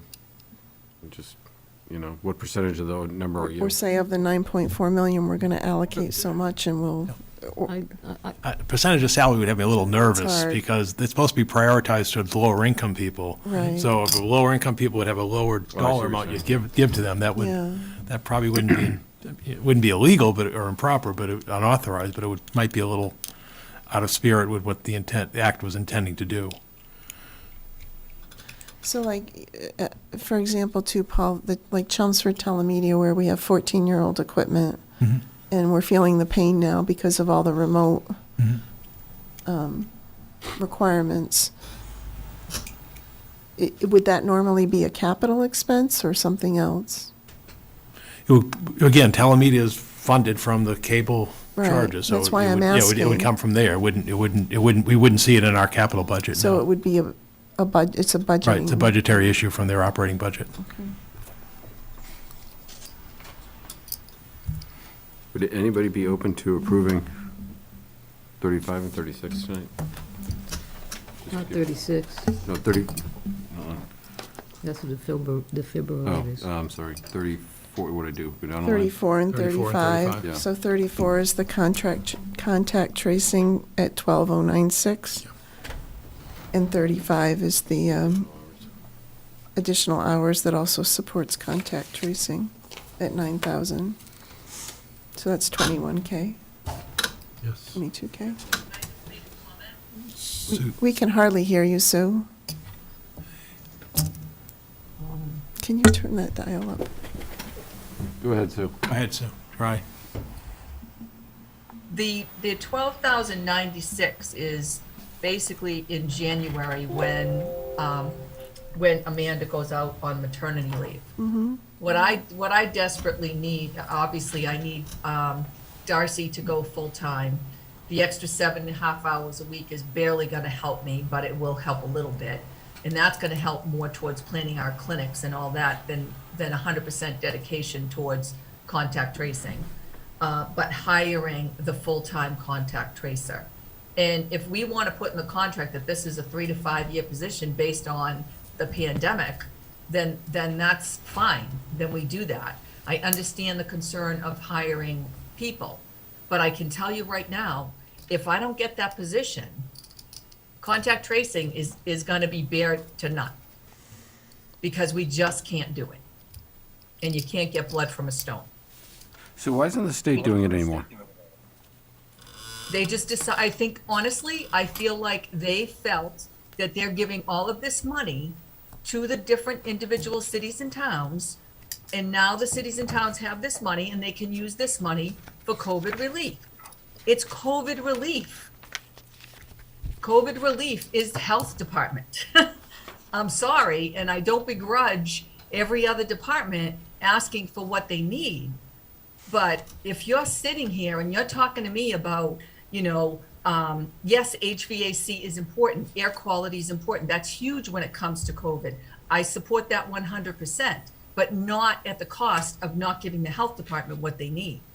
And you're just, I understand about talking about infrastructure and all of that. But again, this is COVID relief, and COVID relief is contact tracing, case investigation, prevention, education, and mental health, huge impact on this community. All of those things, in my opinion, as a health director, should be prioritized above anything else. So is there an Is there an agency? interim? Is there an agency or somebody you could contract with for contract tracing? In other words, as opposed to us hiring a town of Chelmsford employee, is there people that the state let go or others that could, There are Or even people some at the shor- state. Sorry, Sue, or even some short-term service while we can sort through this whole plan and prioritization. So I am part of a four-community coalition, which is Chelmsford, Tewksbury, Tingsboro, and Billerica. We are in the process right now of collaborating and working with the state, trying to get some contact tracer help through them. We're looking at trying to gather people from the pool of contact tracers that the state used that are already trained in doing contact tracing, to see if we can get any of those people potentially to come on board and work with us regionally, and share those services. But even sharing those services right now is not going to get us out of the bind that we're in. I mean, like I said, today was Monday, 66 cases. We're lucky that we got to maybe 10, 15, if that. And then the constant emails back and forth with the schools, because the schools have had increasing numbers of close contacts, positive cases, trying to collaborate with them to make everybody safe. And it's just an impossible task without the bodies to do it. And we have to have somebody that has a town-issued email. Then we have to issue them the permission. As the health director, I have to sign off to give them access to the Maven reporting system by the state because of the confidentiality issue. So it's not just as simple as getting somebody in and having them making phone calls. If it were that easy, I would have done it. I would have been using, volunteers and stuff.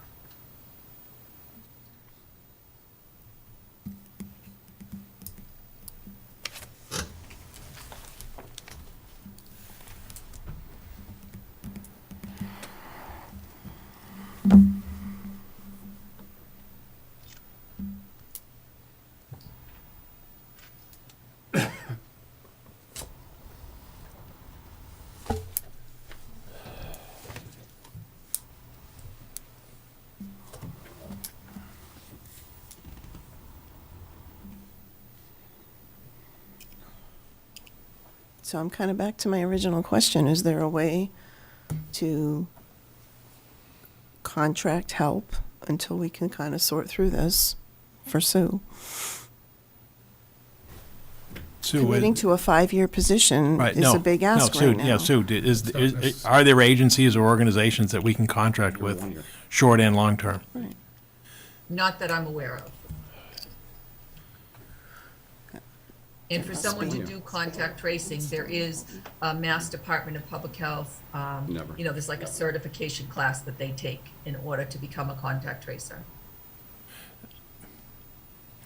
Now, the only thing that comes to mind, Sue, and I don't know if you haven't seen, I haven't seen the details yet, but in the actions the legislature just took with its ARPA monies and so forth, it's not mandates on public health, but isn't it some kind of public health assistance for health departments across the state? And have you received any word on what's coming out of that? In terms of That's either. what I'm actually talking about. Okay. That's the group coalition that I'm a part of. Okay. That we're trying to get. As a matter of fact, I think they were being issued more money than what they originally thought for our 4 communities. And we were originally going to try to seek 2 contact traces to be split amongst the 4 communities. But who would own those employees, though? If they're working among 4 communities, there has to be a lead community who's going to own those employees for benefits and pension and everything else. Tingsboro was that, yeah. Tingsboro's the lead community of the 4 of us. So it's not that I'm not trying.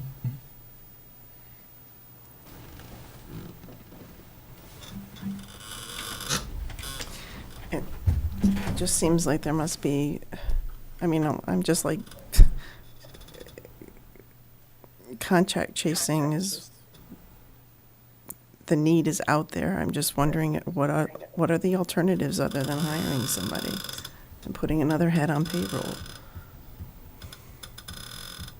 So what skills, does the person have to be licensed or some kind of certification or something? I mean, it's not something you can go to a temp agency and say, we need a clerical or administrative employee who can help us with It's contact mostly tracing? administrative, right? It doesn't right. require a health background. Right, that's what I'm wondering. Is it something that we could, because I know John has done that in the past. On occasion, we've gone to a temp agency to provide some administrative support.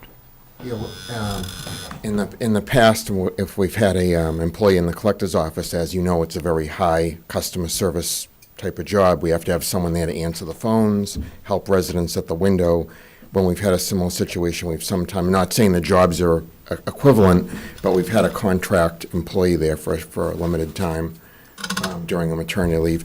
The other suggestion, I don't know if this would work, is since Sue needs this additional help, could we do something like if we authorize her to add the position, we could come back at Springtown meeting and amend her budget, and then possibly could you ask the town accountant if it meets everything and the board approves the expense, maybe Darlene could be asked or requested to do a reclassification of the expense from the Board of Health budget to the ARPA funds, if Darlene's still on the call. I think that's maybe a temporary solution. The other thought that occurs, John, and Sue and others, is retired employees are the best resource. That they're proven, that they don't have the issues in terms of the benefits and so forth. And as you know, the state has made allowances for retirees to come back and work up to 1,200 hours per year, which is roughly 20-plus hours a week. I just don't know if that's another potential source of That's a whole other question. Sue, if you post a job, finding someone right now.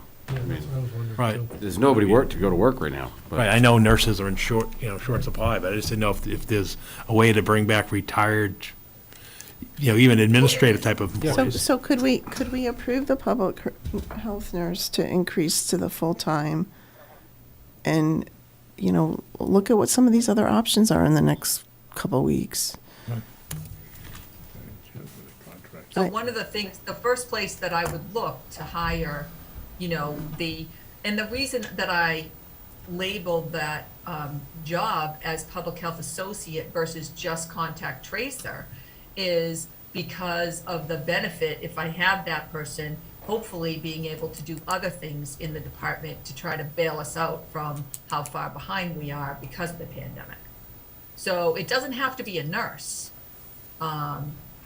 And my ideal person was hopefully going to be someone who just lost their job working for the state contact tracing because they would be already trained. And I'm looking at our connections at the state level through our Emergency Preparedness Coalition to try to get some of those people for us. I actually got a resume from someone over the weekend looking to do contact tracing. She's a public health student at one of the colleges, and she was looking to do some contact tracing. Would that be part-time? No, well, I was thinking of that as potentially, she didn't say part-time or full-time. If she's a full-time student, I can't imagine that she'd be able to work full-time.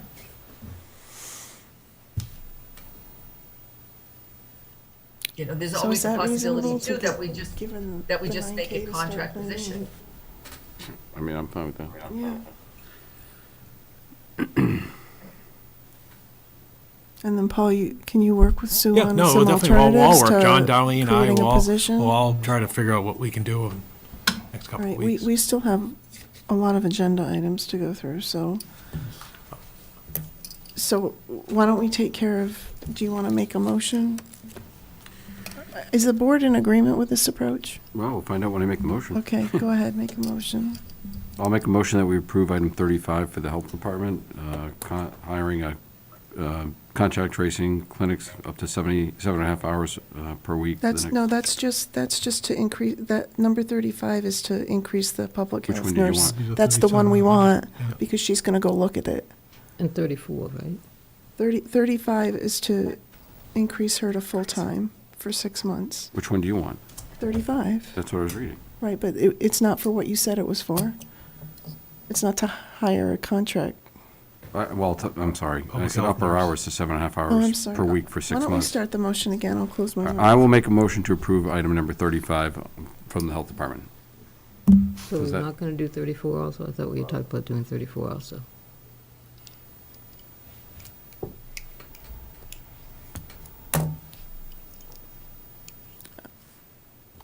probably, yeah, I think we should. I'm okay with That's 34. All right, so think I we will make should. a motion for the third time. I'll make a motion to approve Article 34 and 35 for the Health Department. I'll second the motion. Any further discussion? All those in favor? Aye. Aye. 5-0. Thank you. All right, so next steps, we want to give, so we talked about trying to prioritize. John said he wanted some time to look through it. So Paul, do you want to kind of work with Yeah, John and John and Darlene, Darlene, and yeah. then we'll come back? Yeah. Well, shouldn't we all kind of do that ourselves too? What Yes, we feel? all should. Okay, I just want to be sure. But I want some of the smart financial people to help us. I mean, Pat, I would imagine that Spreadsheets and you, roll-ups and, yeah, I would imagine that you'd want to know in your mind where you felt all this stuff Right. in order. Yeah. yeah, You're not relying absolutely. 100% on Right. these people. I know, these people. Okay.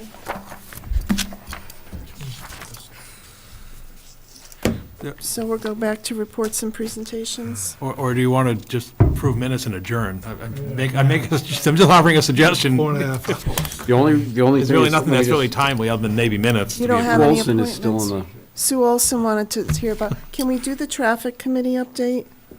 Sure, Steve's still there, right? Steve and Gary? I just feel bad. She's Okay, no, I get it, Because Sue's been waiting for this. Yeah. Her two questions were the purpose of the camera on Ledge Road, for data or speed or both, and Swain Dunstable traffic counts. I don't know. The volume was, in 2018, was 7,500 in a month, and she's interpreting that the speed study is now saying that we're at 10,000 a month for vehicles. So go ahead, Steve.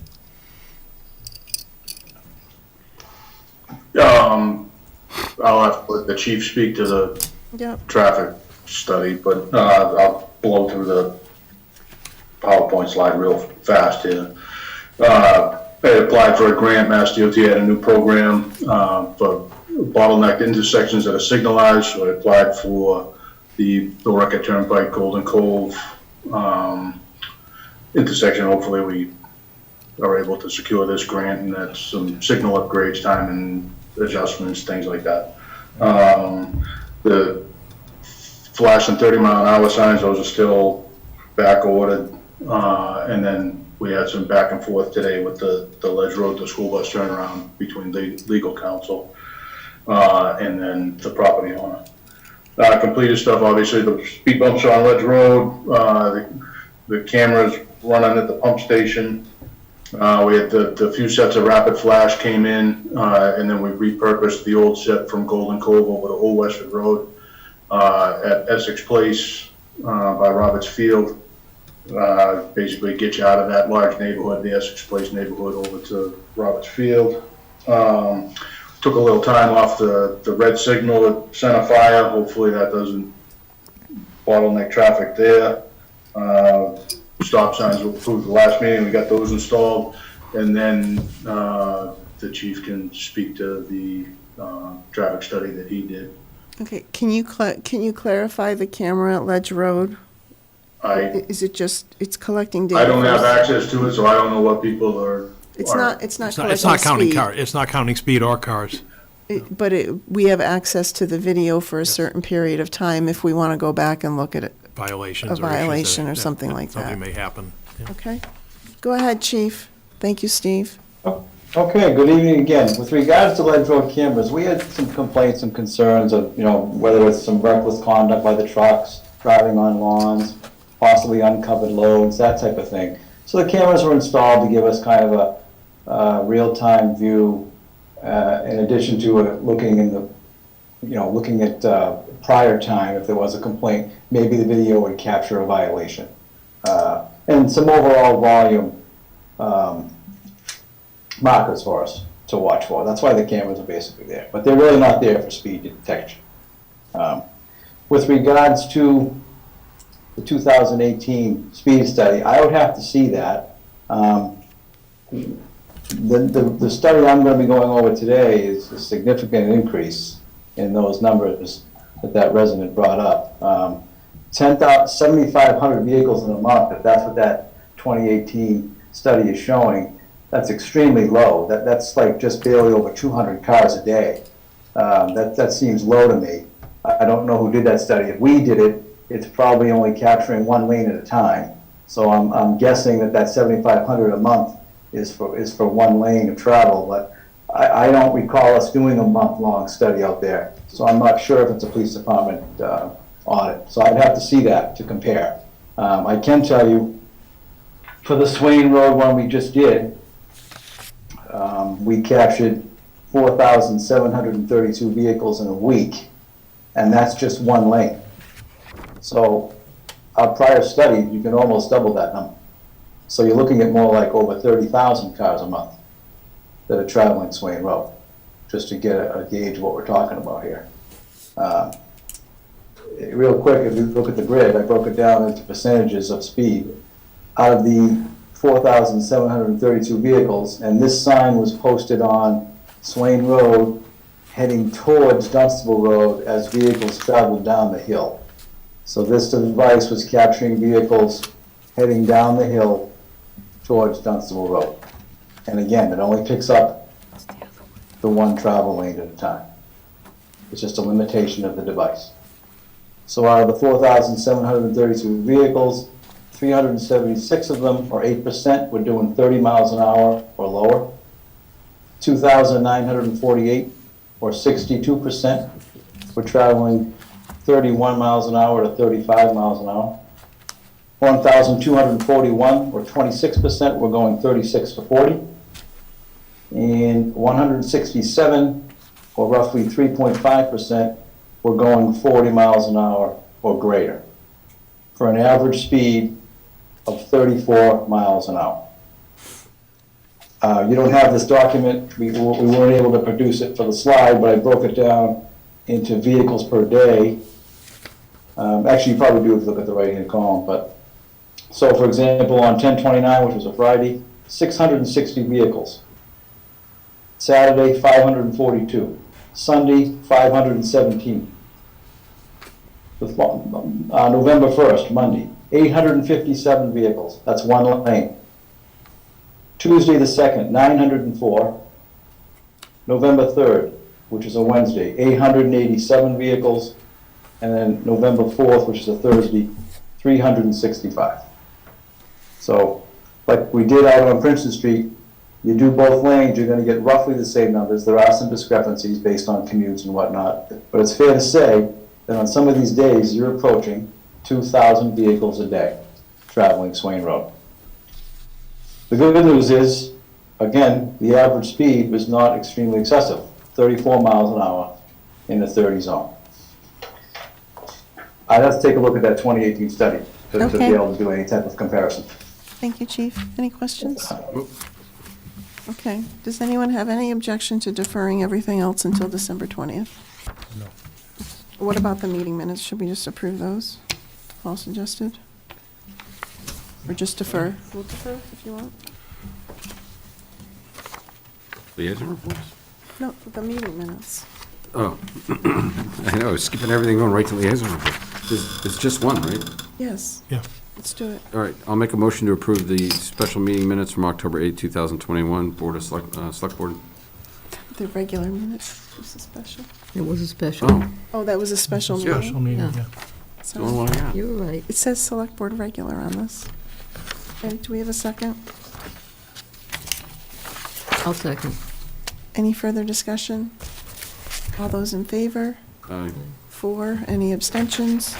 You do have it. 1 Let's just read it. abstention. Yeah. Okay, it's 10:32, I'll take a motion. Or did you want to do liaison? Do you have one? You're looking at me like I shouldn't take the motion. Motion. I do have, just real quick. Quick, liaison. Okay. 2 things. We did a ribbon cutting last week at the Summer Street Grocers. Excellent grocery store that's well needed in the center of town. And also want to mention tree lightings over the weekend at North Chelmsford and the center. Both were very well attended. Thanks for everybody who came out. Can I just harp on hers for 1 second? Yeah. The tree lightings, I mean, when you look at what this town had on Saturday and Sunday night, so you had the tree lighting in North, the tree lighting in Chelmsford, and then the Hanukkah The event. Hanukkah thing, yeah. All of them heavily attended. I think that the employees of the town in the first responders, everybody. I got a lot of calls saying it was just handled wonderfully. The crosswalks were handled, everybody did their job, the lighting was great, the turnout was phenomenal, and there were no incidences. So, great job to everybody. Really good, thank you, everybody, yeah. George, any liaison, Mark? Motion? I'll make a motion to adjourn. I'll second. It's 10:33. All those in favor? Aye. Aye, 5-0.